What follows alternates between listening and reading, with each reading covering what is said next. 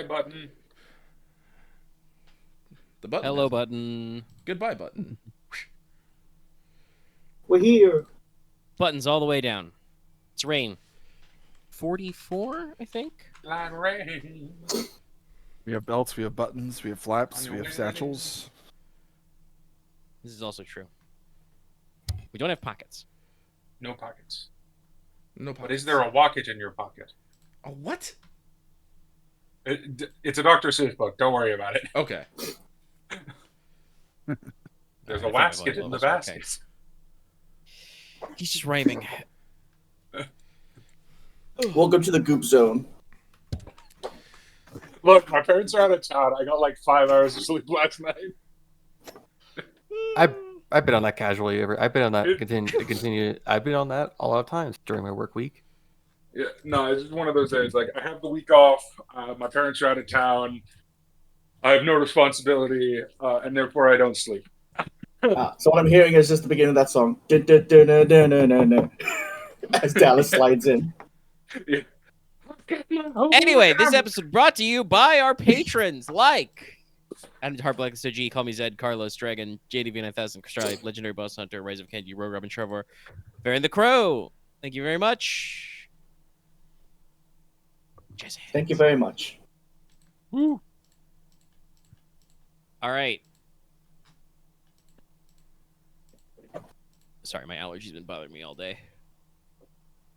If I ever pause It's the suddenly, it's season. because I'm trying to squish my face up because my eyeballs are doing something or my nose, whatever. Not that it matters because we're in Stonehearth. Woo!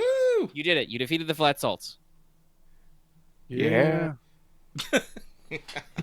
I'm in, Very good sync on that. I'm in the potion. And then our reward was exposition. Among other things. All right, we still got to Yeah. do the exposition, didn't we?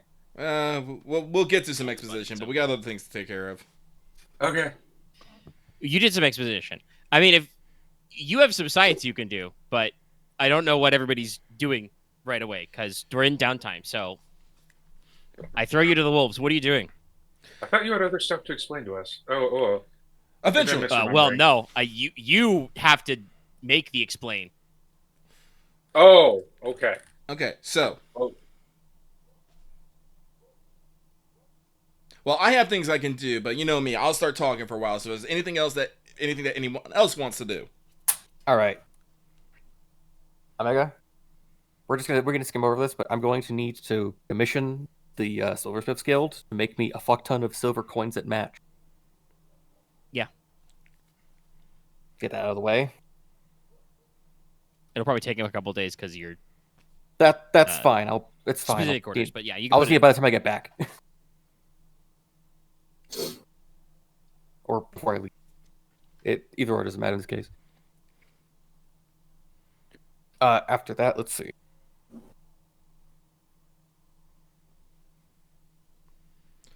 There is ghost hunting, but I have to save that for after everything else smaller.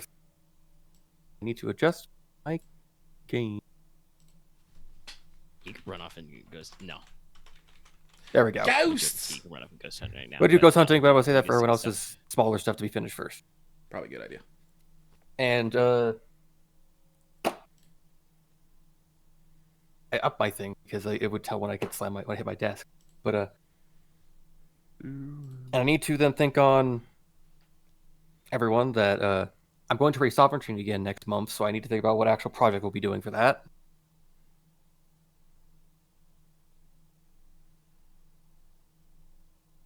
If that was actually directed to the group, X, you did that thing where you did not Shut change up. your tone of voice to know it was an in-character thing, and also didn't ask a question.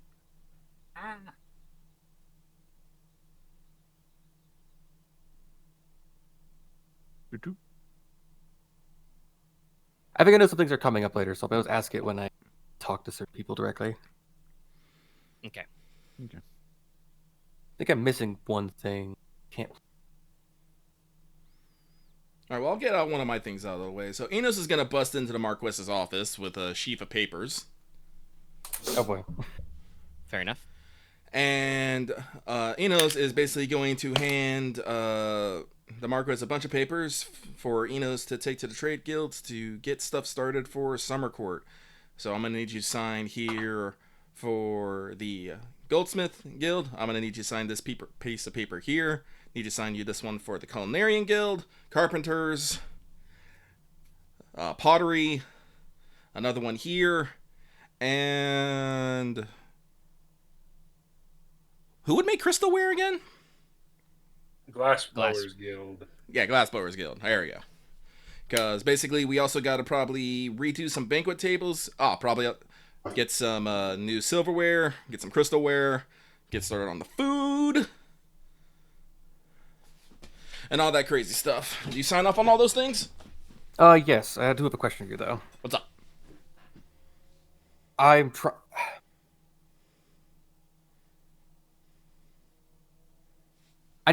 trying to make sure everything's checked, and I think most of this is here for the actual event. Do you have any ideas in your mind for actual projects I should put together before the court happens?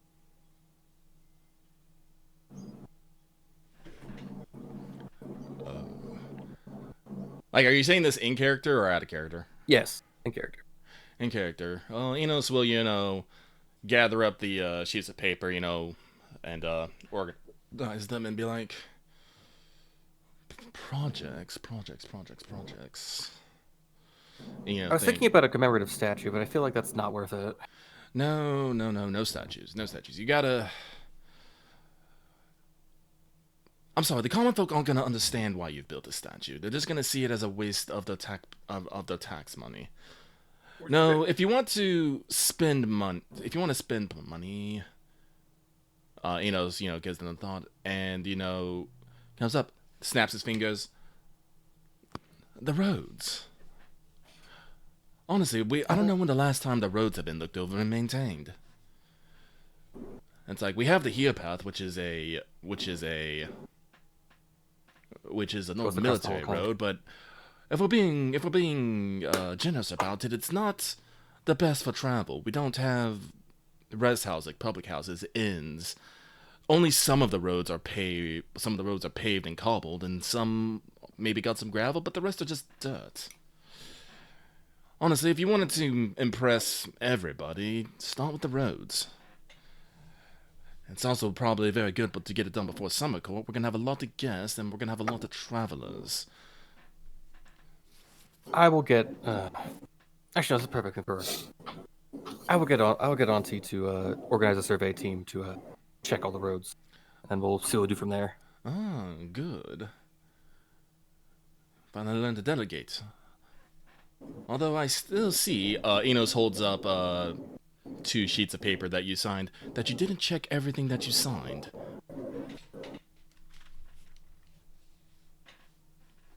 I'm gonna look at the document again. They're just funny joke documents. They're nothing serious. But I did say twice. What's up, Omega? I was just gonna say, this guy has like sets 5, right?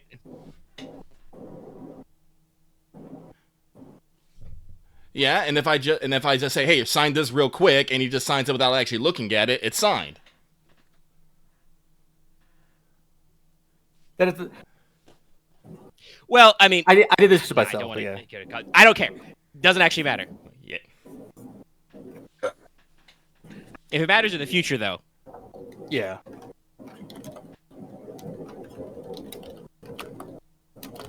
I'm just saying, I don't know what's on the documents, so. Yeah. Like I said, they were just joke documents. Omega, if I was actually trying to pull something, I probably would have let you know. Yeah, you better have. Because Anyway. I'm telling you, if you didn't let me know, it doesn't count. Yeah.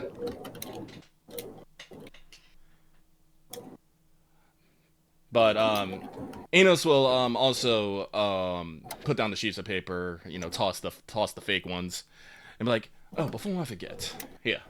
And Inos is going to hand Leslok a small pouch that jingles slightly. What the fuck? Oh. Yeah, where's that warbled off? Yeah, Loth? What is that? Loth is being attacked by the monster from James the Giant. Sounds like a Future, washing right? machine. Yeah, I'm going to say, no, it sounds like he's trapped in a washing machine. Drop bears. They got him. No. A helicopter? It's fine. No, that would make sense. You're fine, man. Wild. But you were No, saying? don't step away from your computer to check. It's not. What are you gonna do? Throw a rock at the helicopter? No. Australian yells at helicopter, "Get away!" Maybe take a picture of it? You fucking. Oh wait, it's been 5 minutes, right? We're Yeah. fine. We're fine. We're like fine. fucking You 10 minutes fucking in. can't get away. I also don't think that anybody could understand Downstairs' fake accent. This like double That's doesn't matter true. though. I'm What were you saying very to the bad at Marquess, Australian Inos? accent. I was giving him a pouch with a couple trinkets of jewelry in it. Okay. you. Inside is 2 silver pins, one with a warg head with a rifle on the back, another with a cyclops eye with a sword on the back. And again, Inos says, "These are to commemorate the monstrum hunts you've completed. Unfortunately, you don't get to Warhawk one because you didn't actually do anything there." No. That's entirely valid.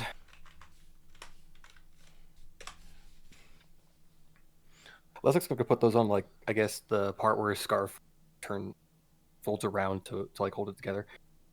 Could be interesting. Use him to lock his scarf into place. So, anything else you want to talk about, cuz?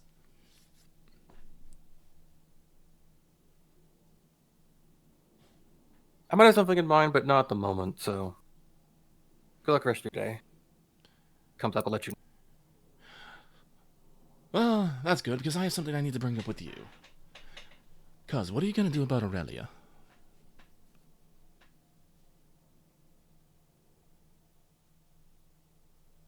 And what form do you mean that by? In the form that you are the Marquess, and she is part of your house, and she has completed her general education, and is usually supposed to be taking the next step in her life. No, you're right. Aren's part of the Blood Shields now. Normally, You would send her off to a college, or some sort of trade school, or maybe if we're being more military-minded, maybe the Tactica Collegia. What's the Collegia Tactica? I forgot. Whatnot. I don't remember which way it is. It doesn't actually matter.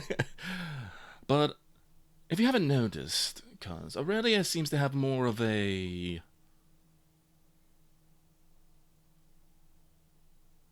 I don't want to call it rebellious. She's not exactly rebellious, but... Marshall? No, it's not It's not Marshall. It's... Just She revenge in her wants, she wants to walk to the beat of her own drum. Honestly, I can't imagine sticking her in a college or anything like that and expecting her to actually stay there. Especially with Mora as her Cavalier.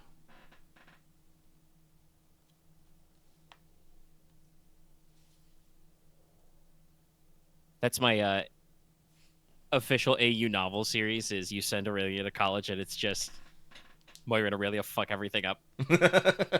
Aurelia would just be like a YA or like one of those weird, like, or like the Steel Tomb book, like protects, like just like a girl doing a lot of weird shit and crazy shit and extra. She'd be like Nancy Drew, except she has a gun. And 2 swords. I don't know why, but my default personality for Aurelia is fucking Hit Girl from Kick-Ass. That's just what I imagine her. Just like she's just gonna fucking murder someone. My weird thing is I always imagine when Aurelia got old, she become like Eileen the Crow. Well, it's aesthetically sure, but yeah. Anyway, and it's like, I won't claim to know Aurelia the best, but she's interested in pursuing her martial paths. She's still interested in pursuing her sorceress paths, and she has a bit of a chip on her shoulder and a curiosity that's not going to be going away anytime soon. And if all those needs are not met in one way or another, Aurelia is probably going to go off on her way to make them met. So it is on you, the Marquess, to figure out something before she actually runs off and does something stupid. Excuse me.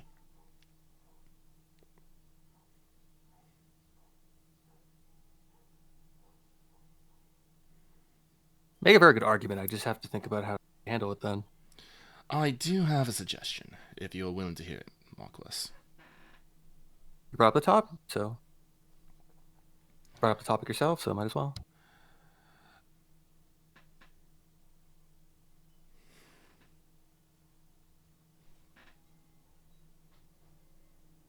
Sorry, it's just the way that you said it has caused me to slightly 404. I apologize. Well, He had to repeat himself. He caught himself. The first time was a little unclear, but the second time worked better. Yeah. I I can nod. hear the internet fuzz.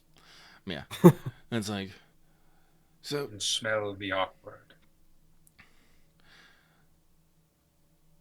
So, the way I best understand it, the best way to keep Aurelia from doing something stupid is to keep her busy.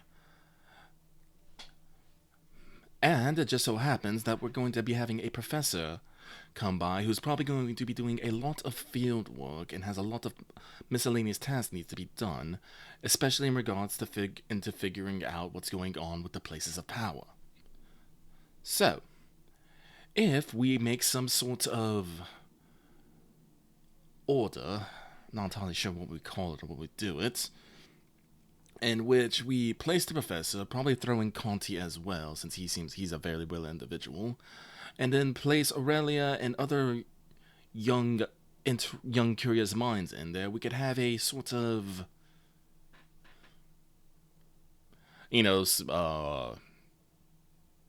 doesn't quite have the words for it, so he fumbles on them. We could have sort of a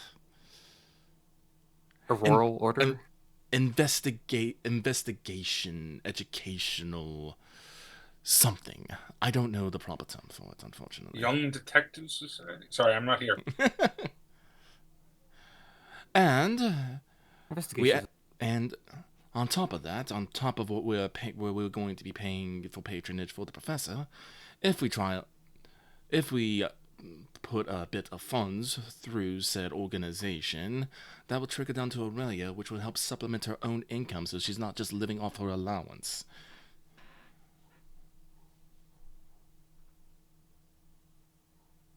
Make a good point. I have to think, how do I have first to actually get that set up, besides me just saying it's okay? Well, like I said, we have to wait for the professor to arrive. You probably need to make sure that Conti is okay with it. Probably speak to your essential. Make sure that such a thing is okay to do. Unfortunately, I haven't. This is just something I kind of came up with. I'm not entirely sure of the procedures of it myself. I like the concept. I mean, as Leslok brought up, he can just say it's okay. Mhm. If you want to formalize these things, he'll need to make some official decrees. Yeah, Somebody I will think we'll probably find need to people to pick talk out a minor heraldry. Colors and identifying markers. There's usually some simple geometric shapes involved with knightly orders, for instance. Mhm. But the main thing will be, facilities, etc., funding, sort of a thing. That's something you may want to double check with somebody about. Mhm. Because you can just, throw a paper out and say, I declare that this order is in it. I name so-and-so to command it. But right now, that would just mean that, Aurelia running it out of the common room. Seems slightly shameful. Yeah, it would be underbaked.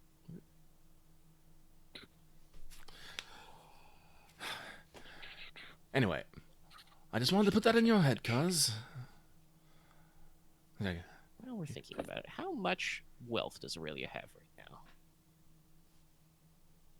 She probably has a little, because nobles usually get a little bit. Two whole wealth points. 2. I thought she had 3, but whatever. She's 2. No, she had to. Alright, but, yeah, no. I'll save other stuff. With that, Inos will leave. Inos is going to, at this point, take said papers and go out in Stonehearth and visit the trade guilds. He'll take Erdine with him so he can show off the culinarian outpost to her, and she can learn something about maybe some Teine cooking. Cooking. Now, I do have a question about your runs to the guilds. Mhm. That's what we're looking for. You know, because you're talking about plateware and silverware and stuff. Have you, as the master of ceremonies, run any of this by the Dowager Marchioness? No, I have not. About Now that I think about it. the decoratoriums. Interesting. Yes. Well, speaking of that, that's actually a good. So you said the lady dowager is in charge of like the house staff and such. Not exactly. Or- No, Yebel, you're on Yebel is usually the. We'll call her Nicola's on as well. She's just everybody's on Yebel. She is the central, so she's usually in charge of the general household staff. Lady Maja is the one that was explicitly named at the all hands meeting, the team groupthink, to handle your refurbishment of decor and stuff. Okay, so I need to talk to Ebel.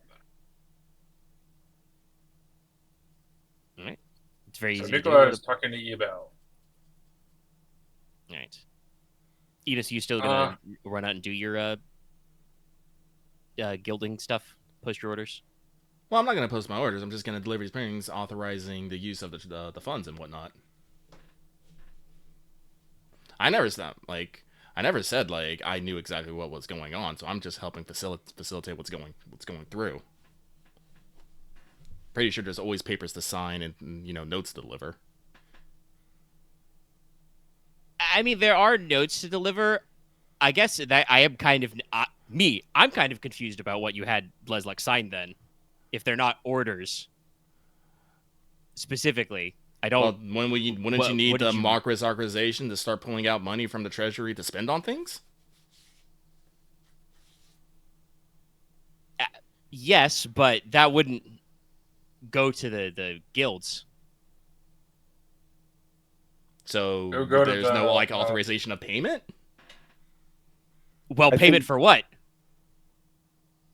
Oh, I'm sorry. I thought you said Melee Maja was gonna be taking care of this stuff. So I think well, what yeah, he's suggesting but is she that would those have. papers would go to her, so that she can then use them at the. Yes, if it's just you wanted to get generic, I guess. I don't even know what I want to say. Letters of marque, but that's not quite the right word. Just okay, then letters no, of I didn't do approval any of then, that yeah. stuff. Then I just made Leslok sign a bunch of fake papers for my amusement, I guess. Wasn't I like? Well, I no, just- we're not just- gonna get into this because apparently I fucked this up and I don't want to talk about it. So no, I did not sign anything, and I just made up an excuse to talk to Leslok. That is fair. That does sound in character.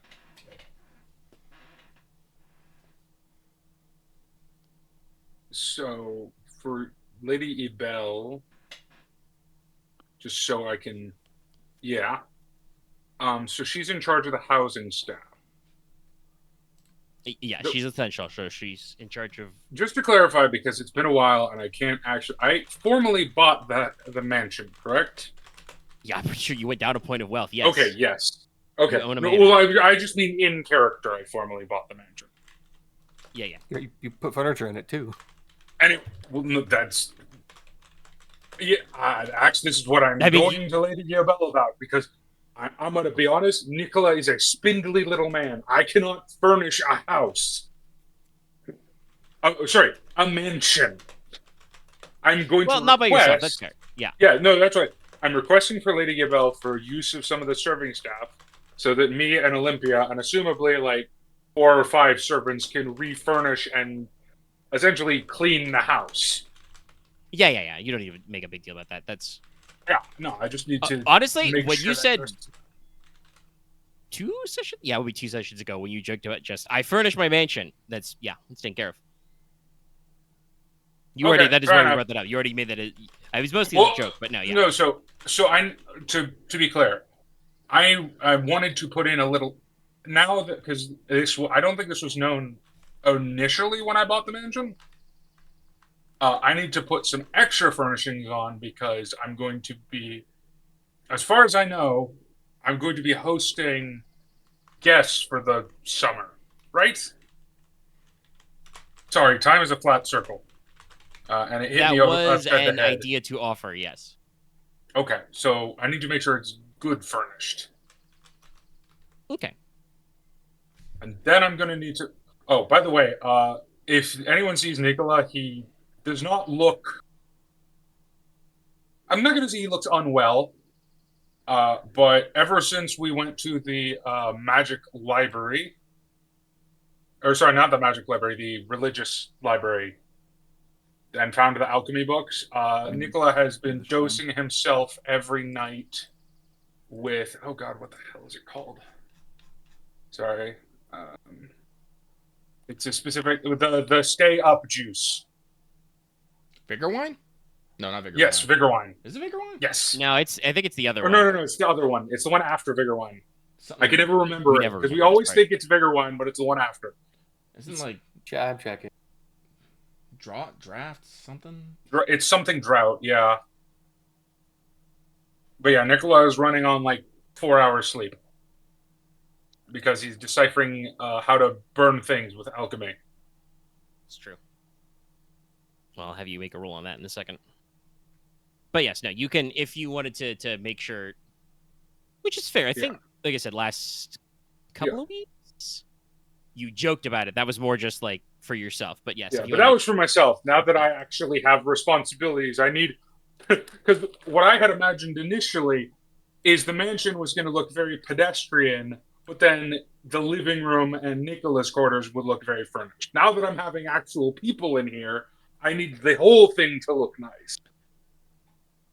Yiba can dispense some servants to help you with that. I would greatly appreciate that.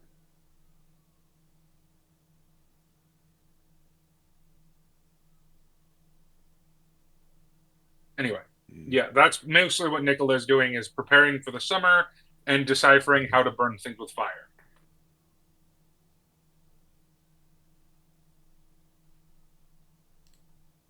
And currently looks like a raccoon. Probably not that bad if you're drinking the stuff that keeps you awake. No, probably not that bad, but... Okay, let me rephrase that. Probably looks like a college student. I think right not. You are 20. That is the college age. You know, roll that, son. True.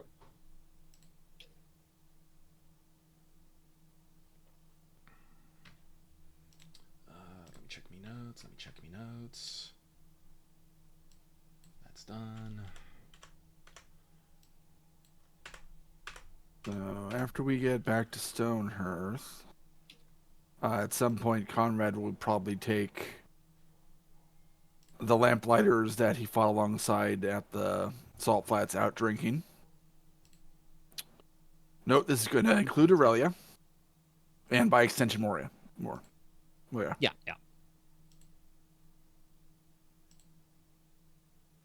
But then after that, he'll be spending a couple days probably at the forge, doing forge stuff. All right, so we should probably have a couple days then. I'll probably have... Sorry, working on something in the background. For Nicola doing his research thing, roll me... Well, it is knowledge, so probably your knowledge plus sorcery pool. And for Konrad, if you're actually going to be forging some stuff up, you can assemble your expert blacksmithing pool. Okay.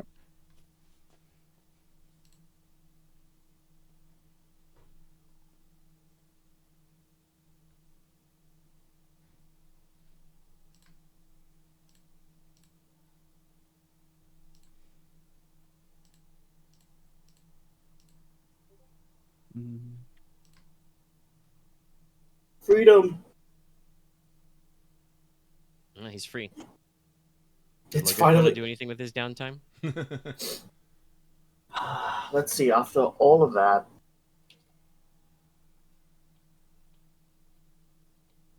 I think he's just going to make himself available to help anyone else with anything they want to do. There's nothing he wants to personally do at this exact moment. That's fair. So he'll go around to each of the family and offer his services or his expertise, his skills. Hardy wants to ask, and what skills are those? You beat me to it because as soon as Logesh asks Inos is gonna. I'm assuming he's gonna be at his office. He's just gonna prop his chin on his head and is like, oh, what service are those?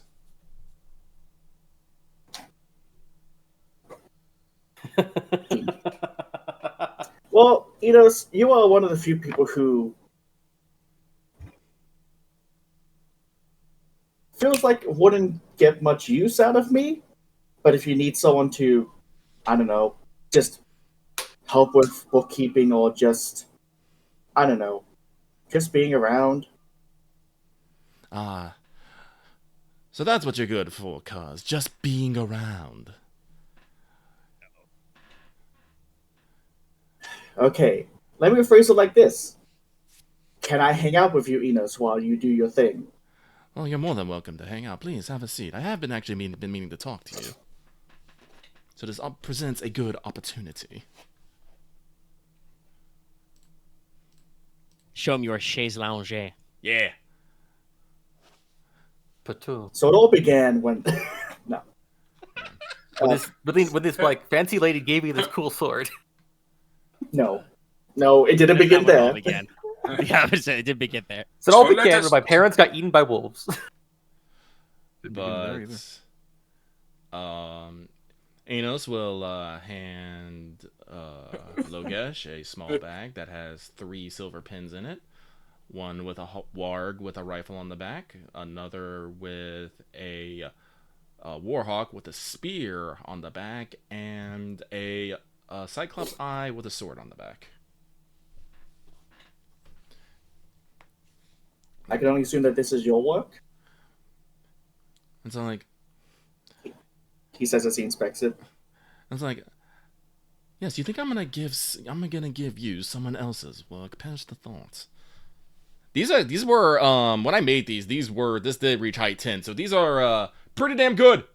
They're back. Yeah, they're very high quality silver, like very minute detail work, I would say, kind of a thing, It's really soft metal. I think actually we talked about your method to make these like all the way back in Crown.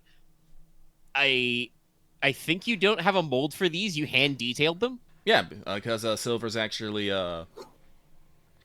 pretty soft. Yes, silver's pretty malleable. So, like I said, very fine detail work, very tiny tools. Mm-hmm. It's like, if nothing else, they should be fine conversation, Peters. Fine conversation starters.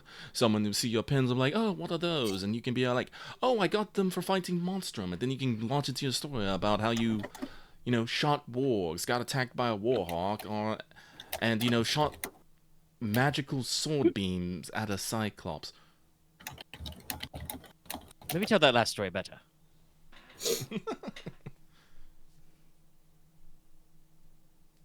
Commending those who take down certain types of monstrum is an excellent idea. Yes, I'm quite full of those. Honestly, full of good ideas and very humble too.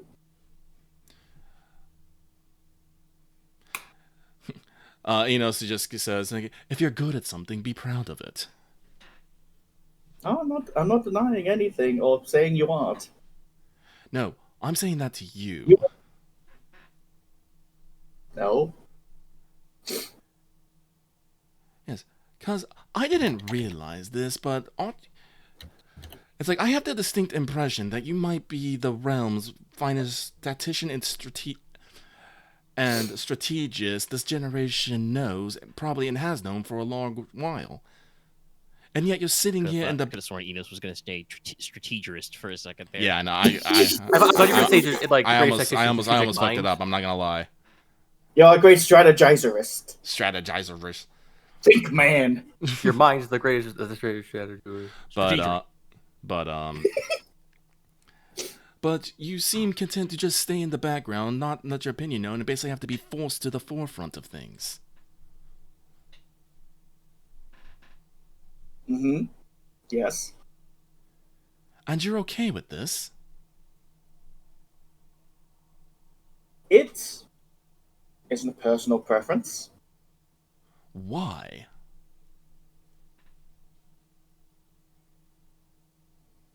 Why, you ask? Okay. Oh, Do you want to lay down on the chaise lounge?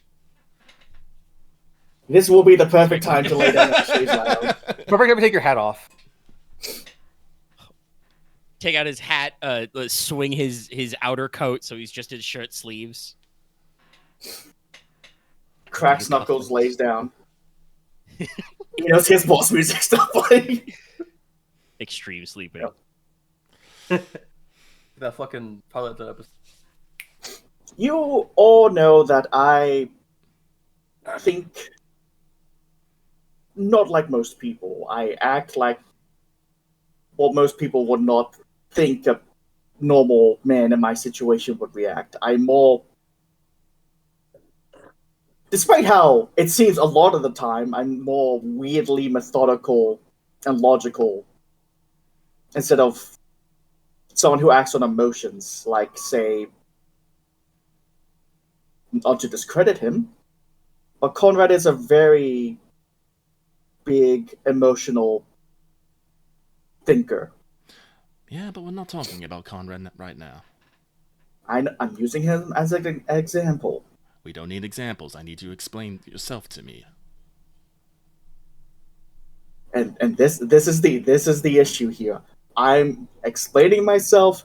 You think I'm not explaining myself. You are so not anyway, explaining yourself. You're using Konrad as an example. It's like you're delaying. No, I'm not. What? Okay, so Loth, I'm going to explain this to you out of character. I asked you why. And instead of explaining yourself, you started to use something else. You started talking about someone else, using them as an example of someone who's of a different situation that we're not even talking about. Yeah. Yeah. This is Logesh in character. Yeah.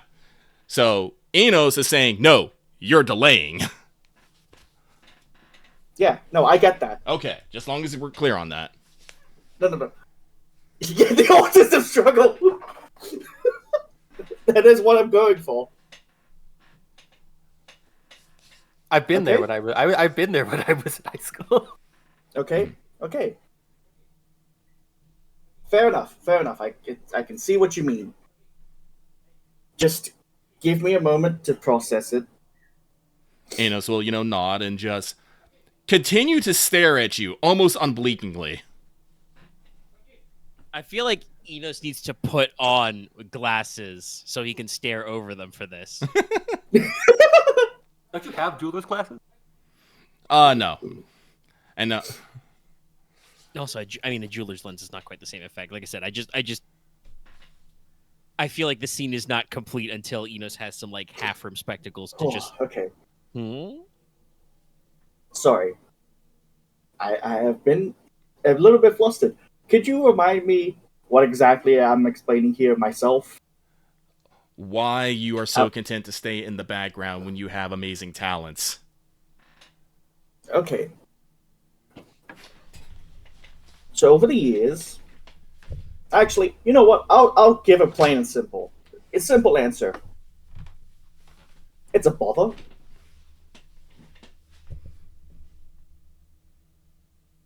I don't want to stand out. Mainly due to the fact that, as I just said, it's a bother. It's annoying. Having people look towards you means you cannot surprise them later on. People will have expectations of you. People will have certain demands of you. People will look at you and think, that's the man who will do blank. And will always go to you for certain things.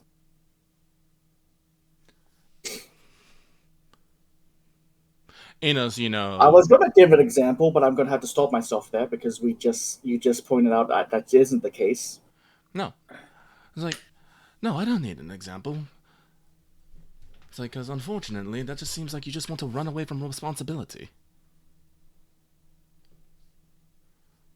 There's a difference between running away from responsibility and standing out. At least in my opinion. If you don't view it that way, that is your choice. It's not only my choice. Like, forgive me. Logesh is still a noble, correct? Yes, technically. Yeah. Yeah. It's like, I you mean, know, by there complete isn't a difference. heraldry. Are you not a noble? Logesh, do you not have responsibility to your house, to your Marquess, to the people, to this realm? You have been given chances and opportunity that the common folk will never have, and you just decide to not? Because it's a bother? Because you don't want people to have expectations of you? People are going to have expectations of you whether you want them or not.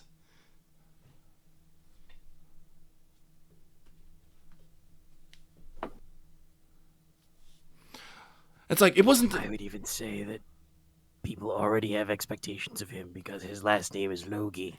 Yeah, sorry.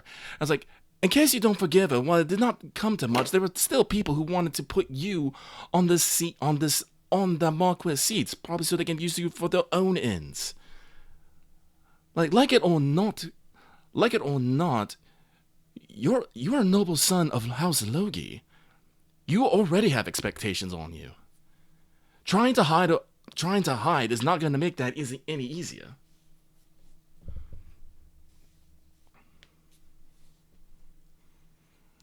It's like, we're talking about expectations. Is Logesh carrying Argent Light on him? It would be set aside on a nearby wall because why would he be lying down on the lounge with it on him? You know, just clutching it to a breast like a security blanket. Yeah. It's like, but Inos will point to No, actually, sorry to interrupt, Lucky, but at this point, Logesh is sitting up and is Gendo posing at you. Mm-hmm. Is the best way I can sum it up. Yeah. It's like, Inos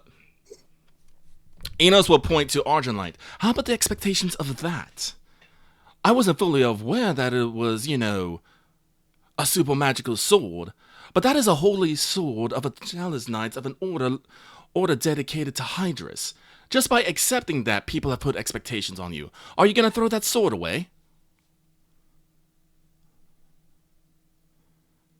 If you would, you can give it to me and I'll find a better use for it. I have no problems accepting those expectations. Or are you going to come up with some sort of excuse? Mm-hmm.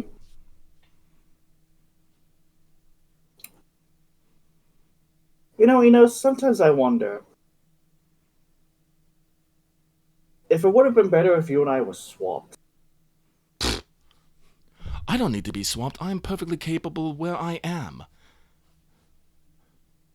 Nah, if you were in my position, you'd be flourishing. There's nothing to say that you can't flourish either. No, there isn't. I'm just me. This conversation is great. I'm glad that you think so. Listen, you keep struggling. It's okay. I'm struggling with my own autism. Trying to play an autistic character, struggling with his autism. It's working. I think you both had like really good stuff. Like Inos hit Logesh with a couple of things there, but like the sword and reminding everybody that there was a serious, semi-serious push to actually have him become the Marquess. Mm-hmm. And then I really liked Logesh going, "Hey, what if our rules were swapped?" And it's just being like, I never put any thought into that. It's unnecessary. Yeah. Okay, this is me sighing because I need to stretch my arms a little bit. As I said, I'm struggling myself with this. If you need a moment, take it, please. I run out of my house. I run out of my house every time I say something that's pressuring on myself. Yeah, no, this is just a me thing. Oh, go for it. No, I'm.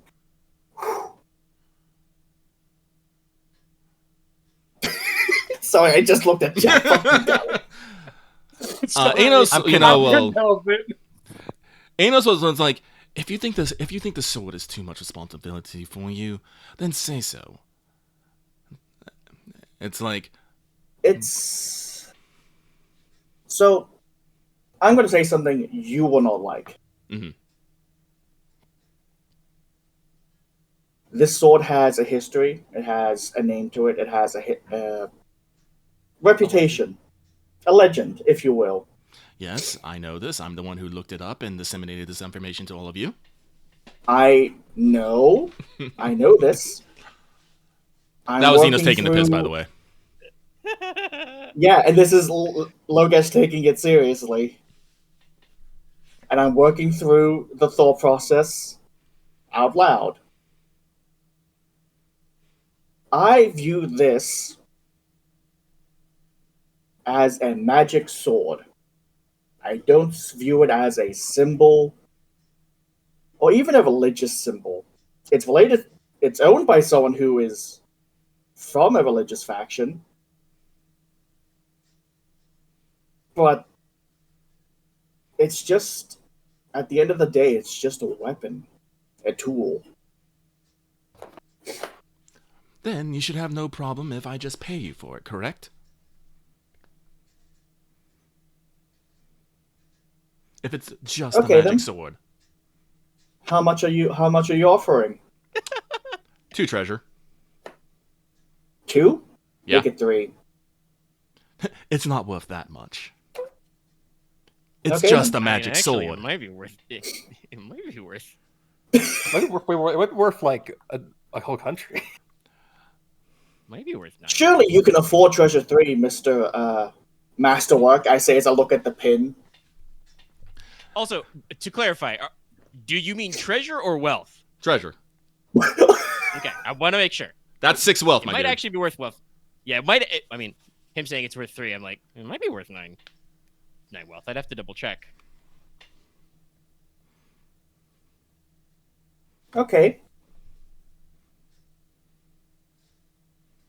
And he says this as he reaches over, grabs Argent Light, and tosses it at Inos. Yep. Inos takes it. Inos will reach down, pull out a large diamond, and toss it back.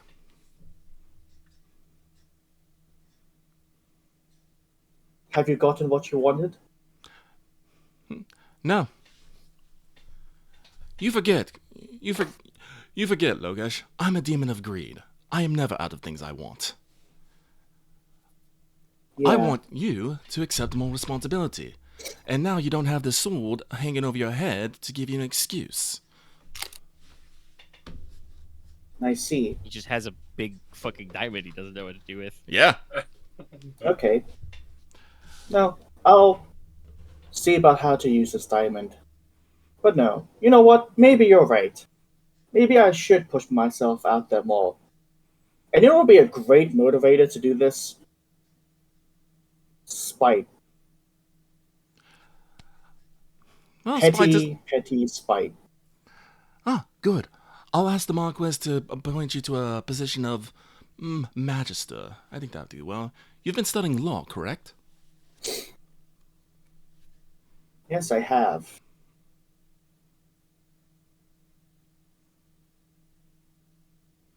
And if you want to do it out of Felt spite, appropriate. if you want to do this at spite, be my guest. If you want to direct that spite at me, I don't care.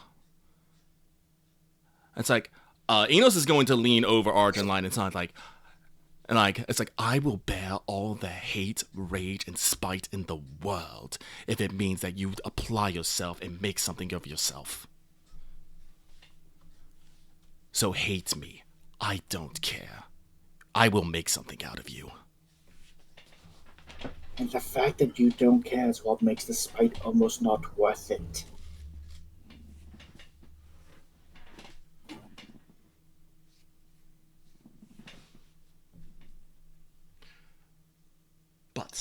Okay, I need to lean back. We're leaning too far forward. He's getting too close to the microphone. Sorry. Headbutt to the mic. Headbutt Mike. Well, actually, with how far down my mic is now, it's probably going to be headbutt the desk. Like it is like a few centimeters off my desk. All right, but Inos will lean back and will lean back in his chair again and be like, well, I believe that's everything I wanted to say to you. Okay then. I hope you have a wonderful day, Master of Ceremonies. Enjoy your new tool. And Logesh will stand up, gather his things, because I'm assuming when I say Argent was leaning against the wall, so was his other weapons. Mm-hmm. And then he'll walk out. Of course, very obviously, I should also point out, yeah, he's miffed, but what can you do? You know, I did see that, Axe. Your fucking Discord thing, like, flickered off, like, for a second there. I'm watching this cat gif, and I'm trying to figure out what the hell is under its head, just flicking back and forth. I think it's the collar. Oh, the collar? Okay. The little collar charm. Oh, yeah, like a little, yeah. Okay. Like a name tag. So we can easily say here that the autistic introvert has lost to the well-spoken extrovert. Kind of. Autistic extrovert has lost to autistic. Autistic introvert has lost to autistic extrovert. Yeah. I don't know if like Inos would necessarily say he won, because Inos wanted you to apply yourself, and not just be satisfied with being the Cavalier, being the backup Logi, the one that has nothing. He wanted you to apply yourself. And he realized that he wasn't going to do that without really pushing your buttons. Inos didn't want to push your buttons, but he realized that you, like, when he said, when Logesh said, it's a bother, Inos had this mental, shit moment. Where he was just like, he realized that, at least the way that scene was playing out, that appealing to Logesh's better nature wasn't going to work. Yeah. Don't worry. This will not negatively affect Logesh's interactions with Inos going on. No. The trout population will flourish under these new circumstances. Everything's A-okay. No, I bought the sword. The sword's mine now. I can 100% say... I do actually want to say, I think you did technically pay a fair price for it, yes, because the spell inside it is Intensity 1. So just being an artifact that casts a spell will be Treasure 1, but it is also a high-quality silver sword, or a sword made of silvered metal, so it's probably worth at least 3 wealth on its own. Because he says it in text chat, I'll say this out for the audio listeners. Axe saying he feels like Logesh has no dreams or true aspirations. Yes, that is kind of intentional that I've played him that way, which is why him having those feelings towards Ainara Spada is a sort of big deal for him. Yeah. All right, my internet's back. He is kind of a aimless isn't quite the right word, because he's not really like he's content. A wandering type. Yes. He is fine with things the way that they are. Which is probably why Inos and him just had this huge fight, because Inos literally spelled it out. He is never content. Yeah. Yeah. I'll say this conversation went better than how it would have gone with anyone else, probably. Yeah. If it was anyone else, Logesh would just be like, yeah, and? I mean, if it had come to that part, I think Konrad would just punch Logesh. Yeah. I figure punch him back. But I mean, technically, Konrad and Logesh they still owe a fist fight, so. Oh, yeah. I will say there is a line that will never come for a long time. Inos, or Lucky, do you have the rules for the spell that are inside the sword? I do not. I was not actually expecting to get the sword. I had the means to pay for it, I knew, but again, this was me hoping that we would have a breakthrough. Yeah. Also, I didn't know you had that big ass fucking diamond. Yeah, no, I've had it. He's had a couple of big ass fucking gems. No, this I could this make a diamond was the one joke. that was originally going to go into Nakaluka's sword. Gotcha. But I Another discovered that, like, wait, no, I don't actually need a giant ass fucking diamond. What are you trying to say, Loth? I was gonna make a joke about like Inos made that diamond from clenching, but I can't. He pulled it out Oh, no. from his butt cheeks. No. So what I'm going to say here is something that I will probably roleplay, but just to let you guys know, after this conversation, Logesh will refer to Inos as Inos. What did you refer He to will me as drop- before? He will drop the cousin moniker. Ah, okay. Just to let you and the audience know, because I am not good at role-playing that. I'm just spelling it out there. That's. I will say this entire conversation made me think of a line I don't think I'll ever actually get to say in actuality. Yeah. Say it. Say what you say when you Part say of it. living You as gotta a say it. part of living as a noble is part of having a dream that you could never have, and that still that drives you to the very point you reach the grave. Nah, fuck it. Avoid responsibility. Run from it. Nicola's completely on Logesh's side. Yeah, no, don't you worry. Wait till I get my mitts on fucking Nicola. Oh, you got to catch me first, bucko. These are two opposite ends of the spectrum when it comes I to. can fire him, but I don't being think he'd confronted with care. I this. think he'd use it to like he'd use it as an excuse to leap to Marin lands for fuck's sake. You're running away. Logesh goes, okay, bet. And Nicola's like, you're running away. Nicola's just, yeah, I will run away. Catch me. You can catch me. You can try and catch me. All right, so now, where's your Hippocratic oath? hey, guess what? I'm now going to completely derail the conversation. Yeah, Yeah. with 2 magic swords. What the hell? Yay! Yeah, well, what of you are gonna put in a box? What are you gonna do? What are you gonna do with the actual good one? I'll find someone. Hey, I discovered I could do subtabs. Oh, So, under sorcery, there's now a subtab for secret really? sorcery. Secret sorcery. Secret oh, sorcery. there Oh, is. thank you. Cool. So, because he rolled 3 10s, Nicola, yeah. you discover Pyromancy. 2 whole ass spells. The first is this one. I will post it in this chat so the people watching can read over it. While this argument is going, Nicola's just like in a book with dramatic music playing, going, I see everything. It's hold on, sorry. It is Logesh and Enos having a conversation, and then it just smash cuts to Nicola doing like the Gandalf thing, reading through the books of the library. Yes. The fucking.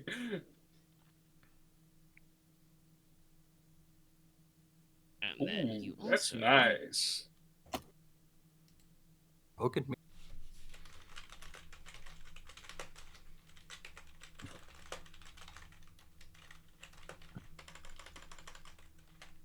I guess this counts So- alchemy bait. Yes. So the way this works is you still roll your knowledge plus alchemia to cast these spells, and you have to spend EXP to learn them as normal. You just Yes. have realized they exist. Spoiler, I bought And- both of them.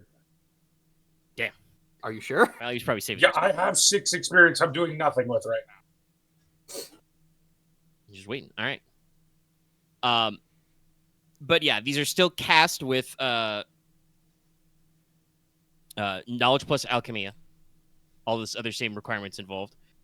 And you'll notice that at the moment they're both non-attunement spells. You'll figure that one out when you figure that one out. But some of these sort of things may include alternatives or extra factors to attunifying. But like I said, you gotta discover a larger repository of knowledge to get more. But here are your basic spell stuff. The Guess it Berserker Draught, which was the thing discussed as, fight as 10 men. You get a +1d to all forms of attacking, which includes sorcery spells that inflict damage, but -1d on everything else. Lasts for hours.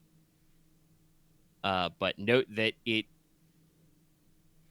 does not trigger Eerie at all. Neither of these spells do, in fact. Yeah.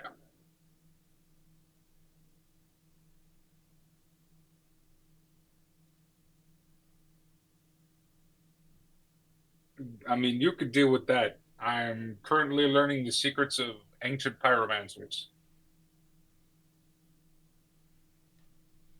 that are completely not the pyromancers from Dark Souls. I mean, definitely not. What variant? Let's not get into that. Yeah.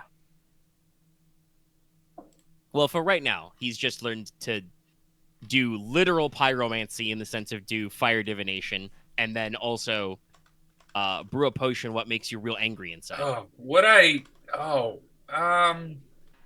So there's no negative effects for the berserker punishment potion then, right? Oh, you should get a minus 1d to everything that's not an Well, attack but like for the it hours, doesn't but give other than you that- it doesn't give you wounds and shit. No. Because like I'll just say this right now. If the berserker potion hurt you in some way, no one else would ever know that this existed ever. That's Well, interesting funny to know that's the enough, trade-off. As it is not an eerie factor. You just fought real good. People- Real angry. People may brew this right now, and you'd never know because it would just be folk medicine. Yes, no. Good But cunning I It mean, does I not hurt you or anything.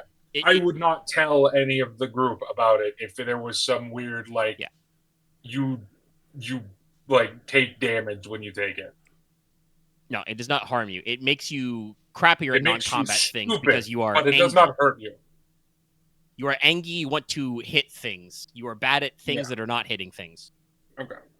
Because I do want to introduce this back into traditional, into Norlish culture. Berserker shock troops. And then So, smoking Monster mirrors is Energy. just, it's literally just You're not making me want to tell you this. I hope you know that. I mean, I'm not in charge of the military. Yes, you are. Yes, you I'm about to are. say, I just What? panned to the fucking camera again. How are you?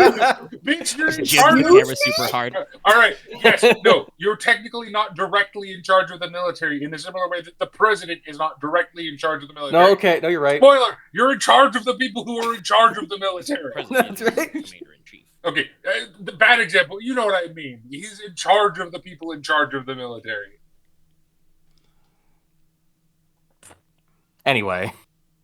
Anyway, after this fight, Inos is going to, Argent Light in hand, gonna go bother the Marquess real quick and be like, I said we don't need to have a scene about this, but just pop in and say, hey Marquess, we need to give Logesh more responsibilities. He's really good at law. Maybe you should appoint him as a justicar or a magistrate. I was thinking about something like that, but wasn't sure if he would commit to it, but okay. Inos, just says flatly, I think he will. Good to know.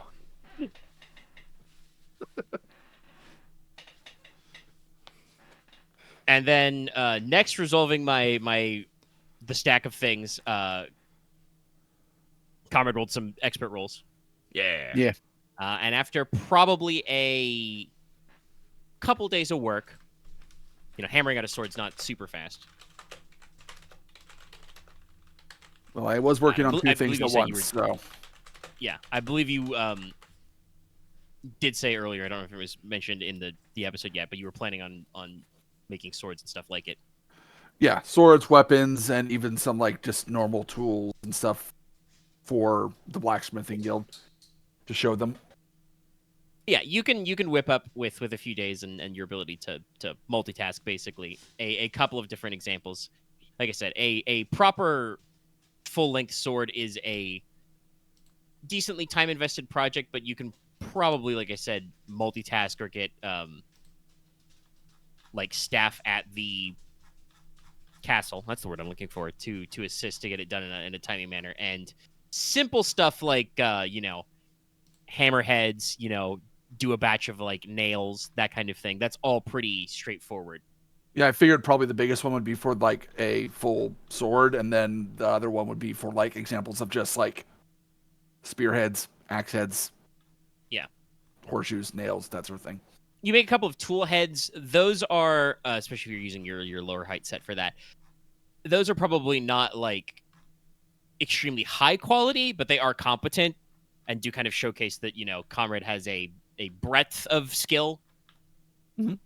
With sevens, that could technically be considered like a master level work, not in the way obviously of like the special, Yeah. I almost said talent, that's not quite the word, the esoteric that Inos has, but would be considered like, master level for the guild to maybe start appreciating. Okay.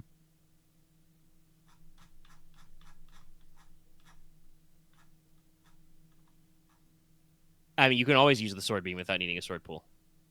It's not based on your sword pool.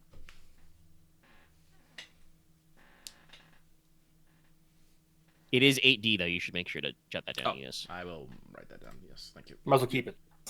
Because remember, artifacts have the dice pool of the sorcerer when they made it. Like I said, if I find someone who I think, if I think the sword should go to, I will give it to them. I'll be their fucking Merlin.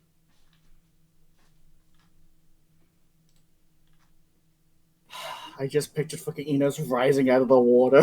Just, here you go. No, actually, that'd be happening, and then Inos immediately starts drowning because he can't swim. He's like, da, da, da, ah! Blah, blah, blah, blah. Inos rises out of the water, immediately sinks back into the water like a rock. Oh, That's why Enos would. That's why you. Enos would never agree with Vivian and thinking that ladies from the lake are not an effective source of government. Thank you, Lucky. I was going to make drowning noises. You did it for me. I got you, fam.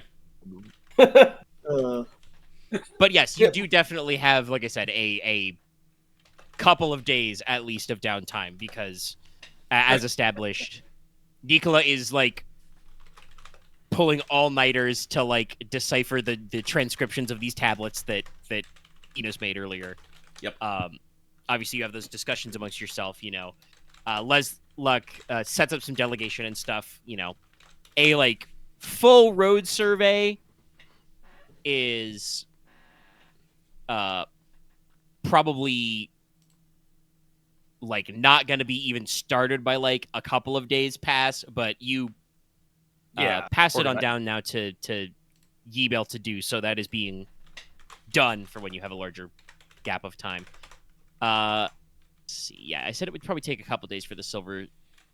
It would be the Goldsmith's Guild, but you know what I mean. Would to get all this done. I mean, it's only a few hours to do Warden Candle if you want to take some time out of your day to do it. Yeah, I'll do it now. Because Inos is also making his sorcery rolls right now. Yep. Oh, sorry. Yep. Okay, that one's fine too. I will make that 3/8. I don't think that matters. This one needs to actually. This one needs to be intensity 5 or better. To make sure.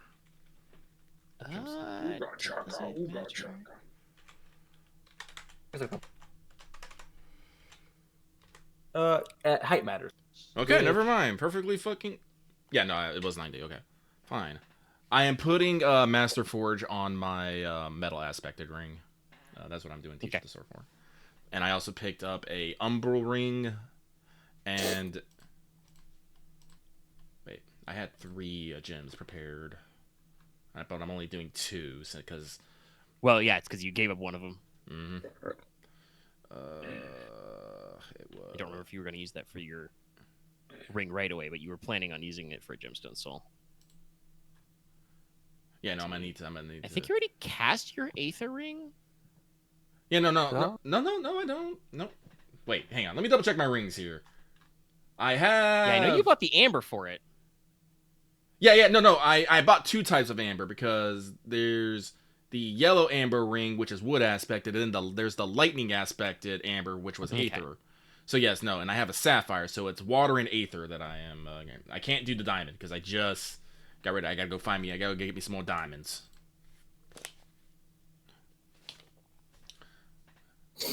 So it is a sapphire ring. Not sapphire ring. Frickin'.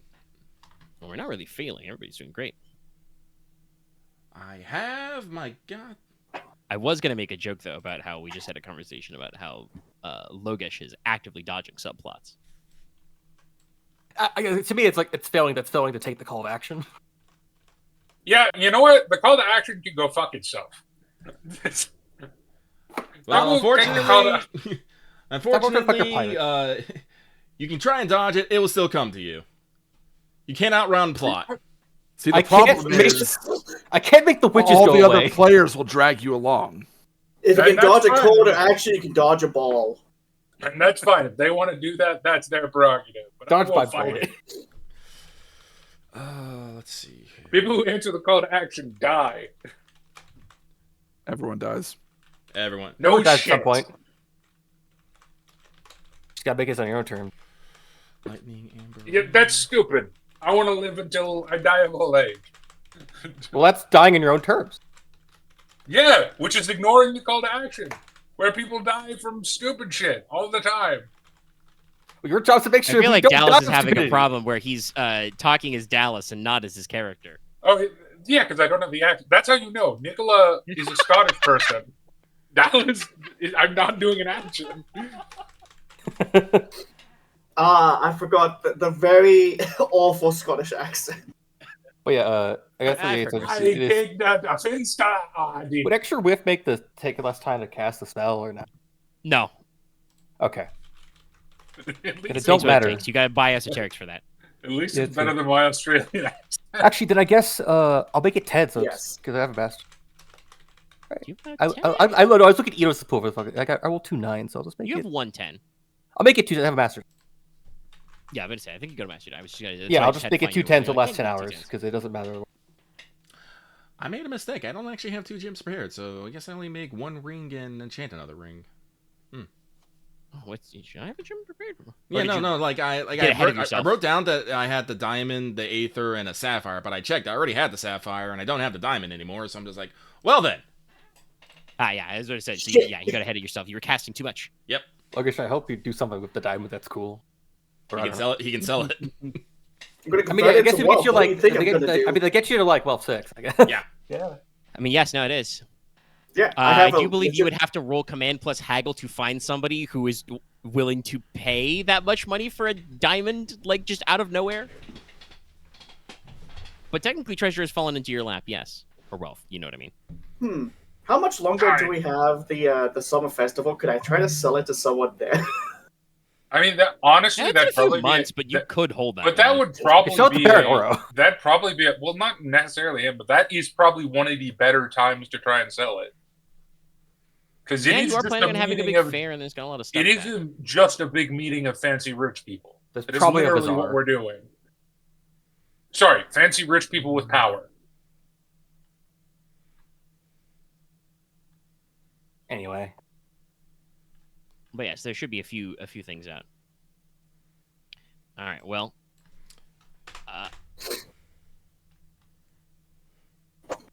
in that case, I think then that the next phase is. Sorry, we're Bird scrolling. mail?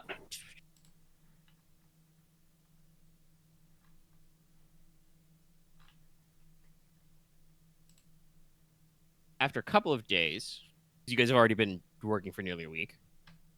that Step should make 1 will go. Lord Pallet comes back. Woo! You authorized him. He went out to try and secure food, and he returns. I don't have to do everything in character, but the simple is that he comes back and is generally successful. He says, he's having, probably by the start of the next month, some, if not all, of the cheap food and goods, redirected from the output in Throne to Teine. He brings up that he interfaced with head of House Laurel, Iva Laurel, who runs the major forester port that's on your side of the province, so the coastal one. Or that coastal one, I should say. Well, you don't have your... It would take them a couple days to fulfill your orders. Are you saying that while Lord Palak is back, you're spending 10 hours casting?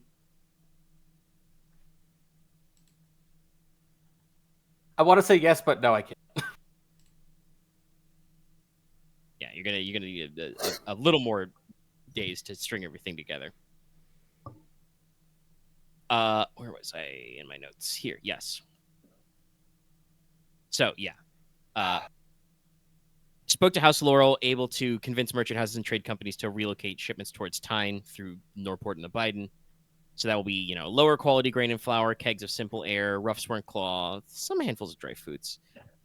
This is not going to completely solve all possible issues, but you're not going to run into any food riots or anything. The peoples will have commonplace foodstuffs available at cheap prices. Yeah. Just gotta hold out till the falls when the deal with Cheval comes through. Yeah, when they've got their harvest. And our harvest. And our harvest. You've kind of basically the food thing has become like a 3-index plan. So you guys already work to just get these goods dumped, almost at cost into your markets.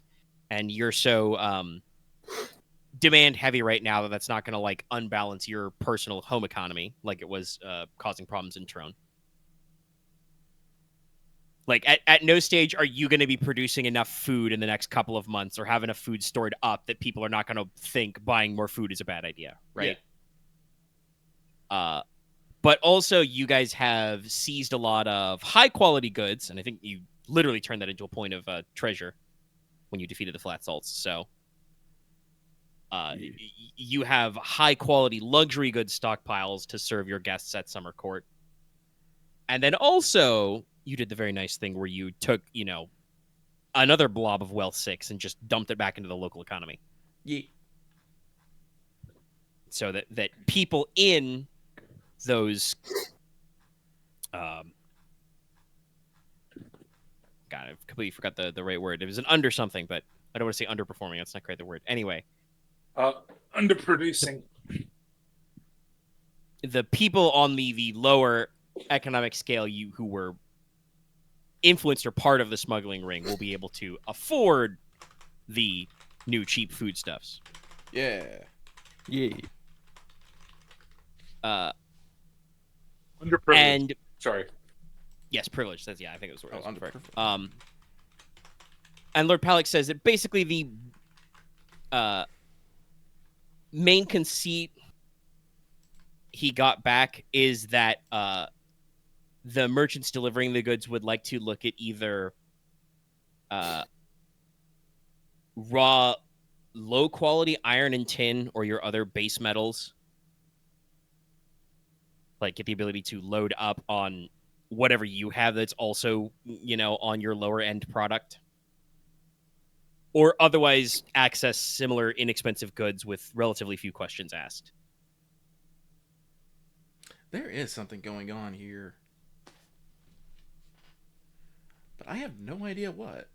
Are they trying to arm it? Well, Lord Palak says that he did a little bit of asking around. Oh, thank goodness. Because like I said, he was out of town physically for this. The Marquess handed him a letter of introduction. And he actually hopped across the Iceheart Strait. Had to think of what the name of the waterway was for a second. But yeah, basically he says that he's discovered that Forrester has had historically high harvests for the past 2 or 3 years. Oh.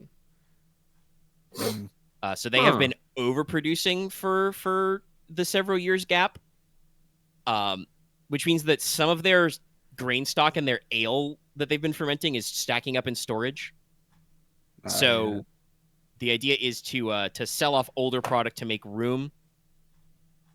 And also, Lord Palak does say that he thinks that this is a theory you guys had. He thinks that it might be correct that this means that then the count or people in his own council changers can then basically offset their taxation bill by then, donating some number of these goods to refugees or the church or otherwise selling them at cost so that they are not making a large volume of income and they are not having a overabundance in their storehouses to tax either. And Lord Palak does note that some portion of the shipments, that were going to Trone were being quote unquote donated to the higher volumes of pilgrims and refugees, but obviously the amount they were transporting was way more than those guys would need, so they were selling their cargo cheaply and returning. Okay. Hmm. And Lord Palic probably would have brought back, a couple small samples, not extensive work, but before, when you talked about this deal, Logesh did say he wanted to look at these.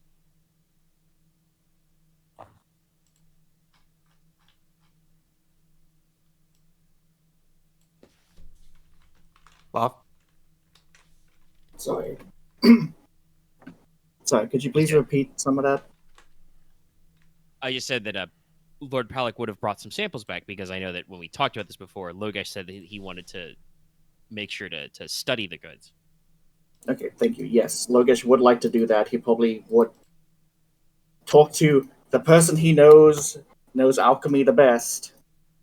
Nicola being dragged in.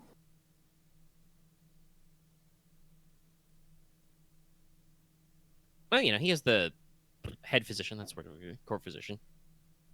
Good to study for a medical one. Logesh, go ahead and roll your senseless scrutinize. Nicola, if you are going to be willing to join in this endeavor. I think Dallas is still. Yeah.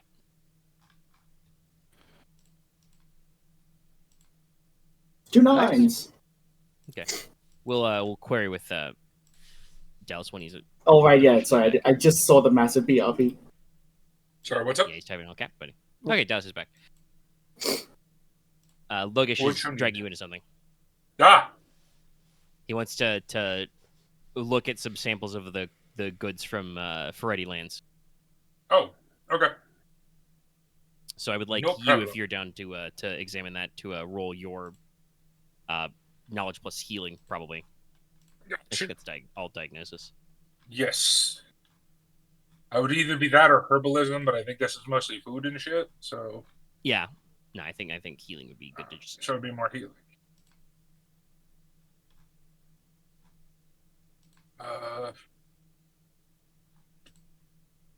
I will declare my expert dice 6. What? 2 6s. Yeah, 2 6s. All right. So with raw scrutinize, Logesh has somehow managed to accomplish this. You only have like a few sacks of grain, a few sets of flour that's been ground up to, maybe a couple kegs of beer to like test. Not super extensive. But in your estimation, Logesh, with a like cursory examination with your normal senses, look at the flour, look at the grain, run the scoop through it kind of a thing. Tap the beer keg, pour a little bit. Yeah, this is all fine. With 2 9s, definitely this is like just been in dry storage, I should say, for like a couple of years. So like the flour might be a little stale, the grains are not moldy outright, but they are definitely like old, Same with the beer. It's also probably a little stale. I apologize. I actually get a 2D bonus to this. Oh, specifically to check if stuff is poisoned? Yup. It's, what's it called? Doctrine of the Signatures. So It's the first rank I mean, of you rigorous. still atomic. rolled the right amount. You rolled your max number of Oh, dice. right. Yeah. Yeah, you're tense. Whatever. You're good. Nicola, you approach this from a medical standpoint. There's no, foreign smells or textures to any of this. Like I said, you get a little of the beer out, you check it. It all seems fine. There's no sign of tampering or anything. It's a little like Logesh observed. You think it's a little stale. You probably would want to recommend that people, consume a little bit more of the end product. Than normal. Like if you're gonna bake bread with this flour, make some big bread, eat some big helpings, kind of a thing. because it is going a little stale and it's not going to be as nutritious, but it's not like it's cut. It's not cut with sawdust and like nobody dumped arsenic in it or anything. Since you guys did both succeed, like I said, these samples don't have any mold in them. You're probably gonna want when you're like loading this stuff into granaries and like to like double check everything. Some of this stuff might be old enough to have gone a little, moldy and the like. Sorry. But generally, it is normal quality food, if a little old and, like I said, a little stale. Like, definitely you would not want to serve this to guests at the Marquess's high table or anything, but you won't die if you eat it. It's just kind of crappy. Yeah, sorry about that. The old product. I mean, I think Inos said it best. Is there's something going on here, but I have absolutely no idea what it is. Yeah, that is an excellent way to sum it up. You mean like when you go to a store and it's like, funny. This stuff is about to go off, sale. Yep. No, I was more thinking considering where it came from. It's probably just old stock. Yeah, that's. It's like I mean, what it is Lord literally. Palix said, like they just had too much food and they haven't been able to move Like- it. So this is they're basically off-selling the oldest of it to make room for the newest. I know he's kind of an ass, but I don't think Lord Freddy is directly antagonistic to anyone. No, that's fair. I was more thinking in a large scale thing of how they're overproducing, but we're dealing with, I guess, magic plumbing problems, and it's like I'm wondering how that goes. But maybe it's because their neighbors are good at handling. I wouldn't say it's overproducing. They looked at the stockpile and it's like, oh shit, this stuff's about to go off. Well, no, yeah. For Lord sure it is Pally did say that over overproducing. the past 2 or 3 years, when you guys have been having a bad time, Ferretti has been producing very highly. Honestly, it might be part of an imbalance. Who knows? Maybe like they're getting whatever earth and wood energy more than they need. Yeah, and also overproduction can be dangerous. Because if you have an overproducing farm, sorry, this is no. Nicola might have this knowledge. I don't know. But I think we know about crop rotation. If you have an overproducing farm, it can cause the grounds to go fallow easier because it robs them of all nutrients. Yeah. I believe crop rotation is something that's understood by this time period. Yeah. So, no, it could still be part of the thing. Maybe because due to imbalances, maybe one area is producing more than the other. So, I don't know. At some point, we might need to go to Ferretti Lands and figure something out, but... On the list. On the list, yeah. Yeah, I'm just happy it isn't as bad as I thought it was going to be. Must move the ley lines. But anyways, we have. The position of the black mage. I will trust Nicola and Logesh to make sure all this goes to granaries and there's nothing bad there going on.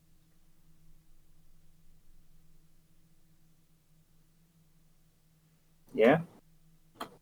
right. It's probably gonna take a bit, but Like I said, you'll start receiving shipments by the next month. Because it's a whole trade apparatus which is delivered by sea, so you have to like physically relocate. yeah, it would take Press the turn button. But it's good. It's a positive point. You're working on it. Yeah. All right. My next That's point. one worry. Yeah. Sorry. I mean, you can say it. It's one less thing to worry about, really. Yeah. Yep. My next point then is that it has been like definitely a week or more since the all hands meeting. Yeah. Which I believe ended with, if not that same day, like the literal next day, Inos was like, "Oh, should I the Master of Ceremonies?" I must write to every house and be like, "Hey, how many people are you bringing?" RSVP. Right, the list is good. We now have the guest. So, Kalino and her, comrades, her sisters of the wing, return and are like, "Here you go." Letters. Inos dies of 10,000 paper cuts. Ah! No, not actually true. He has 1 AR versus paper cuts because he has the wood ring. I do. That's funny, but it means you literally will never get paper cuts. That's rad. Honestly, Yeah, I have 1 AR against fire. I'm pretty sure I could pick up some hot ass things. Yeah, I think that would work for because most fires are area What about dice, lava? right? So no, that would not be a lot of. I think as long that as would it's be not area lava. a lot of area killing. But rubbing my hands together.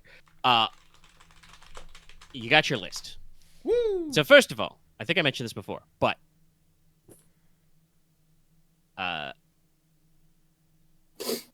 you are reasonably certain, obviously, that the High King is coming. Duh. I would hope so. So, you should expect then that he will appear, the Queen will appear, and sorry, I'm just I have a bulleted list, and I think I spaced it out a little. But anyway, the High King will come, the Queen will come. There will be some number of there. Yeah, actually, I think I may have told you this note before, but to reiterate, you should expect the entire royal family, so the king, the queen, all 3 princes and princesses. I do remember this vaguely, yes. Yeah. And they will bring some number of their blood shields, but because they are traveling and they're all traveling together, it'll probably be a dozen men from each company, Mm-hmm. which is still 60 guys, but, the authority is spread out. They're not showing up with 5 companies worth of men. Be a lot of companies. So, a lot of guys to protect and stuff. All the dudes. I'm gonna be honest. Nobody's really pitched it specifically there, but I think Leslok could probably use 100 of the finest, warriors of the land traveling with him at all times to keep him safe. Be pretty nice. Right now, you usually travel with a pretty small honor guard, but something to consider. Anyway, I mean, direct. At some point, I'm probably Arissa's never probably going. I've always tried to be traveling with Arissa at some fucking point. After a point, she's probably just never gonna leave my fucking life. So we'll see. I mean, actually, well, I don't know. You might decide to do something deliberately different from your dad, but your father was often away from home, and 1 or both wives doing business stuff because administratively, that is actually what you would do. That's fair. Because I'm gonna your real chief, as much as your fiance is a bit of a pistol, you probably should not expect to march her into the war field, especially say if she's in a condition where she's pregnant or something, or has recently you're right. given birth. Oh, when that happens, I'll be. Or, When that fighting starts, frost giants. yeah, fair. When that happens, that's to be fair. But you may need to go out in the field. Yeah. That you do. Anyway, we'll discuss the finer points of married life later. Speaking of, though, your fiancée Narissa and her relatives, as just a general addendum, you get confirmation on the royal family, but also because he is the Lord Marshal and also the Lord Commander of the Blood Shields, Grand Duke Russell will be attending, and he will probably be bringing a small cadre of the king's legal staff, senior constables, barristers, judges, etc. Cool. to handle the king's kingly legal business. Business. The king's justice, if you will. Yeah, because you need court officers to handle all that stuff. And obviously, because she is affianced to the heir to the head of House Logi. Even he's fully locked in. The fifth princess will be coming as well. Yeah. Mhm. So your newly refurbished royal guest quarters will be full. Alrighty. Actually, Inos will double check. Oh, sorry. Inos will double check with the Marquess. We're having the royal wedding next spring, right? I think that was the agreed upon. Yeah. Yes, Okay. I'm pretty sure the spring got narrowed down. Okay. Just double check. It was a minimum next year. Minimum. Well, also, Inos has a note from Narissa about that because I don't remember if you thought you'd sent it out already, but I already played for the reply to that because you said you were going to throw it out there, I think, while we were still before all the time skippage. Yeah. So, it's already handled. Cool. But we'll get there at the bottom of my bulleted list because official letters. Official letters, yes. Nodding yes. So, as the keeper of the seals and a senior advisor to the crown, and also his brother-in-law, people don't remember that last one a lot, but it's true. You should absolutely expect that Lord Espada will attend, and will probably be bringing all three of his children, especially because one of them is a blood shield personally ascribed to the third princess, so they also kind of go together everywhere anyway. Paloma. Rigo. But it does appear that, yes, Lord Espada is penciling in that both Rodrigo and Ainara will be coming. This is going to be great. No problems there at all.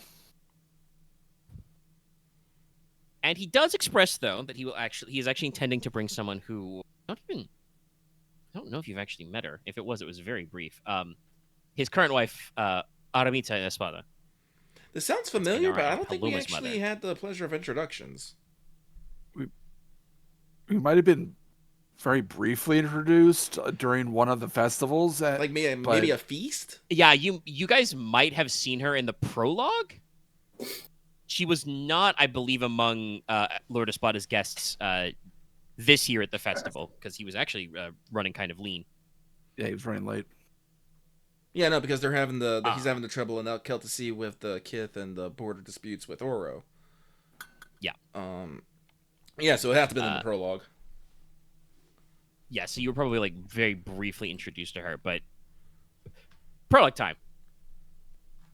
The number of people you were paying attention to was leaner back then. But yes, summer is storm and rain season in Celticy. It's very important. It's part of growing, but also managing things. So, Lord Espada is probably going to leave a lot of his attached nobles and staff in situ. And will probably be bringing representatives of House Uliet, who have I've written it this way in my notes, have the unenviable job of managing House Espada's diplomacy. Oh, no.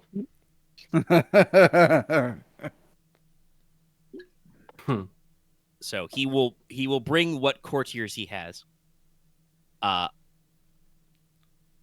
But reading between the lines, expect as a result of not, packing themselves up with as many courtiers and scions of the houses and bannermen and stuff,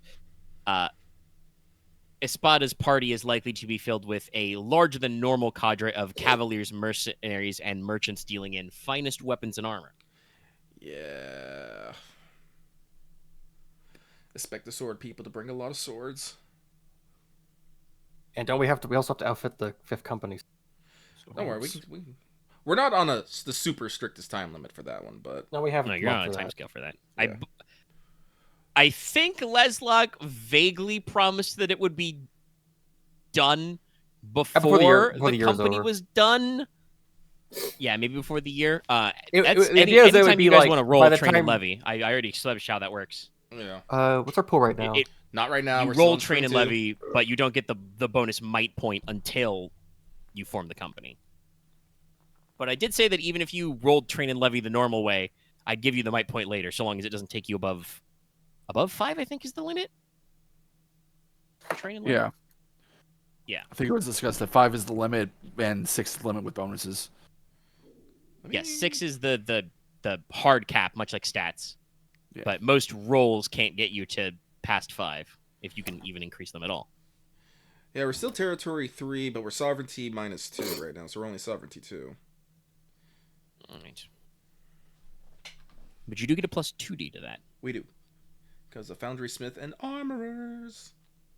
Yeah. But yes, next on my list, as the King's Cavalier and his Master of Horse.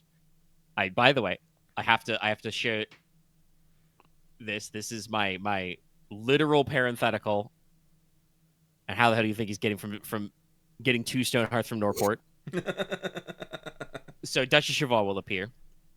I should also mention, Lord Espada did not explicitly request to be quartered inside the Citadel, but it was brought up that he would probably expect that. Since he has a smaller party, you may be able to accommodate that. Okay. Because he's only planning on bringing, himself, his wife, 2 kids, 1 member of his cadet houses.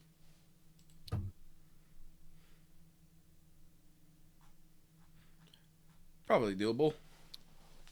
Yeah. But Duchess Cheval will be going. The response from her house is kind of Short? no, point? it's probably more general is what I want to say. Ah. She would probably say that, she is planning on not, addressing herself with her lord husband and his additional relatives. They have to manage the large space of the Grass Sea. It is a very big province now. Mm-hmm. So,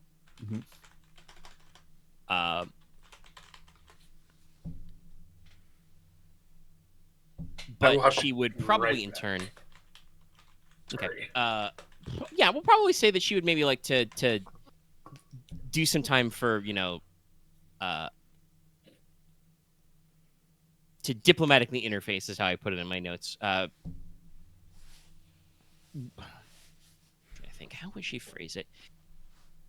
Yes, she would phrase it as it's a little upfront, but it's also very honest. I mean, if it's not a bother, she would want to bring with the lords of House Roche and Tarand.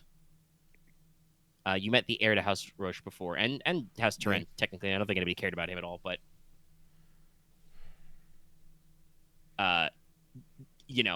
House Roche is the house that governs the territorial gains they got from the Medius Mountains. Oh. Yeah, Sigil of the Rock.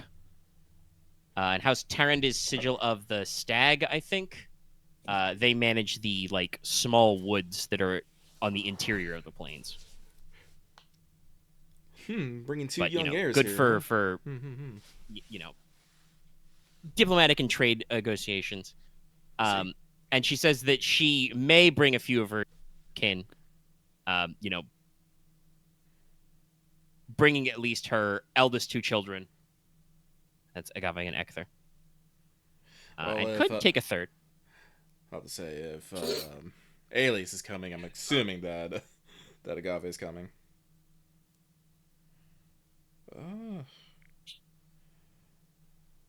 Any requests on where they're going to has a third. Where they wish to be quartered? The Duchess? No, she's just if it's not too much trouble, here's how many I'll be bringing. I'd like to bring these couple of extra houses. We probably can't with a Spada and the fucking royal family. I think we're probably tapped there. So, yeah. Yibel did kind of propose an alternative if you wanted to make some more space in the Citadel.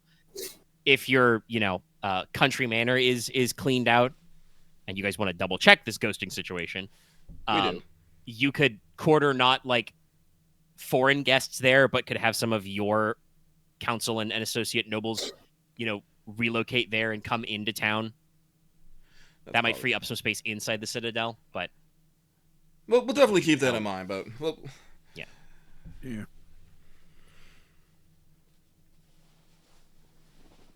Okay. The letter back from the Lord Chamberlain, actually, this is going to be great.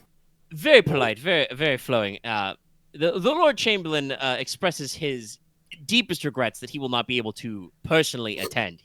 He has been chosen by the council to remain in Lampclare and manage the household and palaces in the king's absence. I'm not that He surprised. is the Lord Chamberlain. That is his job title. Yes. I'm not that. Yes. He basically says that most of the role he has at the king's council will be taken up by either the queen and her staff, the king's personal staff of valets and butlers who be coming, or his personal secretary. And yes, the king has a personal secretary who would be a knight and a military officer technically as well. So don't assume just because, he's called secretary that guy's not got quite a lot of power. But he does say that he will send a small party of emissaries to keep his house business, including a member of his household. And he will send his son Egan to observe. And mayhaps, one or two more lords. I'm actually thinking, would he... No, he would not have had time to hear back after the deal that Lord Palak and Lady Laurel struck. So, on his end, out of nowhere, he's like, perhaps my distant cousin, Lady Laurel, the lady of House Laurel could go, we could facilitate trade across the ocean. Little does he know that you've already done this. I threw that shit before I walked into the room! Yeah. And again, reading between the lines, because you guys are going to have big market days, he's probably going to ship over some craftsmen and merchants to try and sell some people something made out of wood while he's here. It would. It's kind of their You thing. beat me to it, Loth! Get fucked. Fuck you. As an aside, he also would mention that obviously, as the royal physician, his cousin Lady Remedius will be attending as well. Okay. Oh, nice. But she does not roll with a huge entourage. You could probably fit her in wherever you're quartering the High King. Yeah, I was about to say, we'll probably... +1 to the High King's retinue probably is not that bad. And she probably doesn't... I would assume... So, anyway. Lord Ferretti is not coming himself, but he's sending his heir, and he does not name exactly who it is, but you would presume by saying someone of his house, it would be somebody in the core house of Ferretti, so one of his younger siblings or immediate cousins. Okay. Well, that's good. No unnamed nobles. And speaking again of talking about, accommodations, Lord Ferretti does not assume anywhere about where his party will be quartered, but it feels like a very different way from the way Cheval does. Honestly, I want to give a very fancy log cabin, but I feel like that's a bit salty. No, we'll see if we can. We'll see if we can borrow some noble's manor or something. Yibo did put the word out. Yeah. I said, honestly, that's not why you've been buffing sovereignty, but your sovereignty's cruising pretty high right now. You probably could get some nobles to just be like, for you, my lord, of course. I was like, my house, it's yours. Actually, I want to see what the book says about sovereignty for. And I was like, we will work out of our country home. Just no problem at all. Yeah, no, yeah. It would be only for a month. You're above average. I think it's something about I will find it. Unusual dedication. Yeah, you can look it up. The big one, Baron Oro. I'm ready for this. Big flowery letter. Smells like 4 kinds of spice. Did he use fucking gold leaf on this shit? He did. Yeah, he probably instead of writing his signature, he probably gold leaves his signature. He is that extra. And of course he's like, my friend, thank you so much for your letter.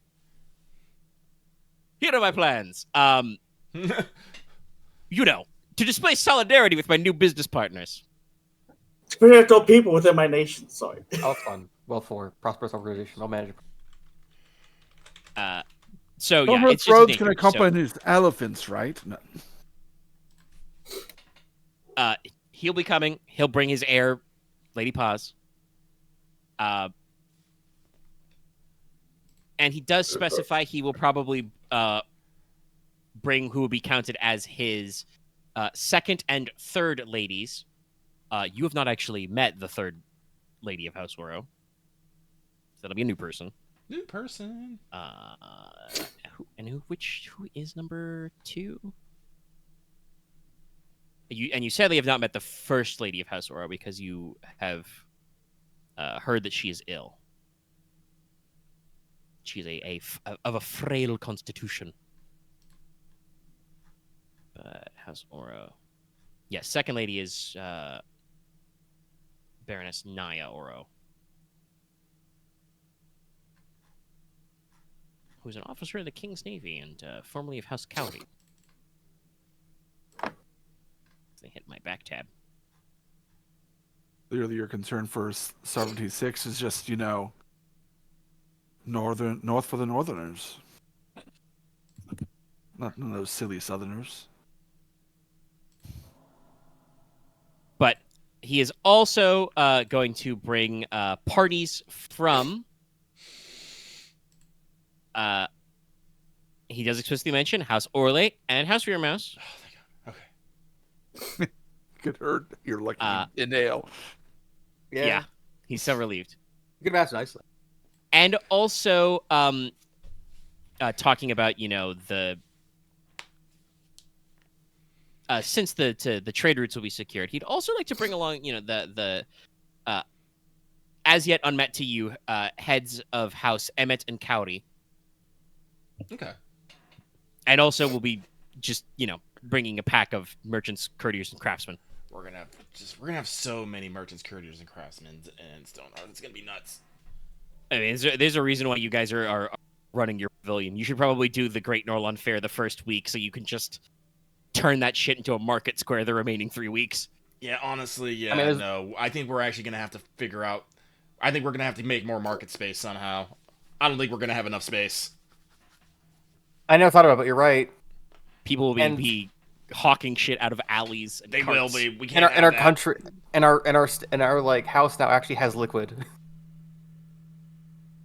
Sure, you guys are very good. You're flushed with cash. We're flush with cash. And obviously, as the Lady Magister, his sister? I don't remember that relation. Cousin. But now, I always second guess this. I can't remember if they're cousins or sisters. It's because I have 2 houses that are doubled up, and I remember how it works. I'm pretty sure Lady Remedios is Lord Ferretti's cousin. Yes, she is. Yes. But I can't remember if Lady Bijou is supposed to be Baron Oro's younger sister. Being the house is black. I can also probably make a guess based on the ages.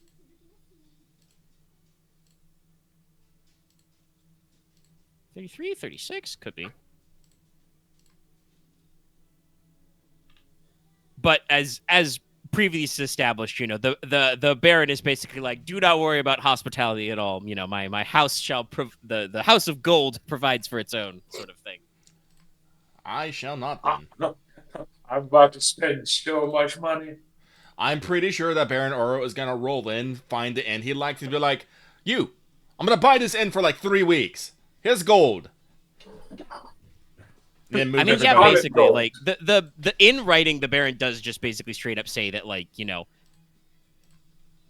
he is showing solidarity with his new business partner, so he is going to bring a lot of tradesmen here. I definitely should inform him. And a lot of merchants and a lot of goods, and he's ready to display. No, I think I will tell him about our new silver. In the response letter, yeah. Okay, so that's one concern off. That's one concern off my breast.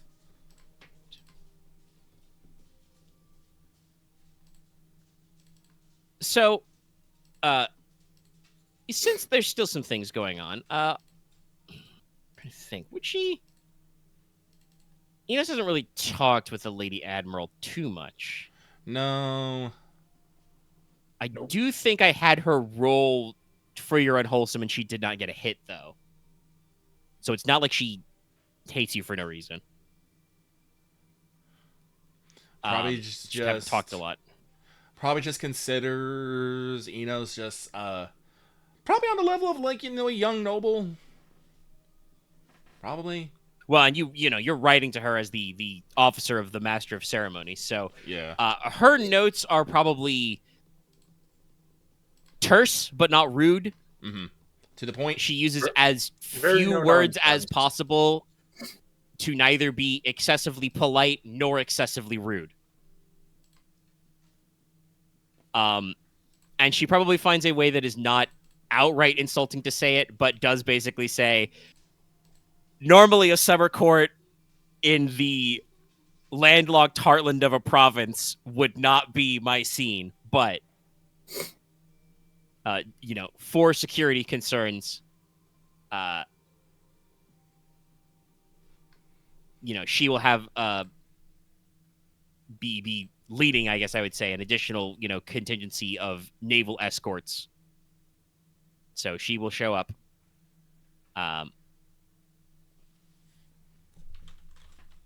She does probably specify that her party will be small. She's not going to bring many additional lords because of...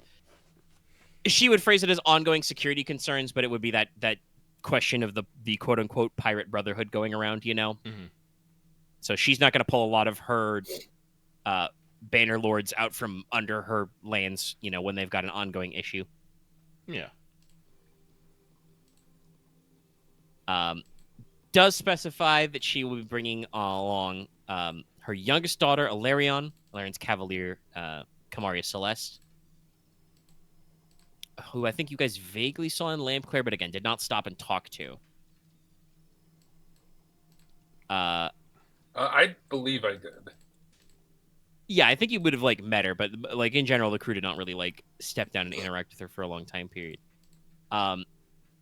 She will bring one of her major advisors, Lady Sapir Korb, who you have met, and her son as well. As you know, it has been discussed that House Logi is looking to buy boats and ships. We like those. There'll be some Marine captains. But in the letter, she does spell out she is leaving the twins behind in the Islas to run things in her absence. Dad. I see. I'm going to have to break the news to Nicola. I had a feeling that might happen. Hey, would you like to know how I called my shot 4 weeks ago when I wrote this? What?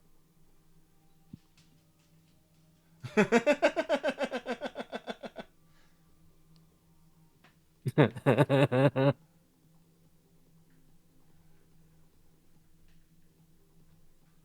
you call your shot? It'll make him more melodramatic, but more focused.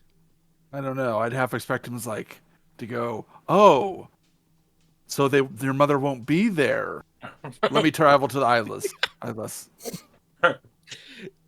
That's what the Marquess has to be like, no. Nicola, I will say this. If it ever gets so bad, I will ban you from going to Marinlands until I am fucking dead.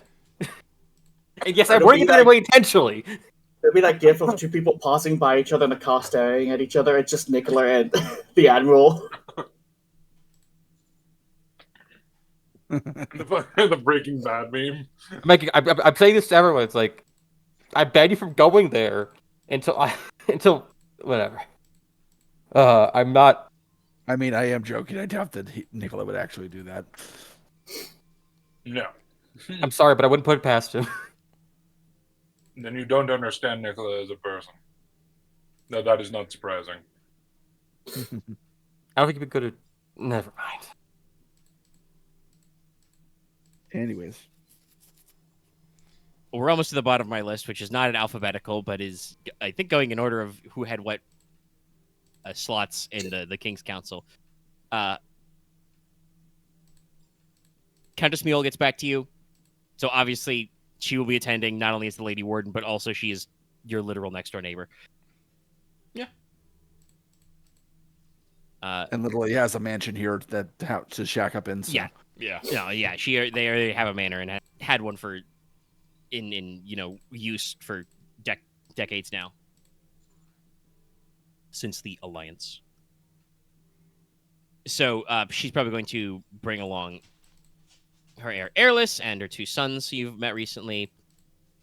Does say that she's planning on making space for her senior husband, who you haven't met but would know about. Like, it hasn't met on screen, but you would have met him before. Mm-hmm. I'm pretty sure canonically all the characters have at least popped into Crag before. Like I said, just not on screen. She does say, though, that she's planning on bringing a pretty sizable retinue. Mm-hmm. Going to bring Lady Musimon, who you haven't met. House Musimon, Sigil of the Goat. The new Lord Dernwich, because Lady Manana Dernwich has finally retired. Something you guys heard about. But also bringing along probably Lady Bloodaxie and Lord Blaka and their heirs. Yeah. And her cadre will also include probably, hunters, wilderness guides, and a few tradesmen and merchants, but not in excess. The route to trade goods with Eich is pretty good already. Does the hair path go up to Egglands? Like, yeah, the hair path probably runs all the way to the Glacius Gap. Yeah, I would assume so. It's a military road.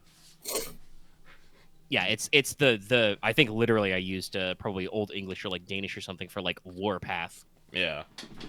For hairpath. So yeah, no, the hairpath route is basically all the best routes where your ancestors would have needed to march men around Teine. So yes, probably to all the way to the Glacius Gap, and like the easiest land route to Eich probably goes all the way to your major port cities. Okay. So like from like at the very least runs all the way up to the Corbwood. I don't actually know if it would be the exact same road system through the woods. Probably not. But yeah, many of your major runs along. Yeah, probably. But yeah, so she's going to bring quite a few people. But again, you don't have to worry about where she's quartering them. So no, it goes over that river. Rad. And oh boy, here we go. Lord Verity. Yep. I'm meeting him now. Right down the road. Right down the road. Right across the pond. I just Oh, I'll just hand Inos the subtext. It's easier than having him roll empathy on every single letter. Lord Verity clearly does not want to come, but much like Lady Eich, because he's right next door, he really has no excuse to not come. To Summer Court. And that's it becomes an open, big hostile rumor about it. Well, no, Lady Egg's just like, we have good relations with them. Like, actually, I'm putting this more on the more in line with like. I was thinking Lord Verity. Well, no. I'm putting like his response more in line with like Lady Mar, and it's just like, I really don't want to fucking be here, but I gotta. Yeah. He is kind of in charge of the lands of the people. For Lady Mar, and it's more of like, normally I would not. I have shit to do, but we're gonna sail probably a couple of big war galleons to escort the king's boats here, so might as well. I guess I can as be the here Lady for a week Admiral, and I'll I have leave to early. make most of the trip anyway. It's like I'll make it there and I'll stay there and I'll leave early. It's there's no point in me just coming here and then going back and then it's just a waste of time. Yeah. Whereas Lord Verity is like, it's not really a trouble for him to get across, which is why he has to come, because otherwise it would It's only be going to be like 3 days. It's only 3 days by boat. disappointing to the High King for him to make the trip. Yeah, more like like a week normally by boat. We have a fast boat. Oh, I also just want to make one thing you clear. also sailed from the Bident. You do have a port. Norport is on the little peninsula there. Oh yeah. I just want to make one thing clear. In case it was not obvious, but judging by people's reactions, it may not. the offer Nicola's offer to House Martin was not contingent on the twins coming here. No, I believe that. No, I knew that. Listen, we need a place to put them. You offered up your fucking house. They're being put Yeah. there, whether or not the twins are there or not. Exactly. But the Duke does say that he will bring, his senior wife, Dr. Siley. Basically says that, he is going to send Kefis ahead to, secure and staff the manor anyway, so they'll be bringing him back later. So don't expect Kefis to, stay the whole 3 months before Summer Court, but he will be arriving in Stonehearth to, make sure the manor's up to snuff and, staff it and stuff. And then they're going to bring him back because then he'll be familiar with all the staff and storage and etc. Okay. And he does say that he thinks that it's an opportunity to bring his younger son Silas as well, who you did briefly meet. Since the Duke is gonna go, House Schools will send a small cadre. Lady Rutilla will remain in Throne to make sure the land is secured, but expect a number of ghouls to come, which will probably include Reese. Mm-hmm.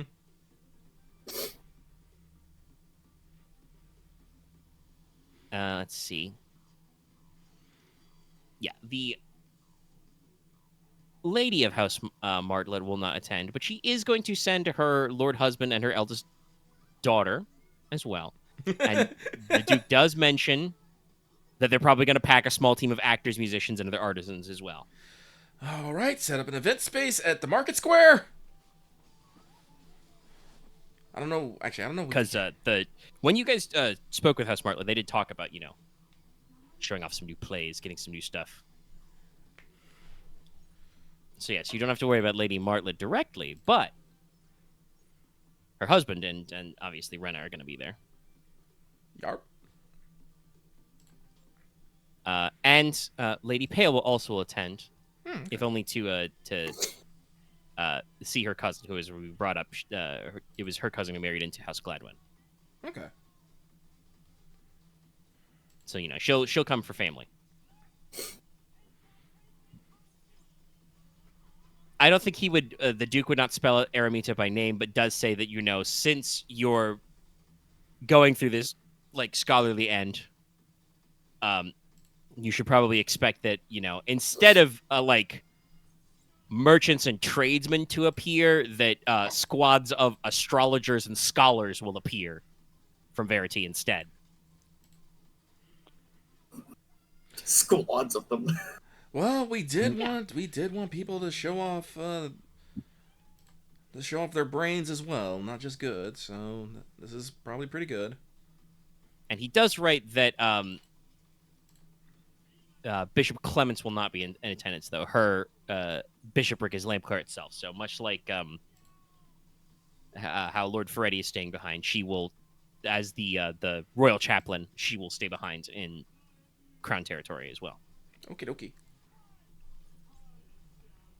But yeah, so you've got a rough list of people.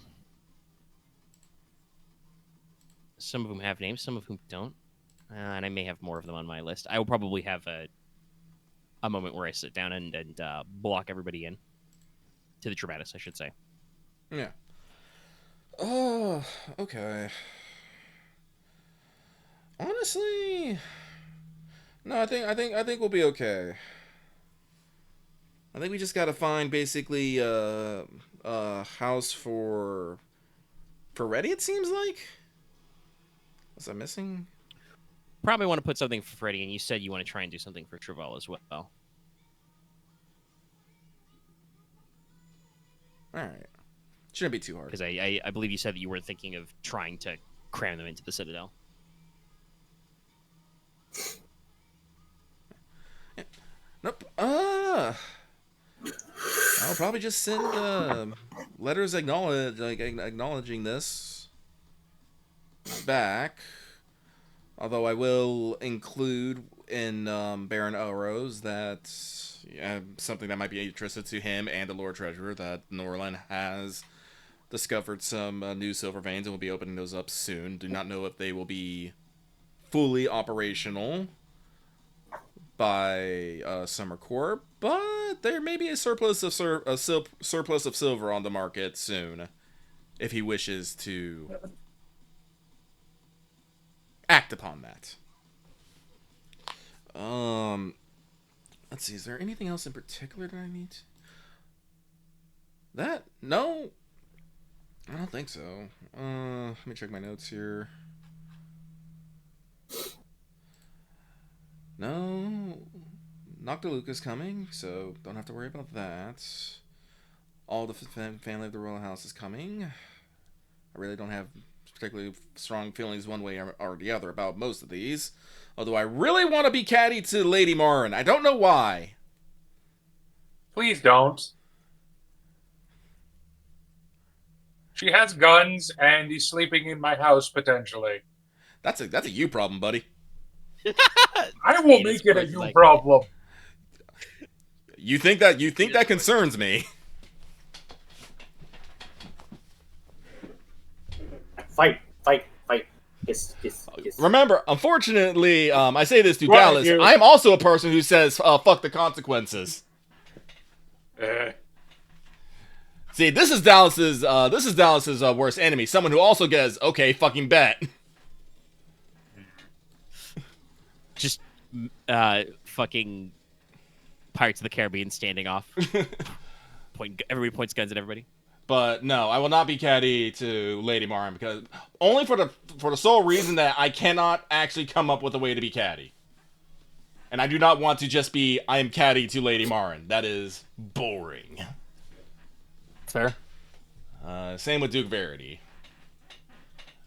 So I will write them exceedingly polite letters. But other than that, no, nothing's really changed. Oh gosh, I want to do this today, or at least this. I do think. No, those aren't official letters as Master Stories. There's letters I need to write as Inos, but yeah, no. Okay, so no, good. Well, please. Then you do have the specific letter from Nerissa. Yes, I would like to get to basically saying, dearest Inos, thank you so much for your letter. Congratulations on your promotion. Woo! I'm dearest now. You got a title. Yeah, she does that. She got that. Actually, She made it. do you have status now? Yeah, Yours is very, very polite, yes. Polite, but in a friendly way. Yes. She does include a note at the beginning being like, Huon has settled in nicely. He's among, a few of the squires who have passed the first round of testing. Wonderful. That's good. I did not think to ask. And basically, she Make sure to pass it along. Yep. Thanks you for asking, her opinion on things on the wedding. Mm-hmm. Nerissa writes pretty plainly that she is of the opinion that a very traditional wedding would be in Lampclair at the Seven Stars Cathedral, but she does write that she thinks it might send the wrong message for her bridegroom to travel all that way to fetch her and to have her be married so far from her new house. Mm-hmm. She mentions that her own parents were married in a relatively small ceremony at a chapel at a sea fort called Castle Cacoliberi, which is above a resort town in kind of the coastal regions of Crown, known as Port de Alba. Mm-hmm. It was a little, she says that it was, by all accounts, a little bit modest, but was perhaps a bit of a destination wedding. Somewhere out there, adventurous, nice. She does say, perhaps we can discuss it in depth at Summer Court, and then kind of like leaves a note to say that she, she's like, she hasn't discussed it with him, so she does not know, for example, where Leslok's father and mother were married. And of course, barring that, any particularly adventurous locales in Teine. I am glad I wrote Nerissa. This does give me food for thought. Inos will pin a reply, basically thanking her and saying as much that he's glad he asked because she gave him. Yes, I pinned her a pie. I'm gonna draw a little pie doodle at the bottom. It's like, this pie is for you. Yeah. I can picture it now. Nerissa may just be knowledge too. She's a very normal brain, but she's not an idiot. Yeah, but she is pretty good at some administrative things. So yeah, no. But Inos will pin her a pie, thanking her, saying yes. He did not Inos did not actually think of that, so he is glad that he spoke to her, and he will relay this to the Marquess so that he is actually thinking on it and will not get surprised. Yeah, don't get bushwhacked when your fiance asks you questions like, oh, "Hey, where did your parents get married?" So yes. All right, cool. Then in that case, yes, Inos will pin formal replies to all the houses acknowledging what they said. We'll write a response to Lady Nerissa on such thing. Pin notes to Princess Estelle and Lady Noctiluca. I guess, and just keeping in touch. Current events, future plans, general planets, and affectionate gestures. Woo. Normal romantic letters, yes. So we don't need to write that letter anymore. Right. I also need to write a letter to her, but I don't Yes, need to be. I will. I mean, I feel like him not doing it would be more of the weird thing. But well, yeah, that's and I think you actually said off mic you wanted to do that, but like you said, yeah. I assume you were going to say. I should say you were going to say you don't need to go into detail. You can just Nah. Besides, like the write her a simple note, kind of keeping track of everything. And yeah. I do think I will pin those messages to the Baron Oro and Kefis Verity about maybe some potential suitable bachelors, if they have any. Okay, he is ready, Baron Oro. Okay. Yeah. Marriageable cousins, you say? Yeah, I know. Honestly, I mean, yeah, no. Listen, it has been well established. Those Baron girls are Oro weapons. thinks marriage alliances are really cool. I mean, they really are good at that one. They're effective. Pretty sure his entourage just doubled in size. yeah. He is the Crusader Kings player. Here's the thing. Like I said, Lucy's looking. I need to get a good match for Lucy, and I probably need to consider things maybe or something. I know that's not actually my job, decision. but it's better to have the information and then drop it on someone whoever's job it is going to be. But like I said, I am dealing with Lucy's. God, I'm imaging the fucking Majima. Also, I mean, talking about it, like, especially for Lucy, she's already head of her house. Like, the person you go to is her boss, who is the Marquess. Yeah. So it would be like, Marquess, one of the heads of your great banner houses is Curiouser and Curiouser. We've got marriage plans. You'd be like, okay. Yeah. And honestly, for Essek, an Akinar match would not be crazy. They have several coastal and offshore houses, Yeah, I know. Like I said, I think the best for Essex would probably be either Tron for the closeness, Freddy for the woods and whatnot, or probably Oro. I want to avoid a Marin match because that is very far, and I feel. Also, I feel like right now that political situation is still a little fraught. That's a little fraught, yes. Like you guys sat down with Sister Mercedes and kind of had the conflict explained to you. I don't think Leslok has had a one-on-one conversation with the Baroness Marin about anything ever. Yeah, we might have. No, actually, I've only talked to her when we were at meetings with other people.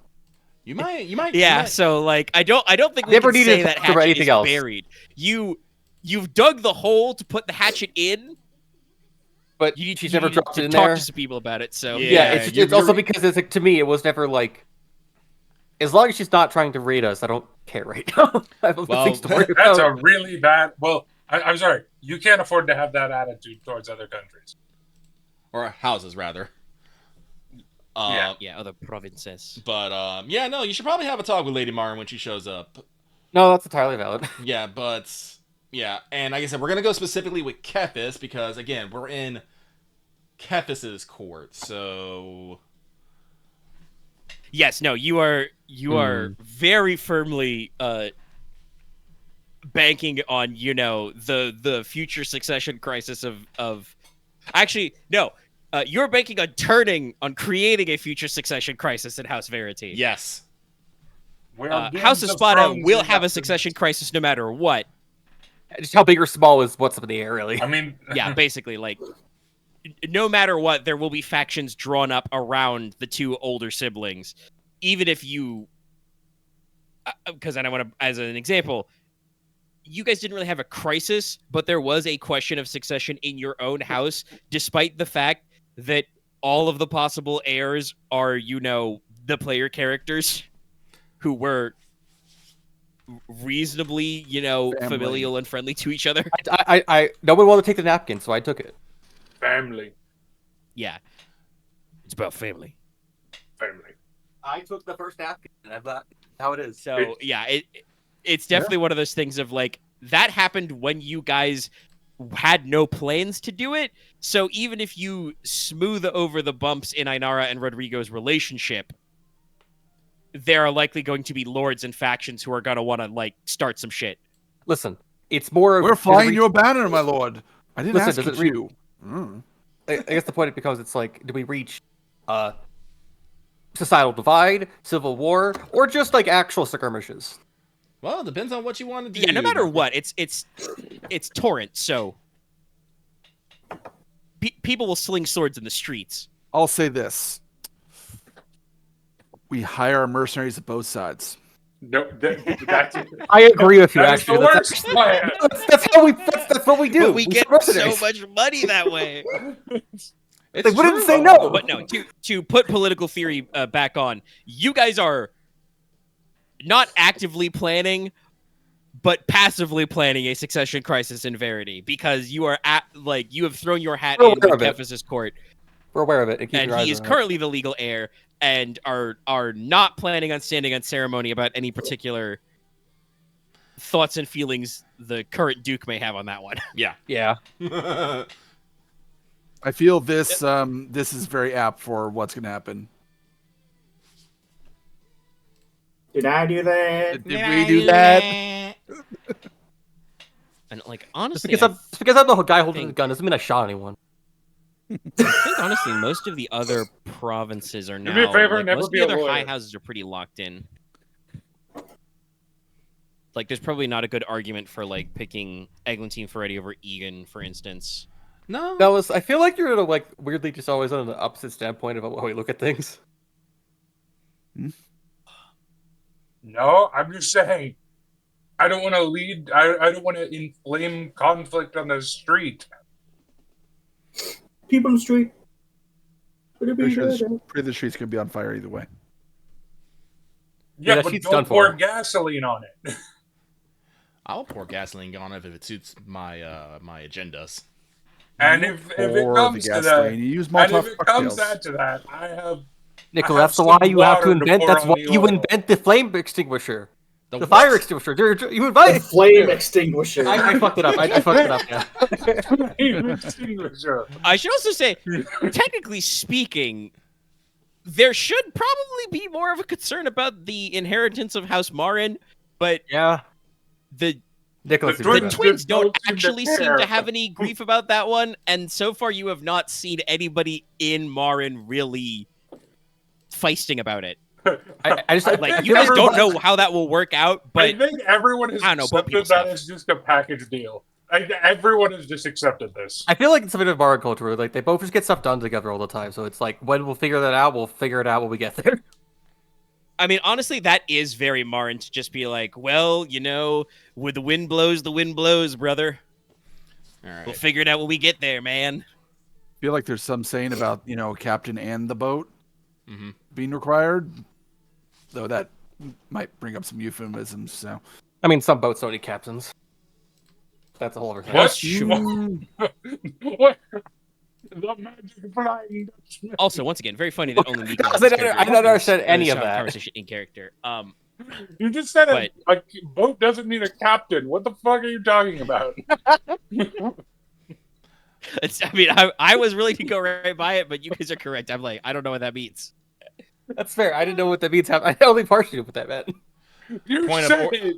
I will say, Just point saying of order: stuff. the Sea Wolf can pilot itself without a captain. It goes Yeah. wherever. It's also It is true. I said magic I'm pretty boat. sure the Seawolf can count also.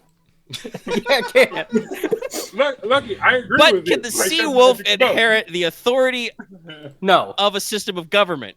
I mean, if Lucy declares the Sea Wolf her heir, sure, why not? That'd be hilarious. It's like a fucking I horse. don't know if the King's Law will find that one valid. That would be a Can the very Sea Wolf- interesting arc of constitutional law, basically. I mean, honestly, it would have to pass like a test of being if it could like do laws and I shit. feel like the question would be is if it had an apparatus to Oh. speak and could communicate that it swears fealty to the What- Marquess. What king like made his horse a counselor or something like that? Caligula. That would be Caligula. Caligula. And it'd be Yeah, a Caligula. Yeah, the guy was insane. The guy I was thought it was a poisoned. more, His thought it was a brain- more his- recent Okay, one also. So but, point yeah. of order. A point of They order. were 'Cause also, I we think, actually attributed a studied couple this. stories. It is categorically propaganda that says it was because he was insane. While he might have been insane, the electing the horse to senator was literally him making a point that I can do whatever I want to any of you senators. Fuck all of you. I'm And in charge. I also don't trust any of you fucking idiots. It was That- literally him just being like, no, you all are replaceable in a second. I could appoint my fucking horse.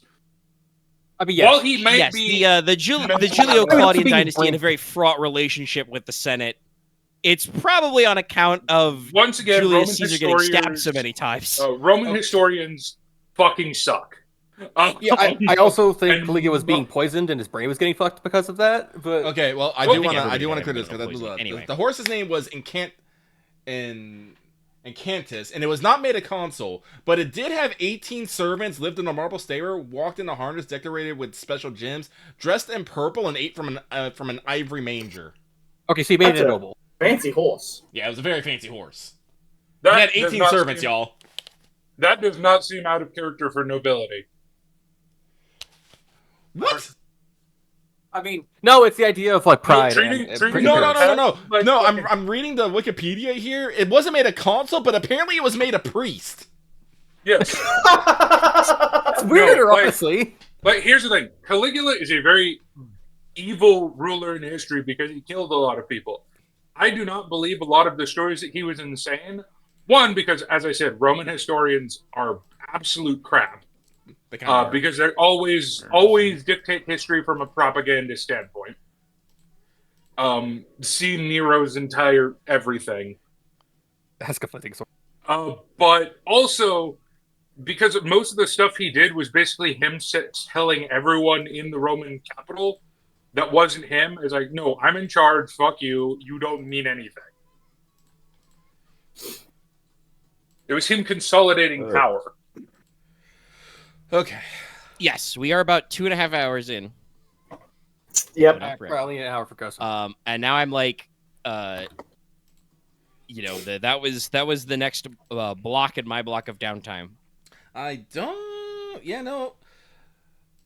Yeah, no. We'll just start with the bachelor letters with those two. Like I said, I still need to talk to Alestra and see what her plans are. Like I said, that would be something for Lord Gridarvol, but unfortunately, Inos is a nosy bitch. No. If this session has not cemented how nosy bitch Inos is, I don't think anyone will get it. It's definitely Lucky- It's definitely accentuated one part of that. Okay, I will say this to you. The scene you had of Logesh made me think of you being like, oh, I think I'm watching a fucking actual Game of Thrones scene of Littlefinger right now. I'm watching someone that willing to like manipulate and push people to actually do things in their lives. Yeah. Inos is a schemer. Like, I'm gonna say that. Inos schemes. I scheme a lot. I'm getting Yeah. better about not being a schemer, but being, I guess, more cold and stable about things. Like I said, like trust me, I have talks. I still have things I need to say to the Marquess, to Konrad. Not so sure about Nicola right now. Like I said, unfortunately, we did the thing where I pre-warned Dallas about things, and he changed things before I could have a talk with him. Now you can't slap him. To be fair, I've been meaning to do something similar because I had been writing myself in too many directions, but Yeah. the doctors helped. But no, trust me, I'm not done with y'all. I just don't want to take up too much screen time. So, and with that, let's move on to the next scene. Well, yeah, let's go to Tharfield Manor. Let's ghost hunt. Ghost hunting.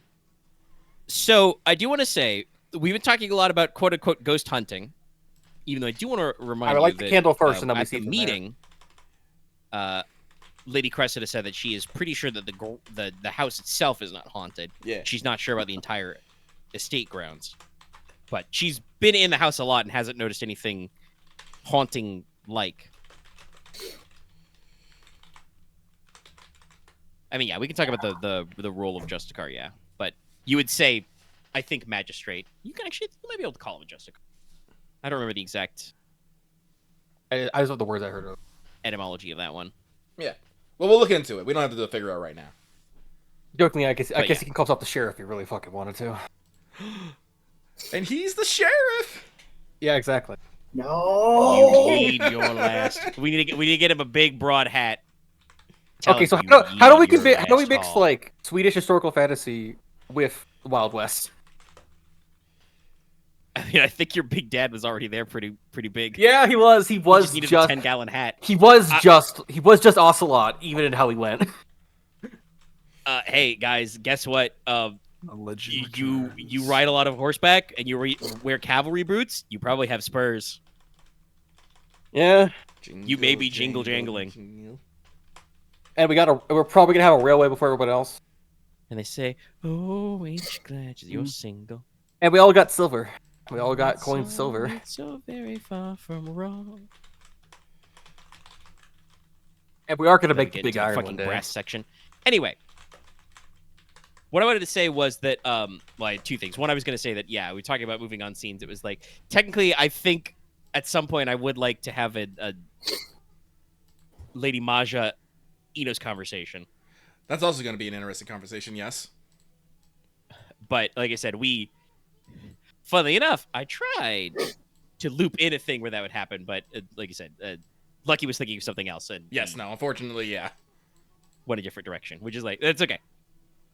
We figured it out. And like I said, I think actually him just, especially after that conversation with Logesh later, just making up some shit for the Marquess to sign so you have an excuse to like roll up to his office and be like, also, cuz, got some things. I don't like how that that worked seems out, very but right. I'm okay with how like we I guess retconned how it worked out. I guess. But Here we go. I found it. Don't mind me. what I want the first thing I want to bring up is that, like I said, Lady Cressida has mentioned that there are she's been working on the manor and there are persistent rumors of hauntings. She's not 100% sure what the cause is, and she did not explicitly say for you guys to pop in, but I think Inos just quietly added to everybody's Google Calendar. Listen, we've been running around a lot, and kids haven't been spending as much time with their parents as they should. So that's the thing I want to bring up, which is like, so the Marquess is obviously on board, spend some time with his mother and do a solid, help her along with her house project. And obviously Inos is in. How are we pitching this to the crew? Because I would like for all of you to go along. And also, honestly, I think it makes sense. Like, Nicola's your physician. You would bring him with you if you're going out to your country manor for a couple of days. All right, do you want to fight a ghost? Actually, yeah. If I say no, are you still going to go? Ghosts aren't real? Oh, that's not fucking true. Leslok, if I mean, other things like ghosts are real, but specifically Marquis- ghosts are not real. You want to go fight a Marquis, shade? if I say no, Not really. if I say no, are you still Like, going watch to your back, go? at least. Yes. Then I'm going. You want to Go. fight a shade and just stop punching shadows. Wasn't Konrad there when I summoned the spirit of? Yes, he was, and also we fought the shade. Well, the Yes. shade doesn't count. It is a spirit. I mean, I'm saying there are no just ghosts. Like, Deitacida isn't that sloppy? At least I guess it depends if it's like if a synonym or a different term. Yeah. I mean, then I said like there are other things like ghosts that do definitely exist, but you know. All right. Let's And then go fight a haunt. I mean, I was gonna say Anyway. just because Deitacida ain't sloppy. If someone has like, well, actually no, I'm not gonna say anything. I don't actually know if like ghosts actually exist or not, so I can't argue on whether they exist or not. I don't. I mean, Inos Konrad- has never met a ghost that he didn't summon. Yeah. I mean, I said if asked, Konrad will come. He's not really sure what he's gonna do, but he'll come. I mean, I think because Aurelia's What is your coming relationship also- to my mother? Because it's like I guess she's like your aunt. Wow, okay, Yeah. let's think. Well, I mean, you'd say stepmother, actually. Your stepmother. Yeah. My stepmother, yes. Well, at least spend time with her. We No, haven't. but done that like I at all. said, I think, despite the fact that actually this is a case not where Leslok is being kind of like cool and mysterious about it. He's actually being downright whimsical in his directness. I feel like though Aurelia would offer an Aurelia translation and be like, actually, Konrad, Mother says she's pretty sure that the house is not explicitly haunted, but there are stories of hauntings in the woods and grounds, so we may have to put our boots on and go traipse around in the back country. I made a magic candle. Okay, that sounds light much it. more pleasant. Well, I lit a magic candle. We'll see if anything's in the radius. Go from. So, Farfield Manor, which you guys have never been on camera before, but this is kind of the country house for House Logi, one of your I have been here a few properties. times. Yeah, you all have been here in childhood. Usually this would be like where you would go to get out of the city in the summer months when things are like busy. Since he was appointed to Lord Marshal, Leofric had very little time to, visit and run the place, so maintenance had lapsed a little, but Lady Crescent has had a couple of months of being responsible to do her best to refresh it. It is probably a couple hours by horse ride or carriage. Maybe 3 or 4 if you had to, walk it. So, the kind of thing where, you can probably, vaguely on the horizon see, the Castle Citadel, peeking up over the hills. But Crescent has been doing her best to refresh everything, so she's got, trimming back the lawns, cutting back the vines, getting the gutters cleaned. Oh my god, gutters. New coat of paint and plaster, etc. The building is pretty sizable, a comfortable country manor. You are a high house, so fairly large square footage. Wall base is made of imported brownstone from southern reaches of Teine. Steep shingle roofs. Got a lot of stone pillars for accents that are, big, blocky, sturdy gray stone. So, and it's got, like I said, new coats of paint and plaster.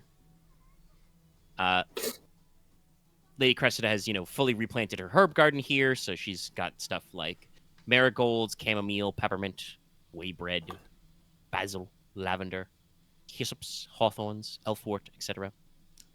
Rad. I bet it smells amazing. She's probably, yes, especially because some of these things would be flowering in spring. Yeah. As you guys probably roll up in the carriage, with a couple of trunks and stuff, like we don't know what day of the week it is, but we can say it's a weekend trip. It's a day that Works ends in out. Y.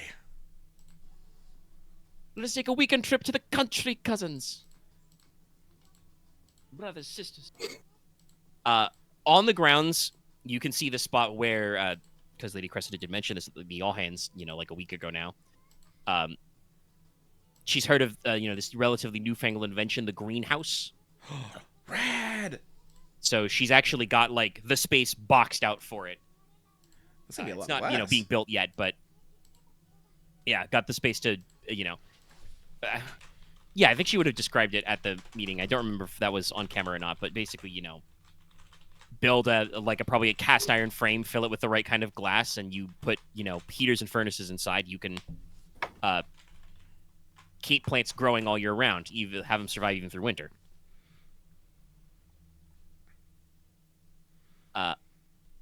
The manor behind it has kind of a small stand of trees surrounding a natural brook or stream, so you've got kind of a natural hunting park, since you don't hunt here all year round. That's enough for like ground fowl or other game fowls, to settle in the trees.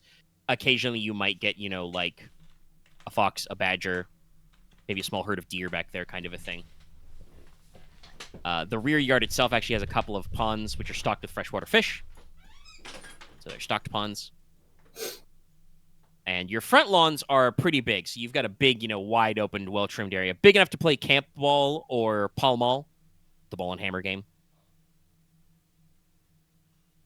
Hammer. Croquet. Hammer. And probably, when discussing a lawn, Lady Cressida would bring up that she's been hearing about hedge gardens, and she's heard about hedge mazes. Might try and get you a hedge maze, suitably artistical. So yes, your manor's pretty big. Mother would have good ideas to that layout. You'd say you got like 3 stories in the main building. Secondary areas, that are going to be like servants' quarters and stuff built out are going to be like 2 levels. You have solid windows with thick panes of glass, wrought iron furnishings in there, big heavy winter shutters, like some real like hardwood stuff. Sounds nice. Sounds comfortable. Yes. Oh yeah, it's got to be. Even if your family doesn't usually stay here in winter, it has to be able to be closed up for winter. So there's there. There is a separate stable barn with an attached workshop for storage and working, which doubles as a carriage house. So you guys will park the carriage and horses there, and should you need to do any forging, tinkering, workshoppering, you got space for that. I have not drawn a literal one-to-one floor plan for what the manor is like, but it has many of the rooms and facilities you'd expect. There's a front parlor for receiving guests. There is a den for private conversation, replete with big-ass fireplace. And nice.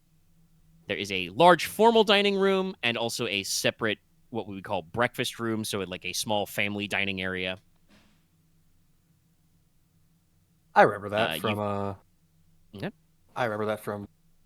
I see all blueprints. I see all the different kind of rooms in a nice fancy house. Yes, there are a lot of many there. Yes. You got the associated kitchens, pantry, obviously. There is, at least one like long gallery type hallway designated as an art gallery where you've got a lot of, portraits and paintings hanging. It's a fairly sizable library. It does, because this is a Norland house, include, a built-on, an add-on bathhouse and sauna. And it does have a couple of, what would be called multi-purpose rooms, just some rooms on the lower levels, which have space dedicated to them. One of them, which Cressida would have designated as a gymnasium. So you've got padded mats, simple weights, and a few training dummies.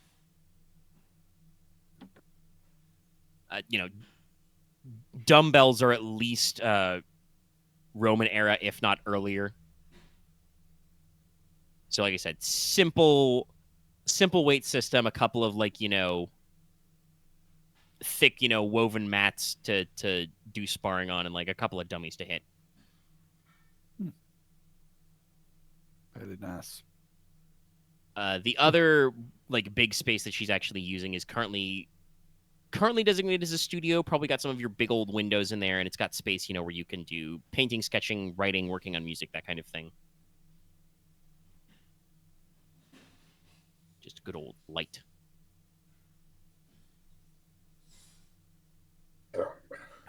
Sorry, taking some water.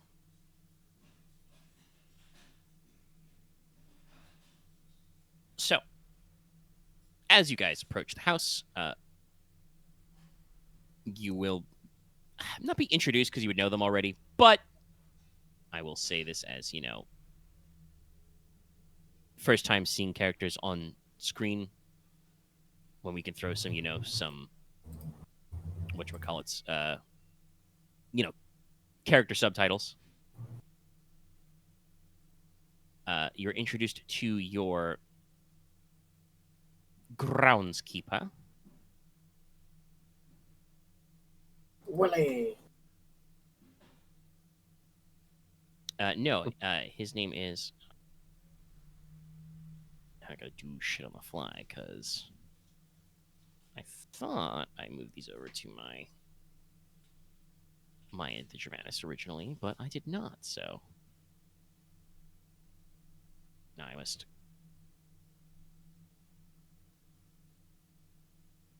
cross-type my own business.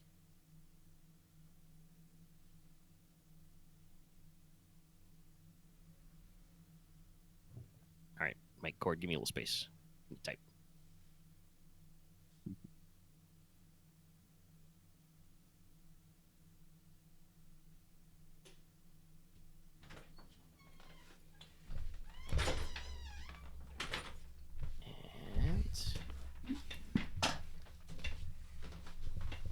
Bigger fireplace. A bath. We do love big ass fireplaces. I am back though. I will say I was listening to everything at least, and I did do an audible gasp when mentioned it might be a hedge mage. I was like, oh, rad. I'm just concerned about a sorceress and enchanted hedge mages. As a Veilcrafter, I don't know if you can make anything super crazy. I might be able to do something with that. Living fireplace thing. I guess a Sorry, fireplace just that lights. that a little. What did you say, X? A living fireplace would be interesting. I'm pretty sure that would burn something down. There. Okay. So Or it just goes on command, turns on command, which is a whole other thing. No, I can't make fire from nothing, man.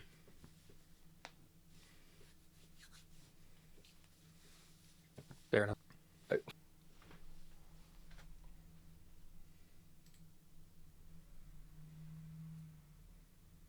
Sorry about that. Like I said, I thought I had some notes. But not. So, adding these to the list on the Dramatis. Yeah, so you would know the groundskeeper and his wife, who's the chief housekeeper, already. But like I said, character subtitles. Your groundskeeper is Mr. Herman Lair, and his wife is Francois. Francois. So, old Herman is a grim but dependable man. Constant salt and pepper scruff. Dresses in a large hunting cloak or coat, usually. Wears a formless hat. Just kind of a dark hat that you can be like, yeah, probably has like a brim or a thing. It has shape, size, perhaps. Keeps the wind, the sun, and rain off of them, right? Yeah. Keeps the sun out of my eyes. It does mine. Perfect. Again, you would know because, like I said, you guys have been to this manor before in childhood. Mr. Lair is or just Herman, is a former lamplighter. He's lost an eye, 2 fingers, and 1 leg in this service. Whoa. And clatters around on a simple wooden prosthetic. He wanders the grounds with a lantern on his belt and a blunderbuss with an axe head built into it. Rad. So, yeah, so he's got, eye patch. Not a peg leg, but a simple prosthetic leg. And, probably his non-shooting hand is where he carries his lamp sight on because he's, missing a couple fingers. This man's probably tough as iron. I've seen a lot of things in my life. Yeah. Good to see you again. I mean, who do you Bullshit, think taught bullshit. iron to be so tough?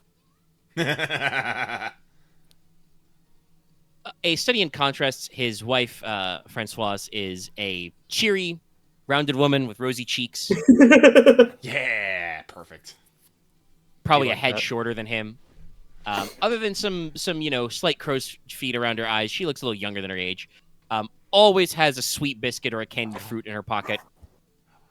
Grandma. And a ready handkerchief either for her eyes or for her large silver-rimmed spectacles, rubs her spectacles. Peak grandma vibes. scone, dearie? Grandma levels are off the charts. Can't handle these readings. That's going to be nice. Oh, you're such a pretty lad, but you're not really tall enough. Here, candied fruits.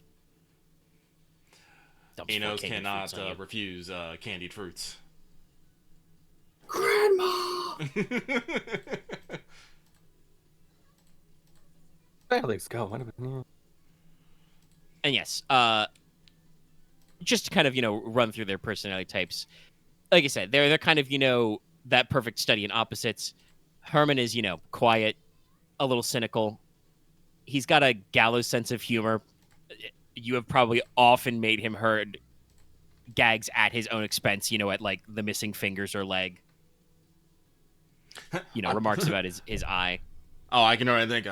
Well, I know I should keep an eye on you, but I only got one of those left. Yeah, that sort of thing.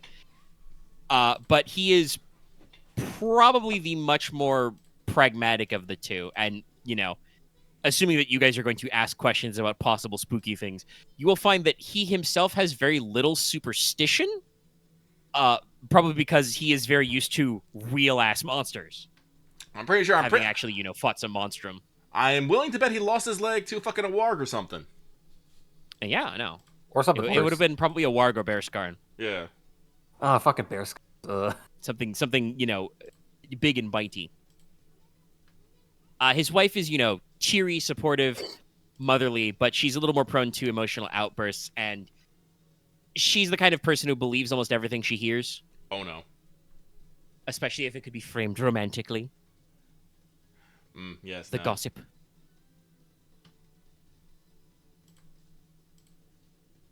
Mm-hmm. Yes, no, you've got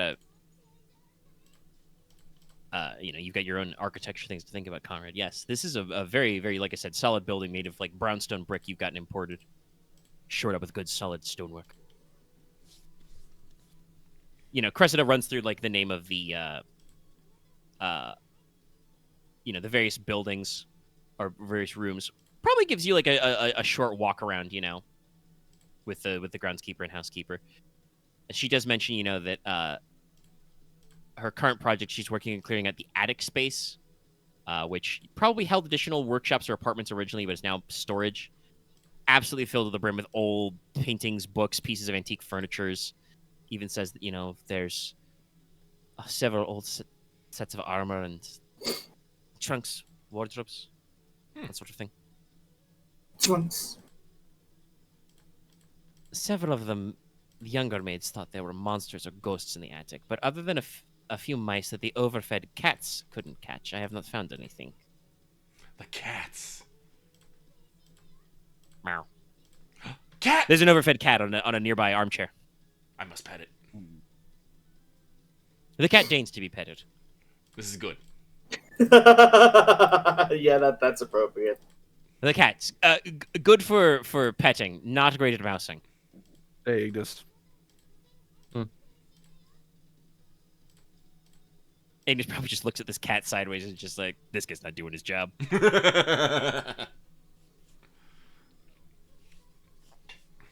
Now that you would use Ignis is an elk hound, very, very much too large for hunting mice, but you can do it. Actually, do we have terrier style dogs here for mouse hunting? Mouse get a and good corgi. Just... Yeah, that's what I would say. Is I was about to bring up is there are also absolutely mousers and rat hounds. Like there are anti-mice dogs. Okay. And you probably have those breeds, yes. Yeah, no, because like, that's what a lot of like Jack Russell Terriers and whatnot are. They're those are mouser dogs. Like honestly, we have not really talked about like dog culture in Teine, but I have to imagine that like whether you guys domesticated your own dog breeds or just they were imported from elsewhere, dogs have to be considered pretty cool around here because, you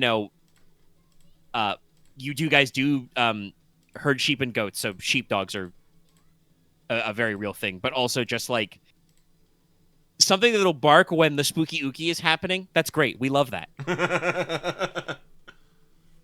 Considering like this is Valor country, and also demon country. And I mean that's a positive, honestly. It just means like it also just means weird shit happens sometimes. You guys have some very spooky winters. Lady Cressida does say though that she's found one secret passageway. Cool. Oh. In the private study, there's a bookcase. It leads to a very cramped crawl space to the east guest wing. Someone was having Traditionally, midnight the visits. east guest wing is where ladies would stay. Yeah. I was thinking the same. Yeah, I was thinking the same thing. It's how you schmooze with your guest. I don't know if the word the schmooze is what I be, but okay. Oh, that's fair. The I mean, schmooze is the portraits. polite way to say it. The passage emerges from behind the portrait of the famous Princess Bianca, which is opposite the largest bedroom in that wing. Sometimes called the Princess Suite. Poetic. This is giving me a bad idea. Well, you could think about things about Princess Lee. I have mentioned I've used the name Princess Bianca before. Isn't that the name of a location? It was the garden. Yes. Yeah. Yeah.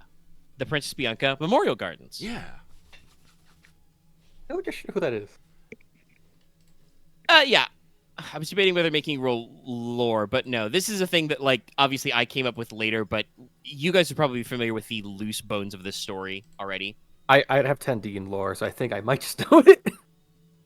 Yeah, most of you are probably passing familiar with this thing. It's a kind of, tragic historical tale. Princess Bianca was a first princess. She was, crown princess even, future high queen. Very beautiful, eminently eligible, beauty, intelligence, etc. But was, long time unmarried. Her father, the High King, wanted to pick the prince consort very carefully. And so, basically, depending on which version of the story, because, this is history, so I got to go through all this. No, she did not die in a carriage accident. Okay. Depending on which version of the story exactly you heard, like I said, there are debates about which is more historically correct. Bianca either basically exiled herself to a nunnery rather than deal with her father's demands, or just otherwise was kind of sent there. But she died either by some means of committing suicide, or she was killed by one of her own sworn blood shields. Whoa. Damn. Either That's again, a travesty. depending on which version you get, this could be like a fit of jealousy, or it could be by request. If you are my true friend, run me through with your sword.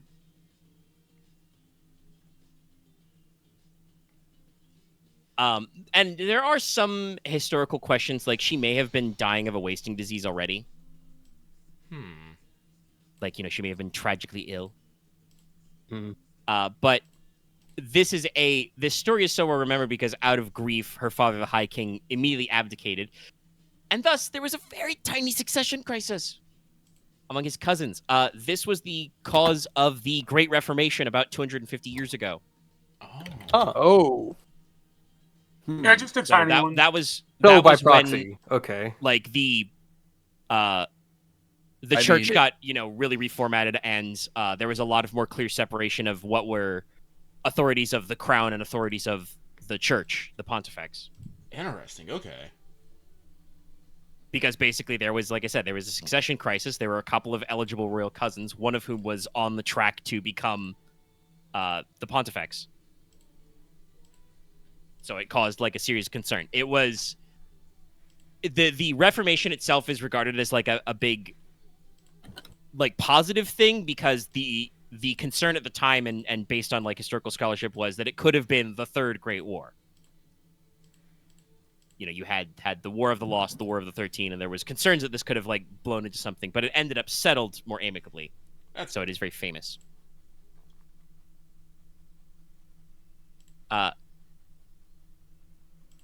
Speaking privately, Cressa does say that in the crawl space, in the secret passage, she did find several letters addressed from the Princess Bianca to the then eldest son of the House Logi, Odobrand. You cannot. You do not understand the level of gas Inos is right now. I mean, those are like important letters, just culture. Yes, they're not. I mean,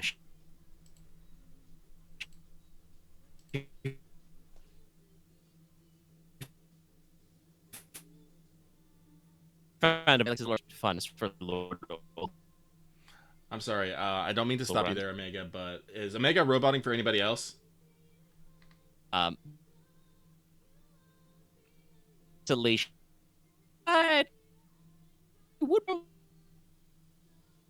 The real arc. Okay, I'm back.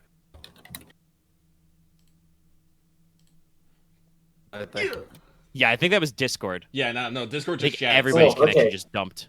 Cool, All right, okay. okay. Wait, I left off saying like you were responding to me saying the letters. So.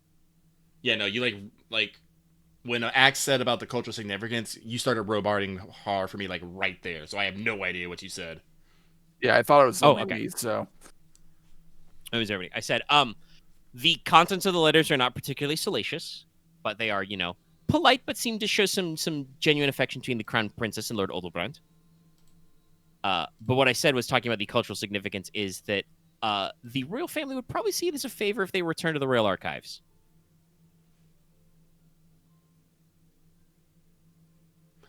Well, we haven't probably... I probably would not have sent off Kaleno and her sisters off immediately. They've probably been flying around constantly. They could probably use a couple days break. A or two early at minute. So if you want to, we can probably pin bundles up and send them with them. We don't have to necessarily wait. I just look at them, and if you want copies, I can make you a copy. Excuse me? I only need to read them like once to not forget them. So it's a thing of if you wanted. I don't care Okay. necessarily. Okay. Sorry. It's just more the fact that, these writings of, Princess Bianca to someone she might have fancied, that's... I don't want to say... I want to use a word stronger than neat, but not a word as not as big as exciting. I can't think of one off the top of my head. I mean, it is certainly of cultural significance. Yeah. So, Historic, what's in them is not much important, so I don't need a copy. I want them, and... Like I said, I would think it'd be really neat if we could return them to, the royal family. Well, and you guys will probably want to keep the portrait because, like I said, there is a portrait of the Crown Princess Bianca, which is large enough for you to hide a secret passage behind. Yeah, that stays there. There's definitely a secret passage behind it. No, apparently, someone had some strong feelings for Princess Bianca.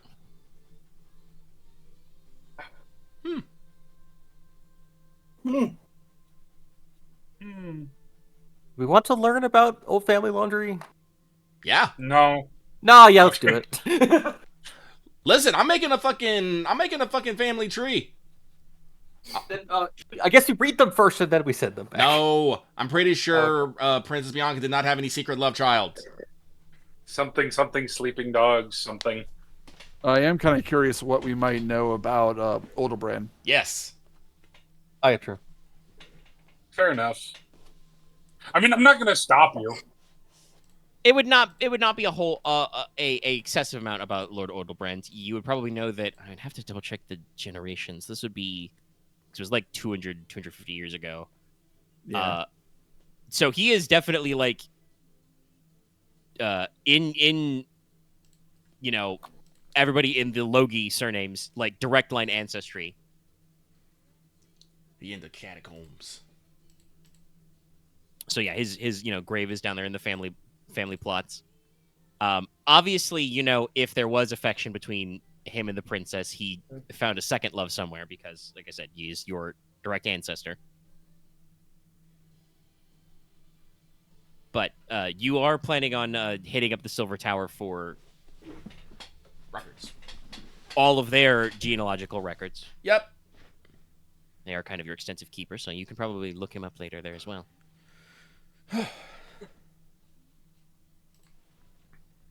So, and probably Cressida can tell you all of this from the private study where she can, like, show you, here's the trick bookshelf. You pull this book. And like I said, it's not an impressive secret passage. It's, enough space for you to walk through, sideways, holding a single candle out in front of you kind of a passage. Gotcha.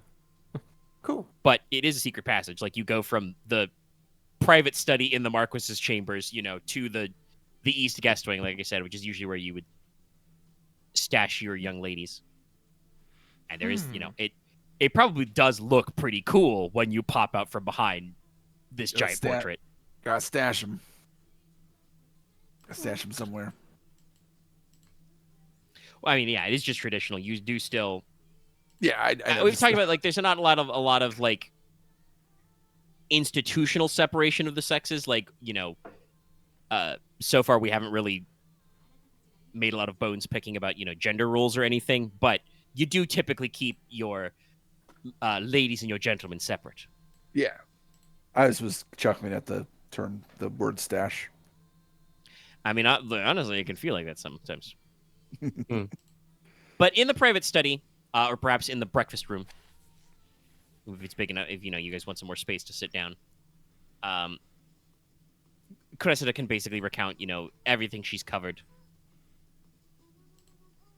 She says that there's not really haunting activity inside the house. Hinges creak, shutters are loose, they can rattle in the wind. Springtime rains can cause some unusual sounds. I will say, at this time of year, if you go out upon the woods and meadows, there's usually a fog. And there was high snowfall last winter. The maids say sometimes that these objects are misplaced or moved. It's probably just their minds playing tricks. But at night, some people say they can hear crying, wailing, or moaning out on the lawns. Usually either when the moon is concealed or the moon is full. Arthur, those are times when it is thinner. Occasionally, someone who is brave enough to go out on the fog in these nights will say they see the apparition of a woman, clad head to toe in white, pale skin and hair. Either she covers her face with her hands or her face is covered by a mourning veil. Those who relate this legend say that they call her the White Widow. But also no one gets too close because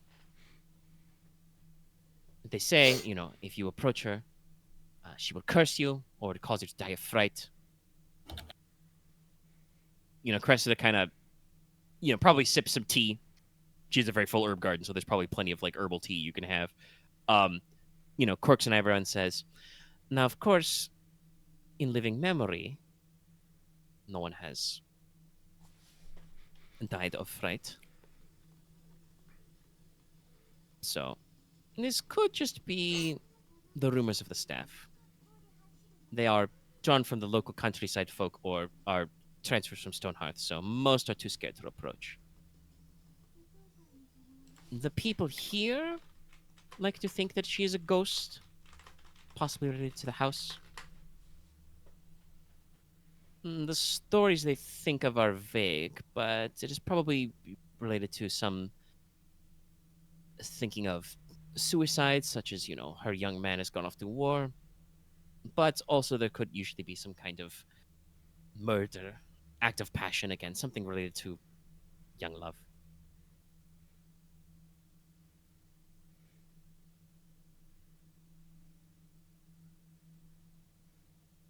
As I say, I have not seen her, but I have been asking the staff what they think of her.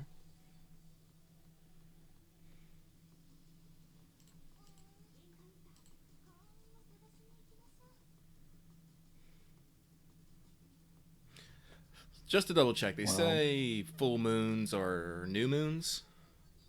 Yes, moonless nights or Moonless nights nights. of the full moon. What's the moon tonight? It's late in a month. That would probably mean, I know the lunar calendar doesn't line up right away, but that probably means that it's you're probably post full. Yeah, So probably I was about to say it's like waning. Sorry. Yeah. I don't know exactly where to win. We're probably not. Oh, especially in like spring. No, I don't know, but yeah, no, I definitely feel like somewhere between like half and get us. Yeah, you're on the waning side. I think it's like 20. I want to say it's like 28 or 29 days for the moon to do a full loop. About that much. I think it's 28. Yeah. Makes me think of 28 because But I the think thing is about that other moon cycles. the funny thing about the moon cycle is it doesn't line up 1-to-1 with the solar calendar. So Yeah. The solar calendar and the lunar calendar go up with like 8 with it. So you're probably waning, heading towards new, but it is not exactly a new moon.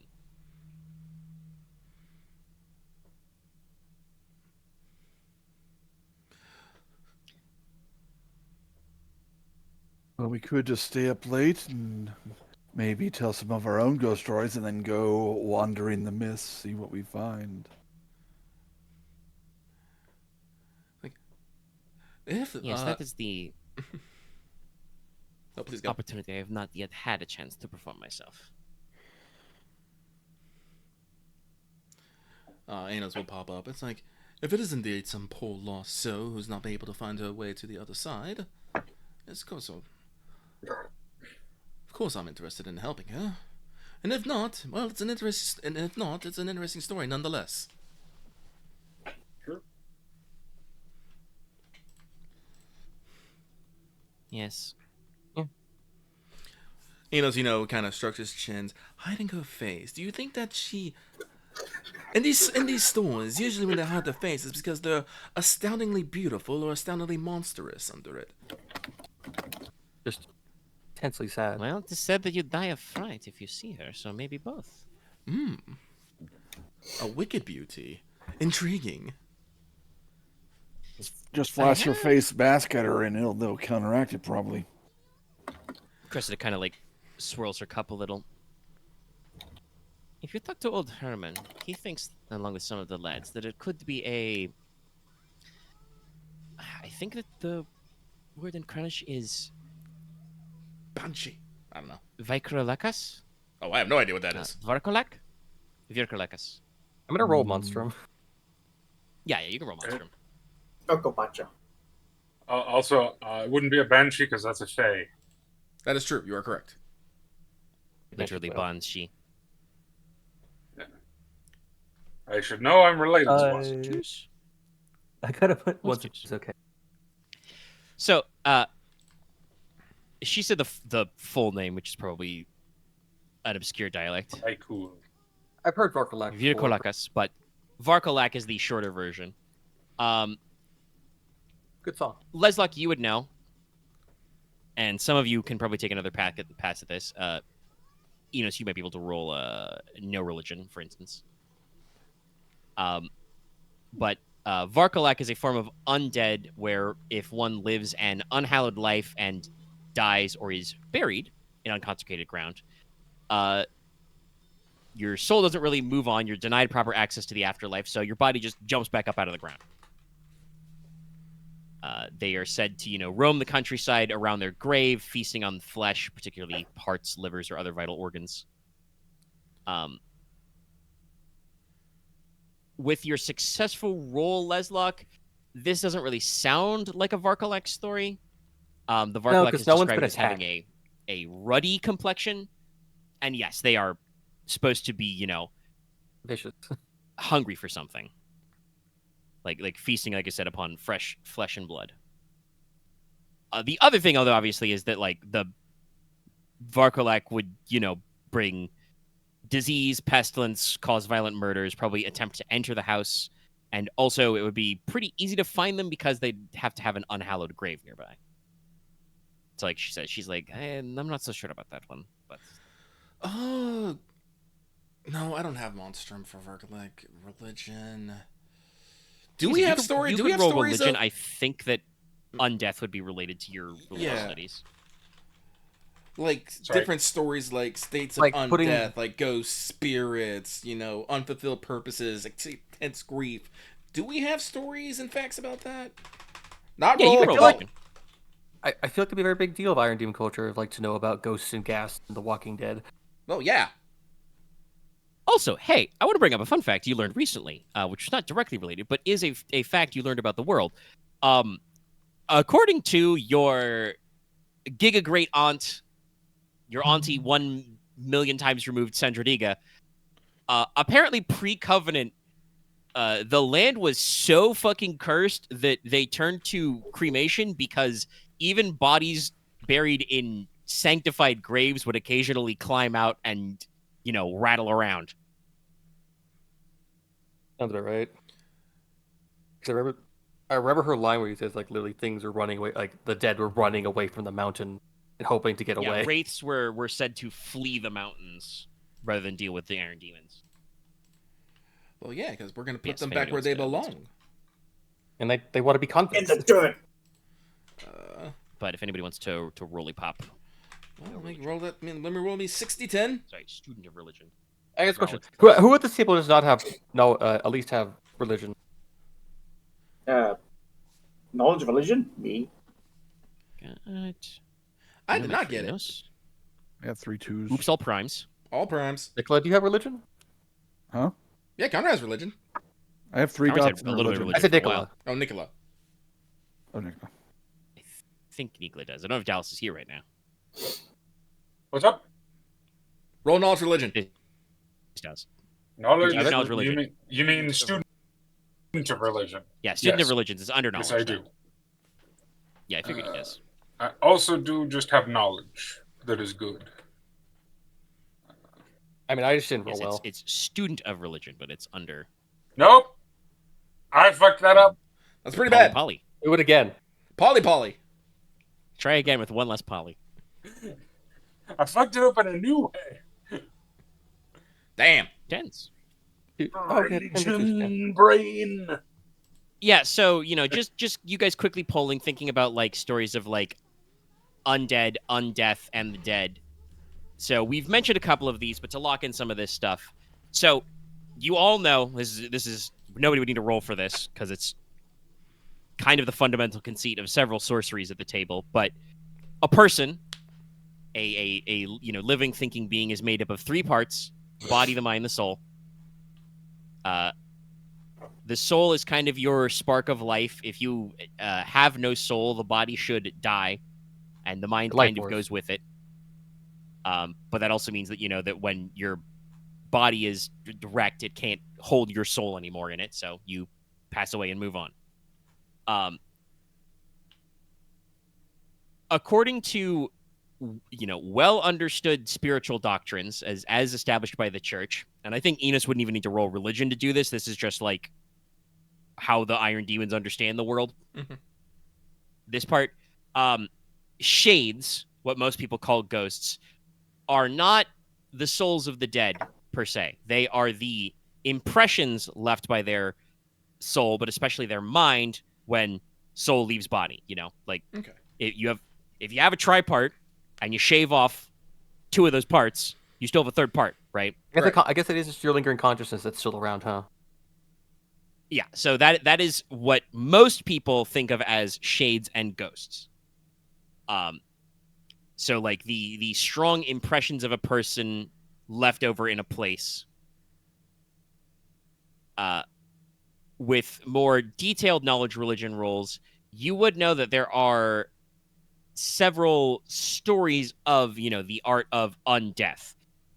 Officially, attempting to thwart the goddess of death and exist forever, even if you are in some kind of fucked up half-life.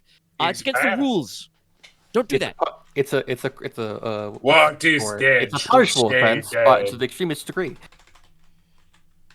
Yes, it annoys Dea Tacita a lot, and for humans anyway, should probably be considered a violation of the covenant, and therefore heretical. Turbo. I now understand necromancy is way more fucked than I ever would be. So it's like I even less be like, no, that's really that's a dumb idea because I'm breaking so much things. So fun fact: if I'm reading the things that Omega has posted to us successfully, necromancy of the body, while not necessarily chill, is not heretical. It's when you start messing with the soul that it's like, nope, you fucked up, go away. Yeah, but I still think playing what corpse can be is still considered fucked. the act of necromancy is banned. It is verboten. It probably does not cross the same lines with the provisions arranged by Dea Tacita in the Covenant, but it is still considered like broadly illegal. Yes, against religious custom. Because I still think it's still, I guess, manipulating the dead for your own whims. If I remember correctly, yeah, you still got to be. Because I think, like, what was it, Dust of Ancients, and I think there was one also in Stoneheart that might be doing it. That are like they're there like turbo are bad. sorceress ways to create undeath, which are not promoted. Yeah. There's veiled sorcery can summon wraiths from the other side. This is also considered a very bad news bears. That's Grey Legion. I think it was summon threat for ghosts to fight people for you. There's also Dead Man's Bread, but that's more of like a fucked up way how to gain command undead. Veilcraft can, because they deal with spooky things, have like a method to command undead. I think like you could Dragon Sorcery has the way to turn undead. If you use Sun King's Rebuke, you can tell ghosts, fuck off. But that's also... I still feel about that because it's like, are sorcerers also against the Covenant if they're also rebuked by that too? But I guess... Specifically, attuned sorcerers who are not attuned to dragon sorcery.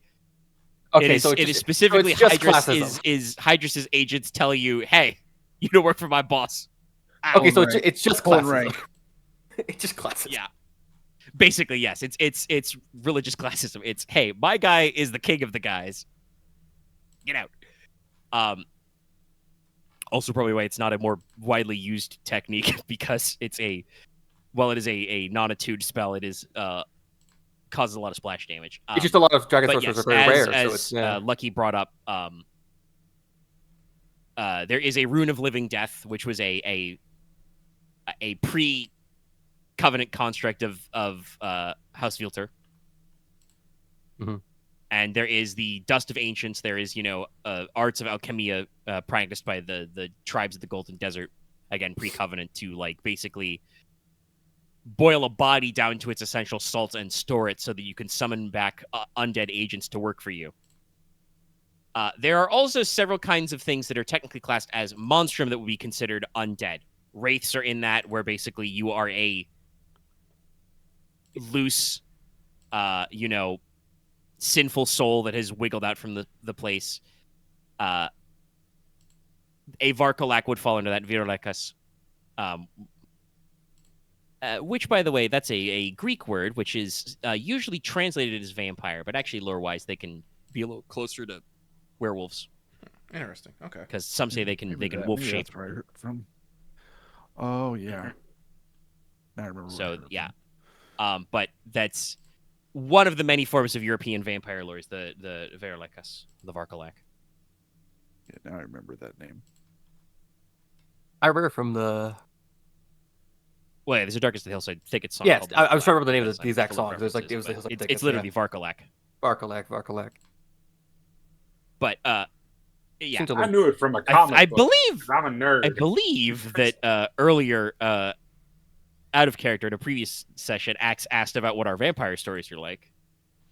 There you go. Later things nowadays, it's like I saw a movie recently. It's like, I actually would like. I kind of hope we don't have vampires in our setting. Well, they're probably not the normal, core European kind. Also, I would expect that probably talking about, right, like the shade is kind of the impression, the mind left over of a person after their soul has moved on. Because your soul is not supposed to wander around disembodied outside of the other side. Not supposed to leave the country of the dead. Sometimes, like I said, you would probably just call it revenant. sometimes bodies just get up because they have unfinished business, you know? Very classic, like, European lore of the Revenant, which also gets carried over into the Americas a lot, which is just, like, the idea that, like, I think Lucky named dropped this earlier, you know, unfinished business, right? Yeah. So just, like, there's a very strong belief. You guys don't know how literally true it is, but it is kind of, like, understood inside your religious system, right? That, yeah, that's totally a thing that could happen. Your shade, your ghost, could just grab your dead body and get up and crawl out of the ground because it has some shit to do. This is not usually seen of as a good thing, but it's not really necessarily an unholy thing. It's just one of those things that's just like, oh, spooky shit. Ooh, that's bad. Just one of those things Like, of, oh, oh man, man, that they're guy really got determined to back get this thing done. It's oof, big. It is what we would call a big oof. Big oof. So there are Are there any of my favorite type of undead? Revenant possession type stories. Are there any of my favorite type of undead in Tricorone, which is the cosmic whoopsie undead? Whoops. Just people who accidentally wake up and they're just like, "How the fuck am I alive?" And everyone just looks at them going, "I don't know." Honestly, I hope if I there's die, probably, I hope I come miraculous back until I stories of finish stuff everything I going need to back do as a Marquess. You have a variety I don't know if it's of- insulting to Inos. I don't know if it's insulting to Inos to say that. Well, Enos can just... I don't know, actually. Enos, did you take the one where you canonically can't die for a little bit? Yes. Okay, yeah. Okay, well, that happens. That is a soulcraft sorcery, which just I remember says, that. hey, for the duration of the spell, even if you're full of killing, you're not dead. If you get incinerated or decapitated, though, you still die. I can't do anything about that. Well, actually, if they destroy your body completely, you're fucked. If you can reattach the head, you're fine, actually. I read that part. I mean, No, I technically honestly, can't... guys, no. I got it because I was wondering, hey, what happens if I cast a spell and then do Sunder the Soul on somebody? How does that feel to them? I technically can't die. Really shitty. Technically, by To be what Omega filled with stated in damage the and not book, rough. I can't die of natural causes. No, you will die of that. The I mean, description that's of the alchemist. attunement for alchemy is that your lifespan is not extended. You just don't feel No age. the negative That effects of doesn't make aging. any goddamn You okay. will. It's magic. Of course, it doesn't make sense. You become an alchemical concept. You're like you're more of a Nicola compound than a will person. eventually keel over one day, probably many years in the future, because he is the doctor, so he generally keeps care of his health. I'm either gonna die really young or really old. I don't think there's a lot of in between with me. Yeah, but you do not like show external signs of aging, and probably would not be like suffering quite a lot of the health effects of aging. I don't know if your brain will slowly harden and eat itself, but I guess you'll find out in 80 years. It's something you can gonna study, not honestly. think too long about how this is even possible. Magic. Start the clock. This is my ultimate my question eyes when are people ask kinetic, me and I about think- stuff like alchemy and stuff. It's like, alchemy's still magic. It's still sorceress. It just Some of the has stuff it works just and has works. fundamental laws to it. I think it's just that your internal alchemy just keeps your cells at peak condition until it literally runs out of juice. No, that I understand. Like, obviously, I understand that. I just don't understand how you can age but still die of natural cause, or can't age but still die. Never mind. It's magic. I'm just accepting that it's Your magic. soul will wither eventually. Reason. Your soul will die eventually.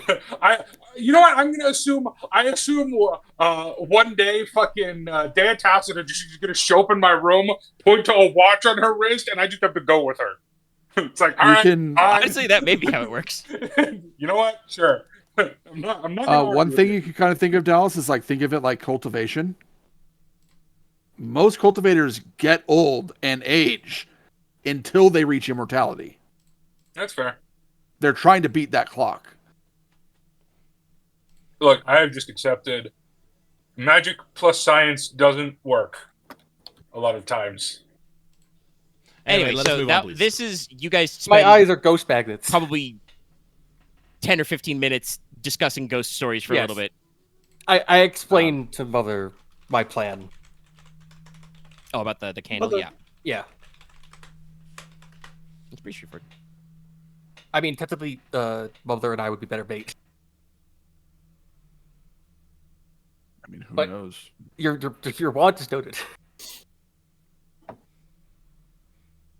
Do you want to potentially put attuned veilers are supernaturally tasty, yes.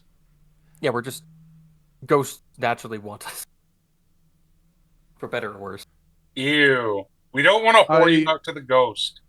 I will point out that from what we know, whatever this is hasn't appeared before your mother, though.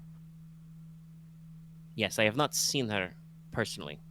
Yeah. And if it Which is a really weird thought. was attracted to Veilers, then you think it would do that. She kind of like folds her arms and looks up at the ceiling and says, "I admit some nights I have heard sounds out on the grasslands, but it truly could just be normal sounds." Perhaps But it's not bound to also- the manner. She kind of like gestures with probably one of her open hands. I am talented as a truth finder. Some of the serving girls and the lads who are out at night do not seem like they are lying when they say they have seen her. But they could simply be mistaken about what they have seen. Could be someone using her as a perfect disguise. Not an identify, an identity. I meant identity.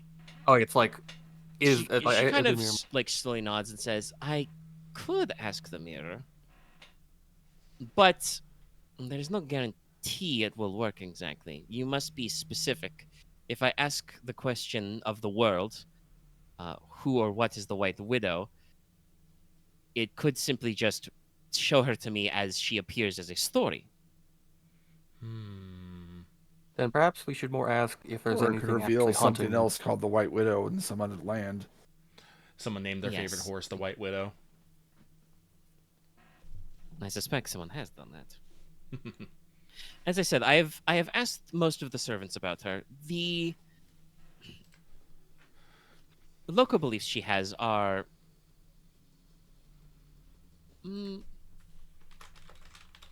broader. As I said, I do not hear things. I have not seen her up close.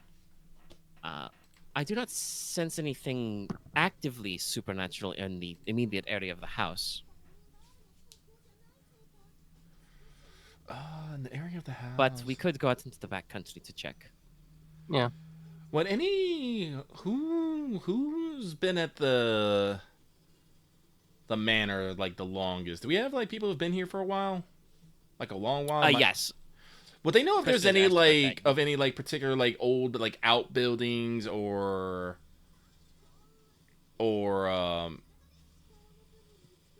locations? The oldest buildings on the grounds would probably be either the manor itself has existed quite a while, but it's been refurbished a few times. You have a storage barn, which is also the carriage house, and kind of an attached workshop. There are probably some storage sheds out that way, but those should be the oldest buildings. And also, I should say, I've spoken to some of the older staff members. Their version of this story says that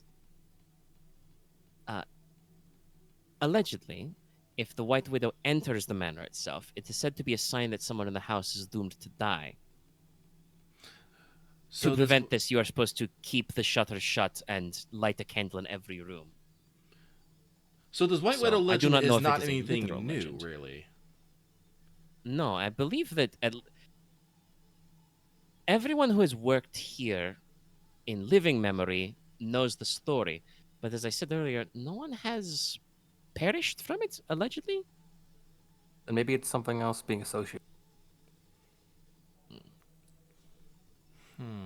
I will say, to appease her, the staff say that they leave out offerings on those nights of full moon or new moon. Sweet porridge, beer brewing in copper vessels. And they are supposedly returned 3 days later. This one I am not so sure if it is... But, Cressida waves her hands. She's like, well, you are not the children to be frightened by scary stories anymore. If you leave out a vessel of fermenting beer and it is empty when you come back 3 days later, that is nothing.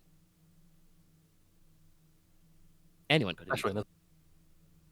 She eyeballs, there's another slightly plump cat sitting on the writing desk. It's just like, the cats eat porridge?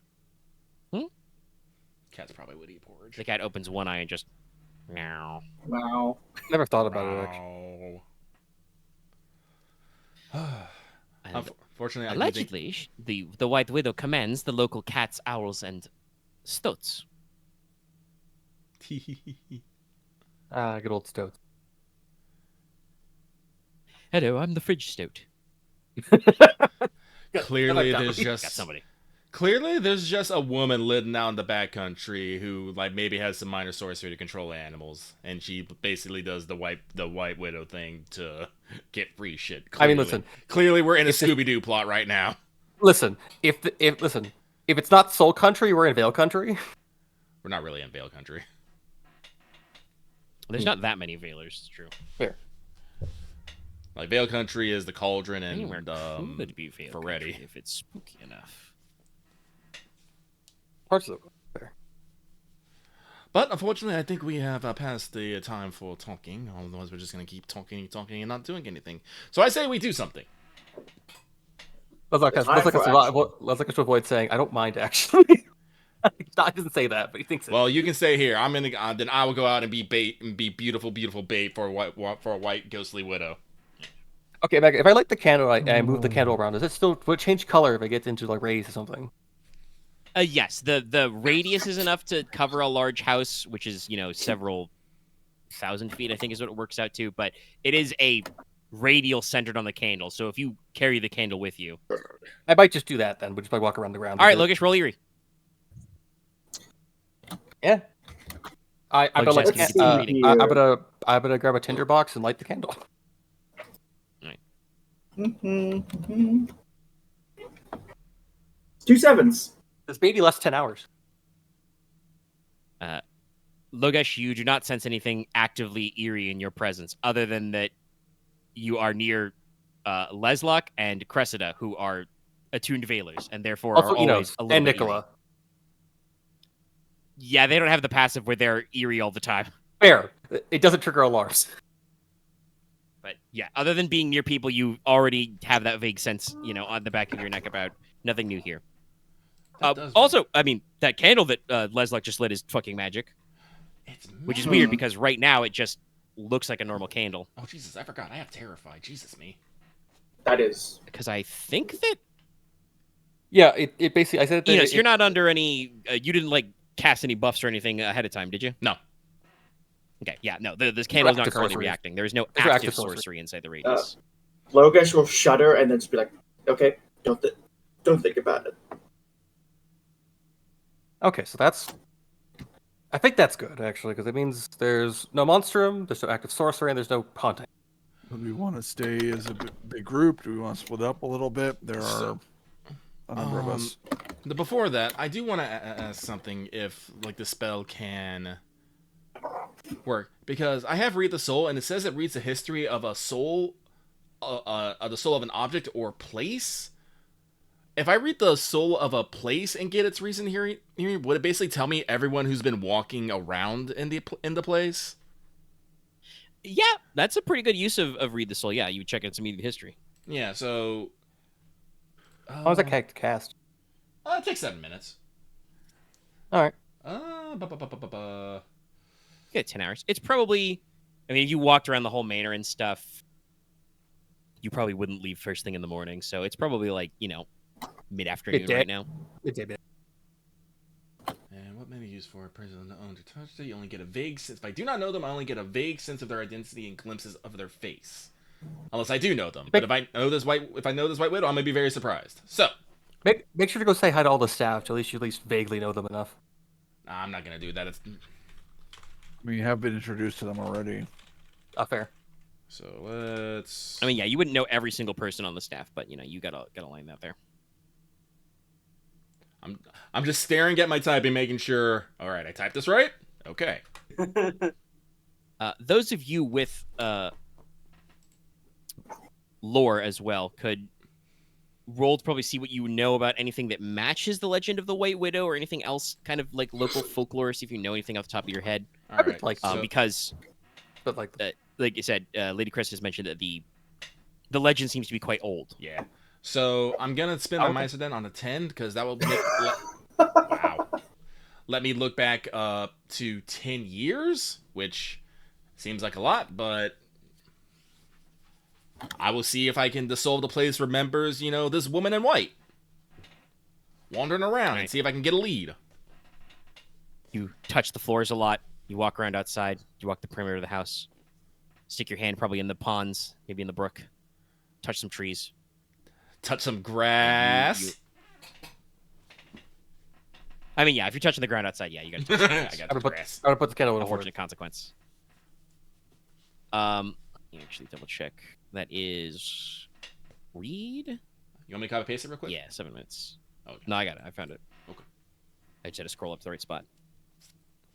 Vague details. To number of years. You got 10 years. Object who handled it, owned it.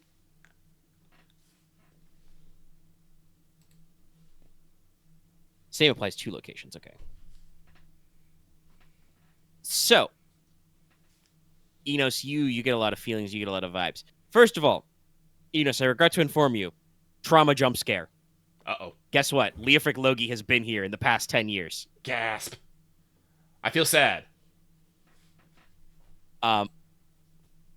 But yes, I guess I would say, yeah, you get 7 minutes to cast this. You kind of like gotta wander around the area, physically touching the grounds. So you don't really get a vibe from the manor of anything going on there. But when you go out into the yard and cast back, you feel, with regularity, there is a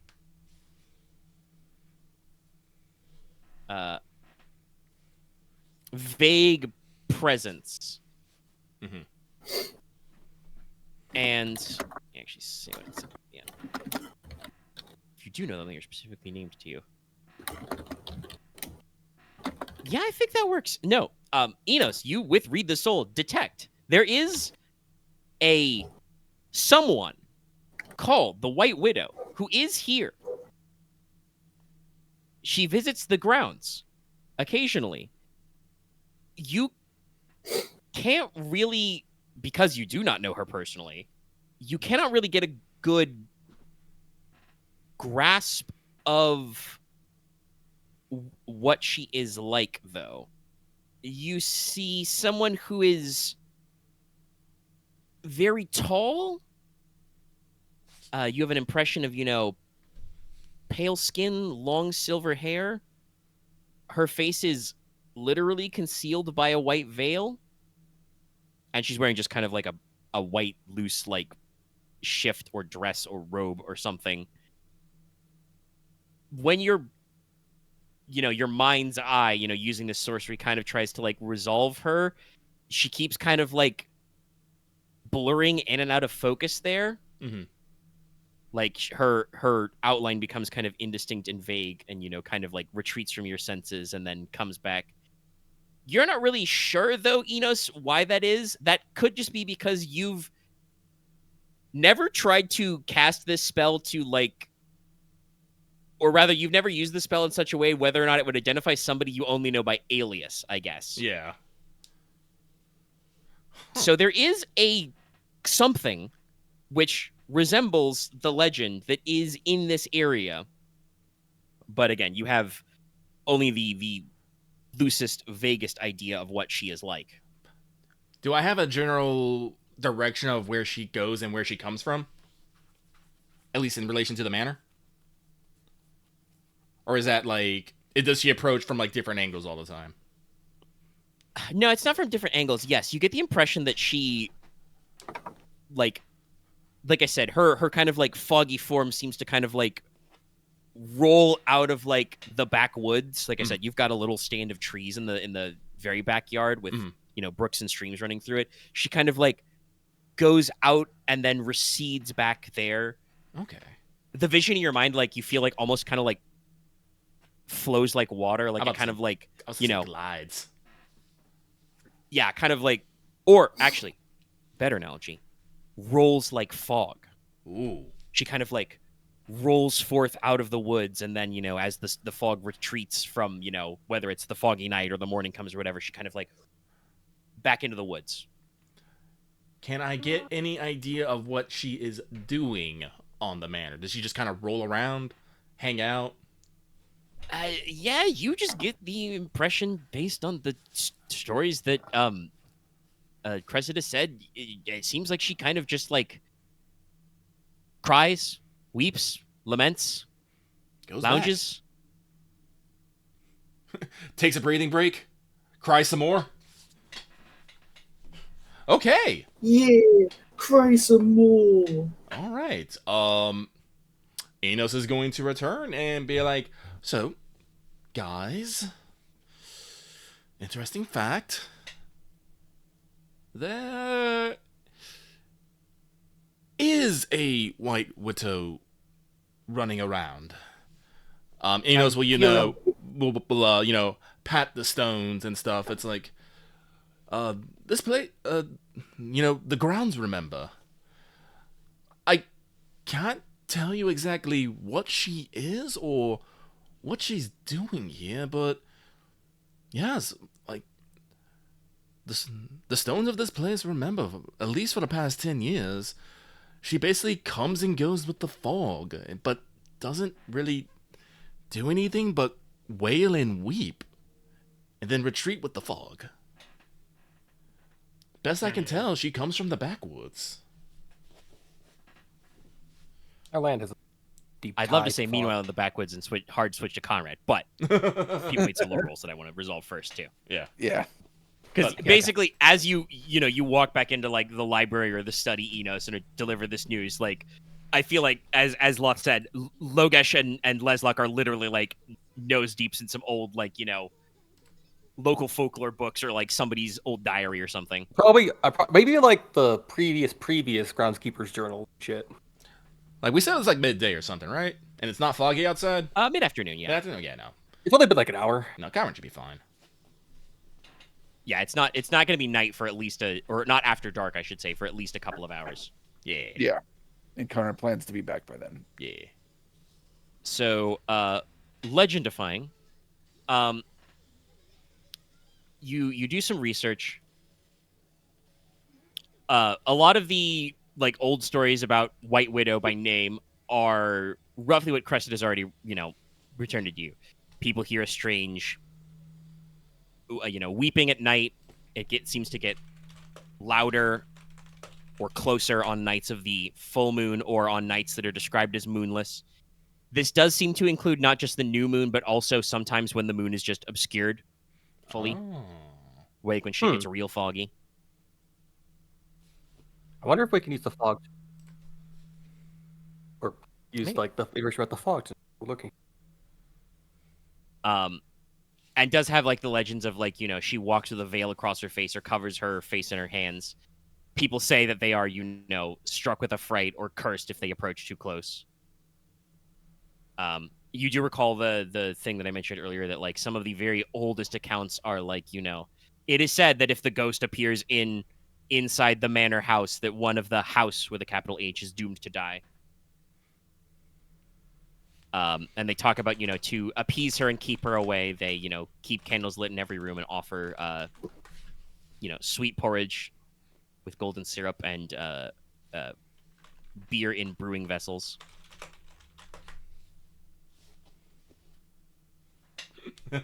So, no, actually, if you, double check with the servants, nobody says they saw the ghost inside the manor years ago. Interesting. Or the ground. So you don't... Well, no, it's supposed to be inside the manor itself, inside the house. Yes. So obviously That's why I had to change it. something must have happened to cause that part of the legend to appear. But you guys in character would think that maybe that's not 100% of the truth. Basically, I'm feeding you a lot of folklore. Some of these things are real. Some of these things are probably shit people made up. Red We gotta herring. find what. That's why I Red gotta find multiple herrings. sources. Yeah, red herrings. Yeah, we gotta find multiple I sources. knew Why they you, apply red these herring. things and what they mean is different. Like I said, Enos cast a spell, and in 7 minutes he is reasonably sure. Yeah, there's some something or someone called the White Widow who hangs out here. That part's real. Yeah. What the fuck her deal is, don't know. This is the appropriate level I want, information I want. Where it's like, Yeah. the thing is real. Like that question's set, and that question's solved. Yeah. I mean, I could tell you probably for a fact if Leslok had cast Mirror and asked who is the White Widow, I probably would have just showed him the thing that Inos just experienced. I would have asked just like Fair. what is haunting Farfield Manor, and if I got nothing, that's all I was fine. Honestly, it would be a pretty funny one to ask. Yes. But you do learn a new fact. I already mentioned that the locals say that she commands, wild cats, owls, and stoats to do her bidding. You guys haven't really seen any of those yet, other than the house cats. But gotta be honest, the house cats at the manor, you could command their bidding pretty good. You can ride them with a lot of things. You got a little bit of salmon. I was about to say, I don't cheese? think we can command the cats to do anything. Might as well try and move them out. We can bribe them though. Yeah, no. The cats inside the house seem pretty easy to downpay. I guess we'll see if Konrad runs into any owls or ermines in the woods. I don't know if we But they say that to keep her away from the house, they give her the sweet porridge and the beer in the brewing vessels. Do learn a new fact from the lore roll that allegedly, when she's happy, the White Widow is supposed to sing instead of keen. This one may seem to have been forgotten with time. So Yeah, look at that Hermie boy. I love him.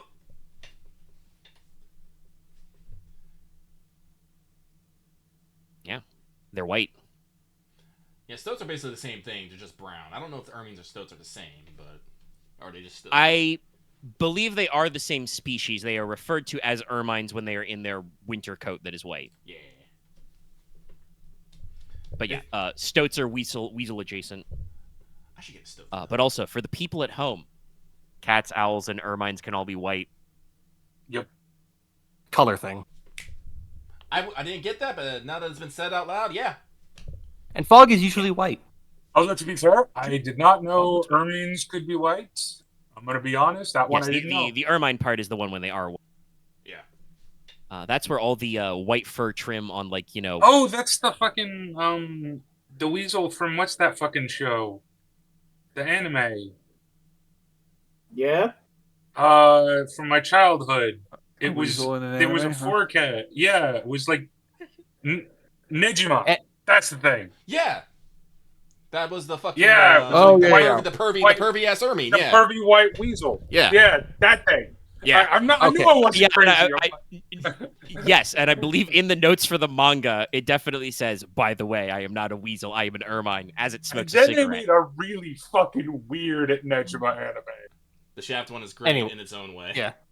It's so weird though. Yeah. I'm getting the weird vibe now. It's like it almost feels like a fairy story where it's like somebody controlling all colored things that are colored white in the natural Well, world. funny you mentioned that.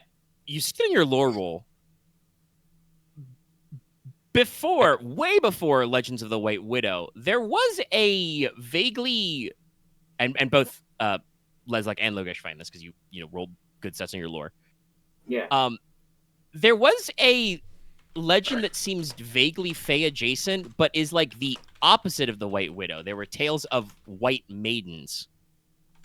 Oh. So in the streams, vales, and forests from here to the Corbwood, at high noon, white maidens would appear, elf maids, to bathe, comb their hair, sing, etc.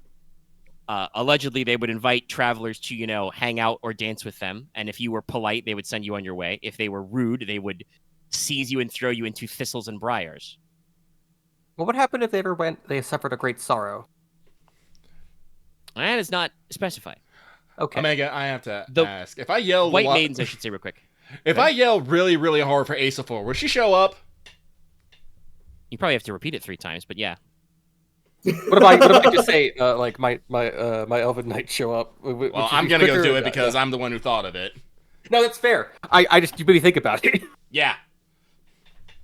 Go ahead. I mean, anyone repeating her name should hypothetically do the trick. Yeah. One note I was going to say, though, is that the white maidens were said to be guardians of caves or springs of water, and are sometimes considered to be guardians of treasure, which is something that you do find related to the White Widow, is that some versions say that the reason why she can't leave is that she has a secret treasure hidden away, a cauldron full of gold or something.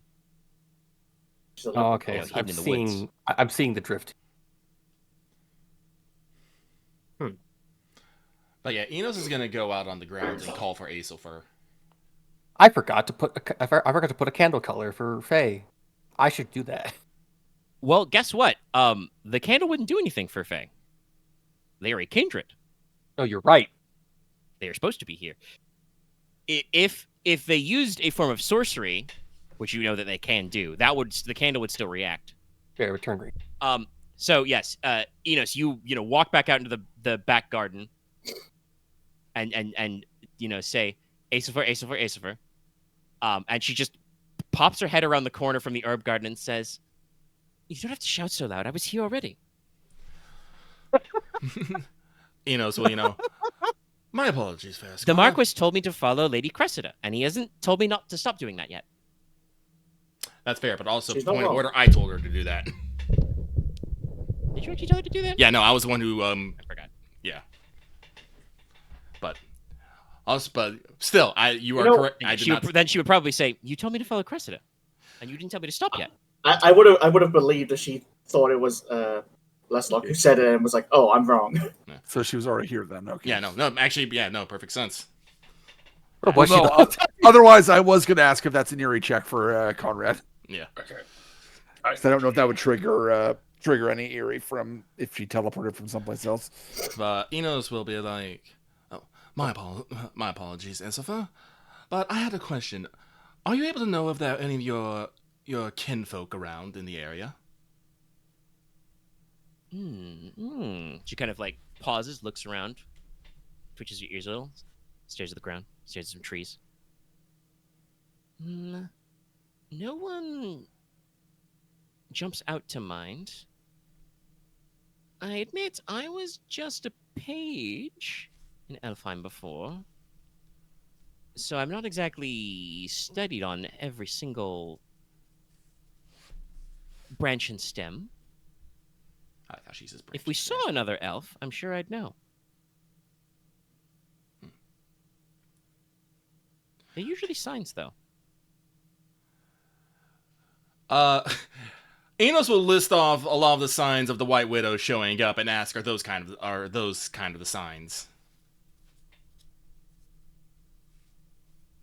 She kind of, pauses and strokes her chin a little and says, "Well, certainly we can walk out of fog, walk into woods, and, well, I would say that grief is probably one of the most painful things to a fae. But the part that sounds a lot like fairies is, you mentioned that they leave out bowls of sweet porridge? Oats and milk? Yeah. Honey? Golden syrup? Yeah. Yeah, that's the kind of thing you do for country elves. Local fairies. It's one of the many ways you let them know that, hey, you're welcome in my garden or my backyard or something. And you nail iron shoes. She kind of shivers over your door. But yes, Inos, I think you know this, but you may not have thought of it out loud, but ghosts don't eat. Yeah. I kind of pass over that. Yeah. Now, honestly, funny how you I know say that. I know I It's said fucking banshee, Oh. I know I said banshee earlier, but I'm gonna be real, guys, out of characters. This really sounds like a banshee. It might be a banshee, but 2 steps removed. I swear to God, if I'm related to this person. No. Like classical banshees aren't like these big evil things. They were just crying women that No, could I'm not. that could I'm like not joking. I know, but they were just women who would cry outside the house and could predict misfortune and stuff. Yeah, Any screaming was probably just emotional wailing. And no, usually attached to really old houses and stuff. Yeah, it's like I was wondering if it's more of just So because this house is just a lot of people in this house have died tragically, or people that have been here before have died tragically. well, we need to go find out House her. is pretty old. But I'll basically go rejoin the group, relate this, and probably murmur to the Marquess that he should probably give the unless he wants Asafel to stay hanging with around Lady Cressida. I don't know how he feels about that. Might want to consider giving her. I feel like I smother about that because I'm curious how she feels about it. Yeah. Cressida probably just, says she's been quite helpful. Well, she's out of Aunt Yebel's hair, at least. I feel like Cressida's more her vibe. Probably. Were you talking about? Oh God, what's her name? I fucked up my joke because I'm stupid. You're also EP. Oscar? We have been going a while. Sorry, are you talking about when you said get her out of her hair? Are you talking about Azelfer or Lady Cressida? Yeah. No, getting It was- Azelfar didn't have I much know. to do, so she was just No, bugging Lady Yebel I a know. lot. I was making a joke.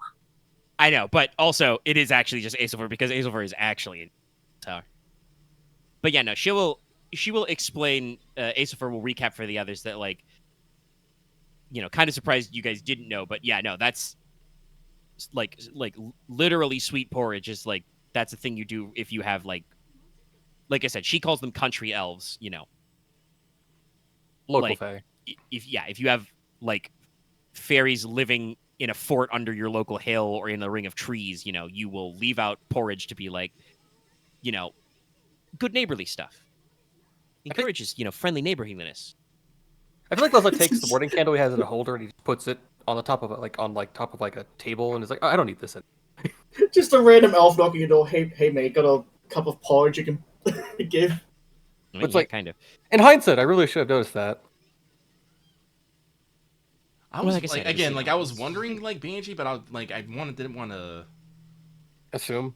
Yeah. Well, it's one of those things that when I brought it up, Cressida, who is not familiar with your crownish fairy lore very much, there are probably fairies who pop over to the cauldron, but like I said, the whole cauldron is weird. Yeah. I'd rather way. respect legends about Leshy than actually elves in the cauldron. Next time, I just got to go with my gut feeling more often. Yeah. So Cressida was like, well, they leave out porridge and it's empty when they check, in 3 days. That could be literally anything. Yeah. Well, but yeah, like I said, literally my notes are and you guys, I didn't necessarily think you guys would cotton onto it, but my note, I phrase it as also obviously ghosts don't eat. Well, yeah. You can leave food offerings to spiritual entities, but you burn them or leave them next to grave markers to decay, to become dead. I figured it might have still been an undead, but I figured it wasn't a ghost. Yeah, it could have been. Well, I mean, if it is an elf, that would, or another, a fae type, that would explain why, Lady Cressida hasn't felt any immediate unnatural things or eerie's, because just an elf walking around is not supernatural. Well, like I said, Dallas says he has to go soon. Let's resolve Conrad real quick. In the woods, by himself. Yay! Well, not by himself. He's got a dog. I got a dog. You did Blot with you just in case. You send off.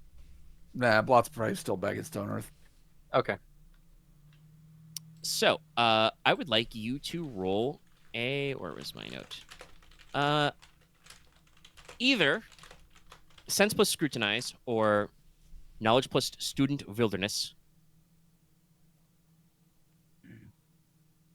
Sense Scrutinize would be higher. And I would like you to make that at difficulty 3 in that case. I think you get bonus because of Ignis? Or is that for... I mean, I'm not assuming that it's anything he could smell, so... No, you should get your, 2 dice for... Yes, because he is, he's exceptional. Exceptional. Yes, you are scrutinizing. If there is anything for Ignis to find, he will find a find. So yeah, add 2 dice.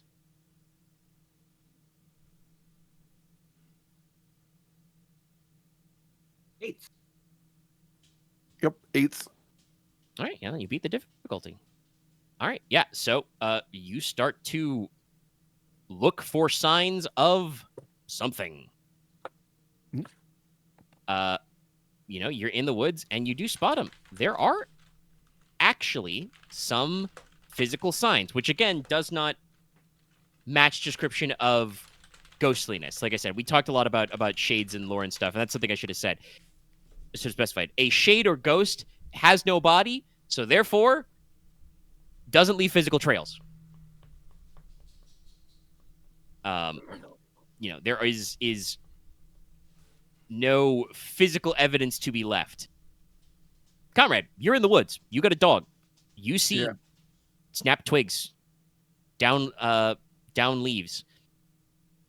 And most telling, with your 8s, you find in a couple of places, faded, maybe a few days old, but in some of the soft soil or sediment near the back brook, or in the underbrush under a tree, humanoid footprints, not boot heels, bare footprints. About how big? Well, what did I tell you earlier? So maybe someone with like comparing them to a human, like age. They are humanoid. So they are human shaped. You would guess the person is probably pretty tall with this size of foot. Like I described earlier, Enos's vision was of somebody who was like 6 foot. Mm-hmm.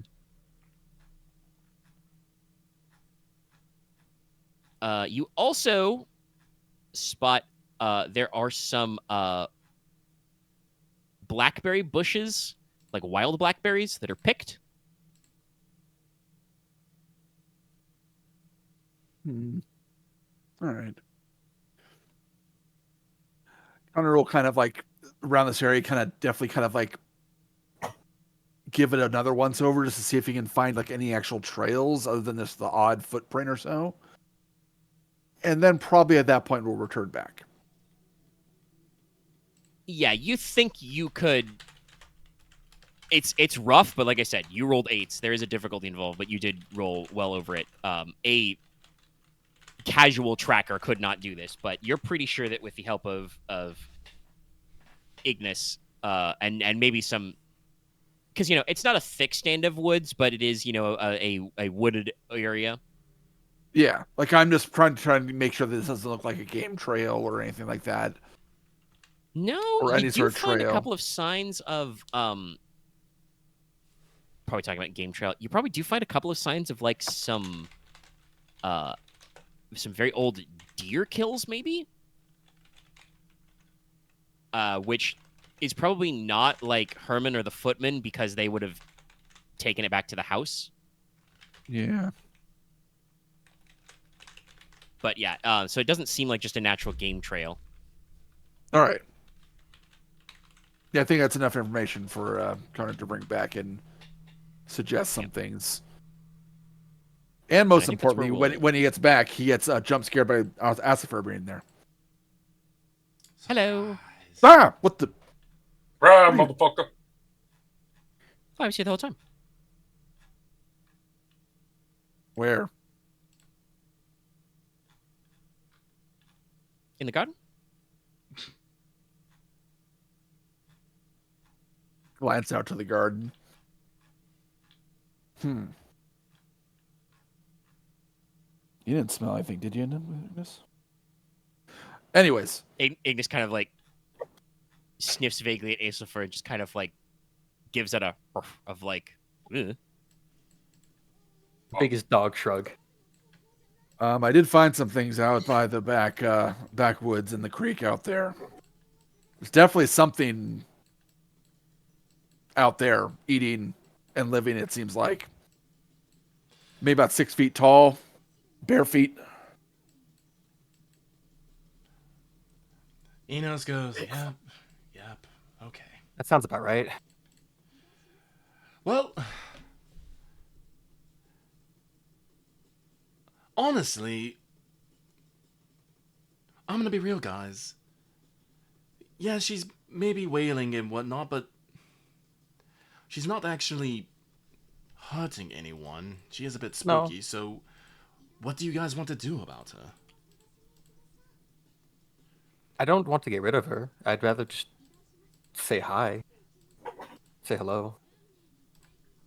I think Aurelia kind of like crosses her arms and does a gesture. I think it's kind of similar to Cressida, where she kind of like tilts her head and looks up towards the ceiling a little, clearly in thought, and it's like, well, Inos, you're right. She's not actually hurting anybody right now, but some of these legends say that, if you, Aurelia wouldn't say jump scared, but like, if she like jumps out at you and spooks you, you might die. And some of those I'm sorry, it's white maiden. I'm sorry, I'm not gonna say it out loud. It's like, yes, it's like when you scare someone and they, turn around and slug you because you scared the shit out of them. Yeah. And Aurelia continues, and some of those white maiden legends talk about, if you were rude, they would hurl you into bramble bushes. That's anything, Possibly honestly. I'm about to say it's like, yeah, no. Again, not gonna say this because I don't want to ruin Aurelia as well, but yeah, no, I'd do that too. You're rude to me? Fuck you. Get out of here. I did find a couple signs back there of deer that had been killed. That's and not by a normal hunter. Technically poaching. I suppose that matters if the Marquess, Aurelia rolls her eyes towards Leslok, cares about people living in his back garden, eating his deer. Wait, no. Inos snaps his fingers. His fingers. It's like, no, that's right. This is yours.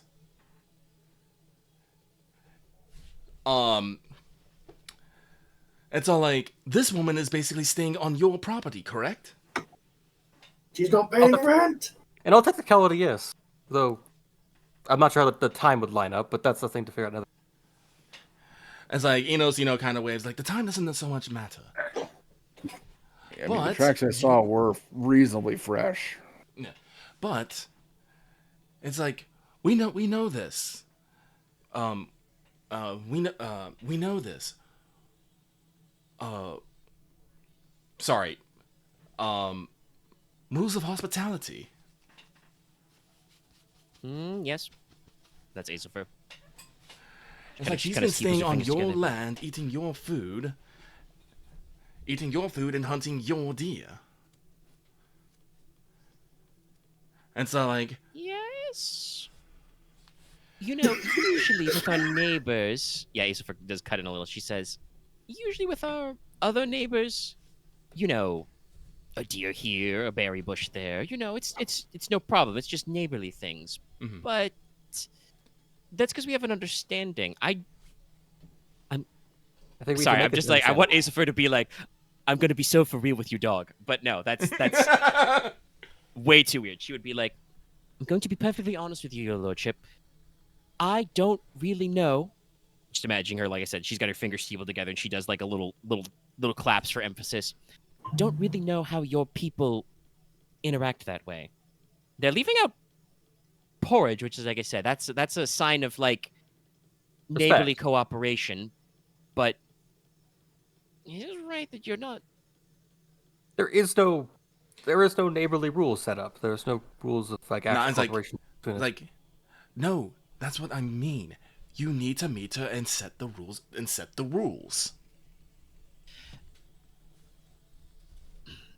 It's kind of like inhales and exhales a little, like she's trying to figure out the right way to say something, and she says, "Okay, so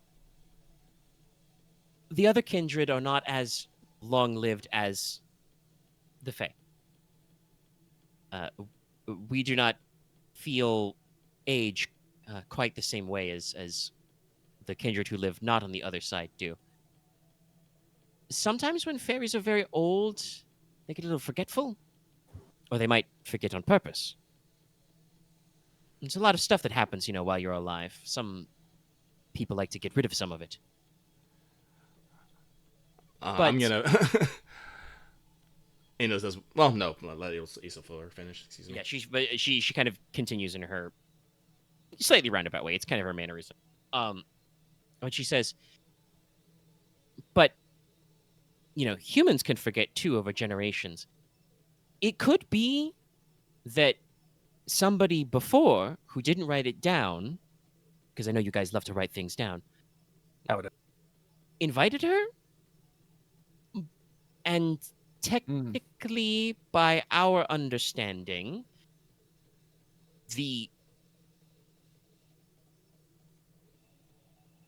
listen, all I'm saying is that fairies don't always consider invitations and such things expired just because the human side of the relationship died. The agreement would hold ground to them until they passed.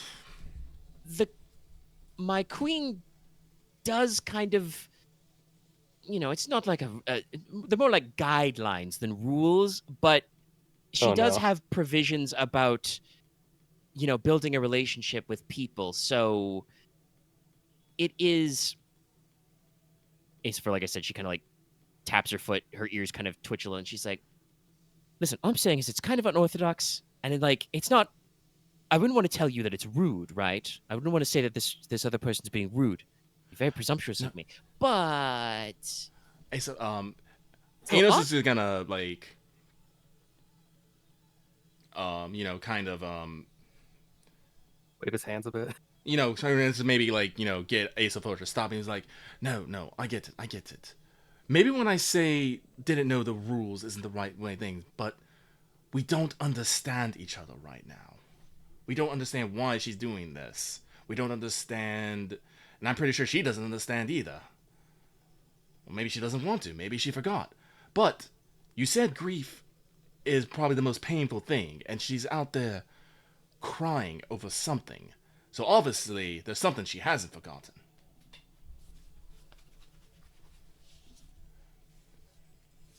It's all like, so what we like.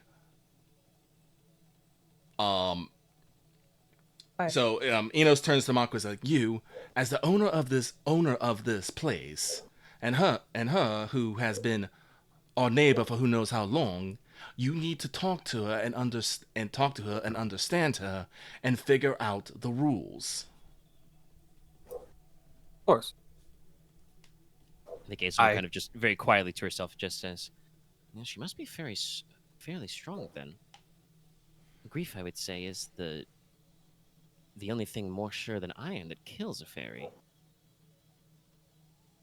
I would, if anything, I would like to invite her to dinner, see how it goes, and maybe come to a bit more of an understanding.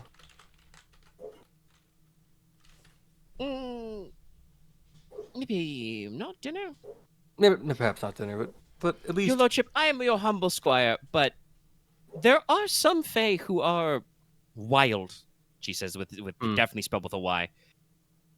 Those who do not choose to adhere to my queen's rules, they're not really stronger or weaker for that. They are just excluded from our society. Just like anyone living on your lands who refuses to swear fealty to you is.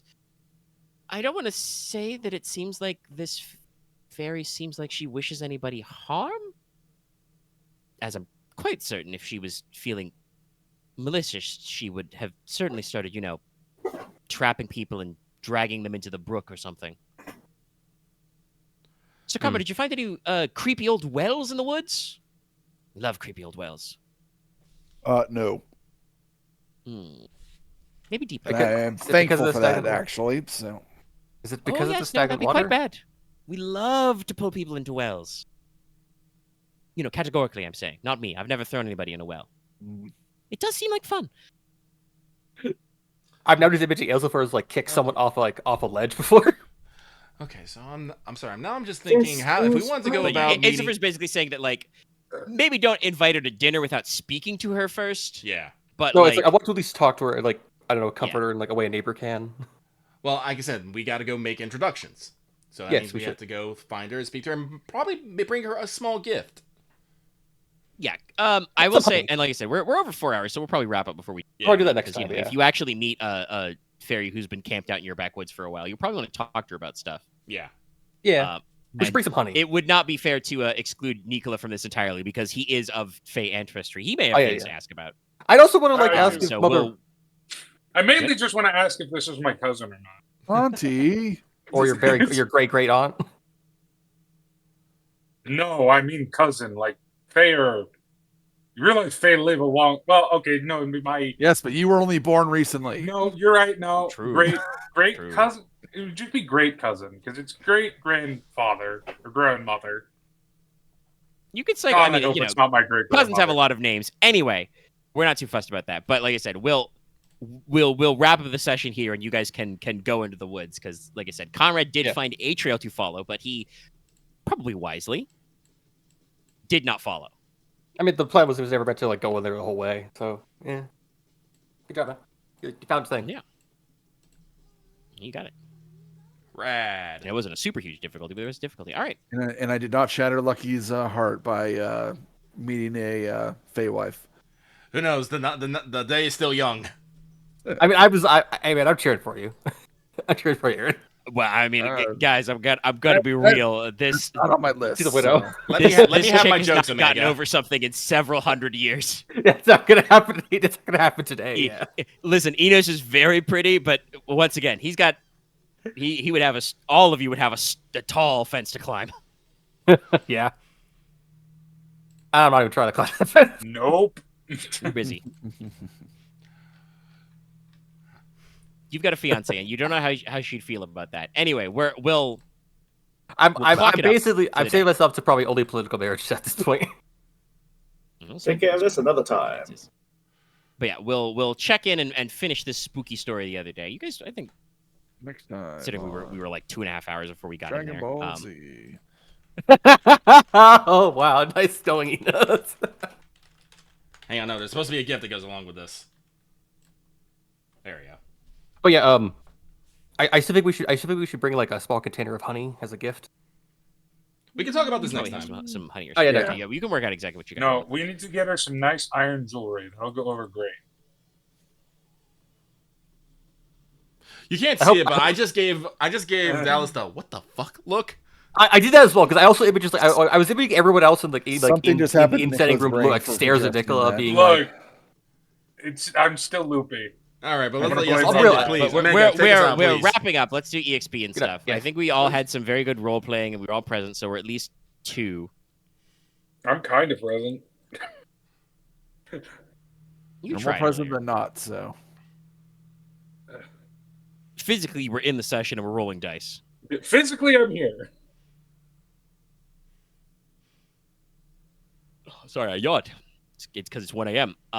Yep. Another very fruitful rain session. Blah blah I blah had blah fun. blah blah blah blah blah. Anybody finish any missions?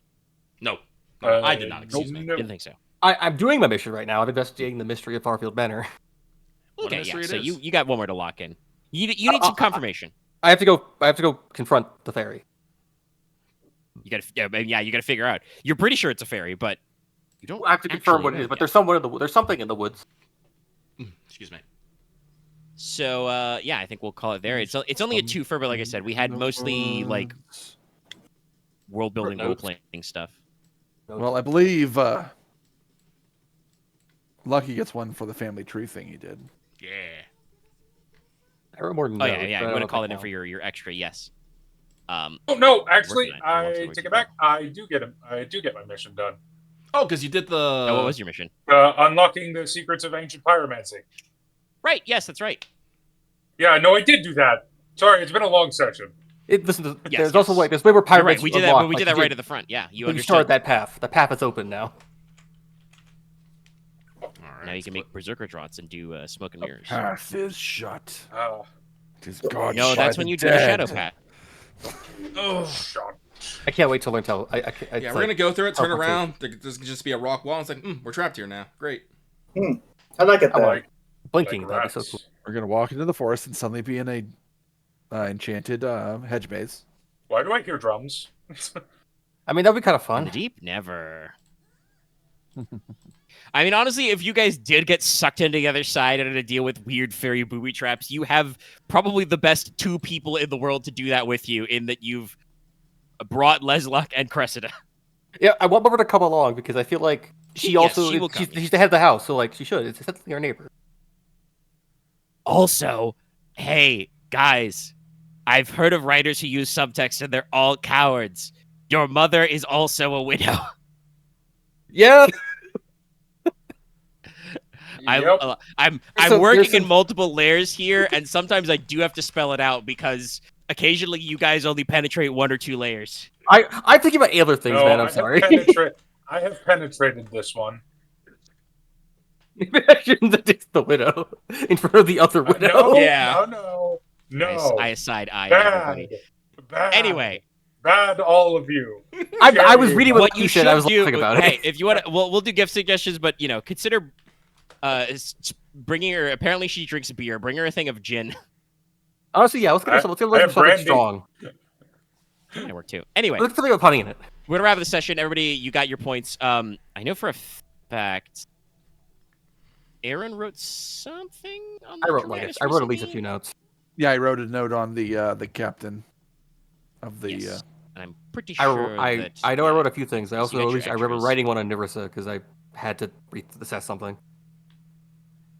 Yeah, I think I remember that note. I'm like, I probably already clicked and read those. Anyway, all right, we're gonna wrap up here. We're gonna wrap up the recording. Thanks everybody for tuning in.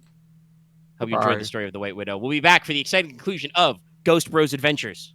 Ghost Got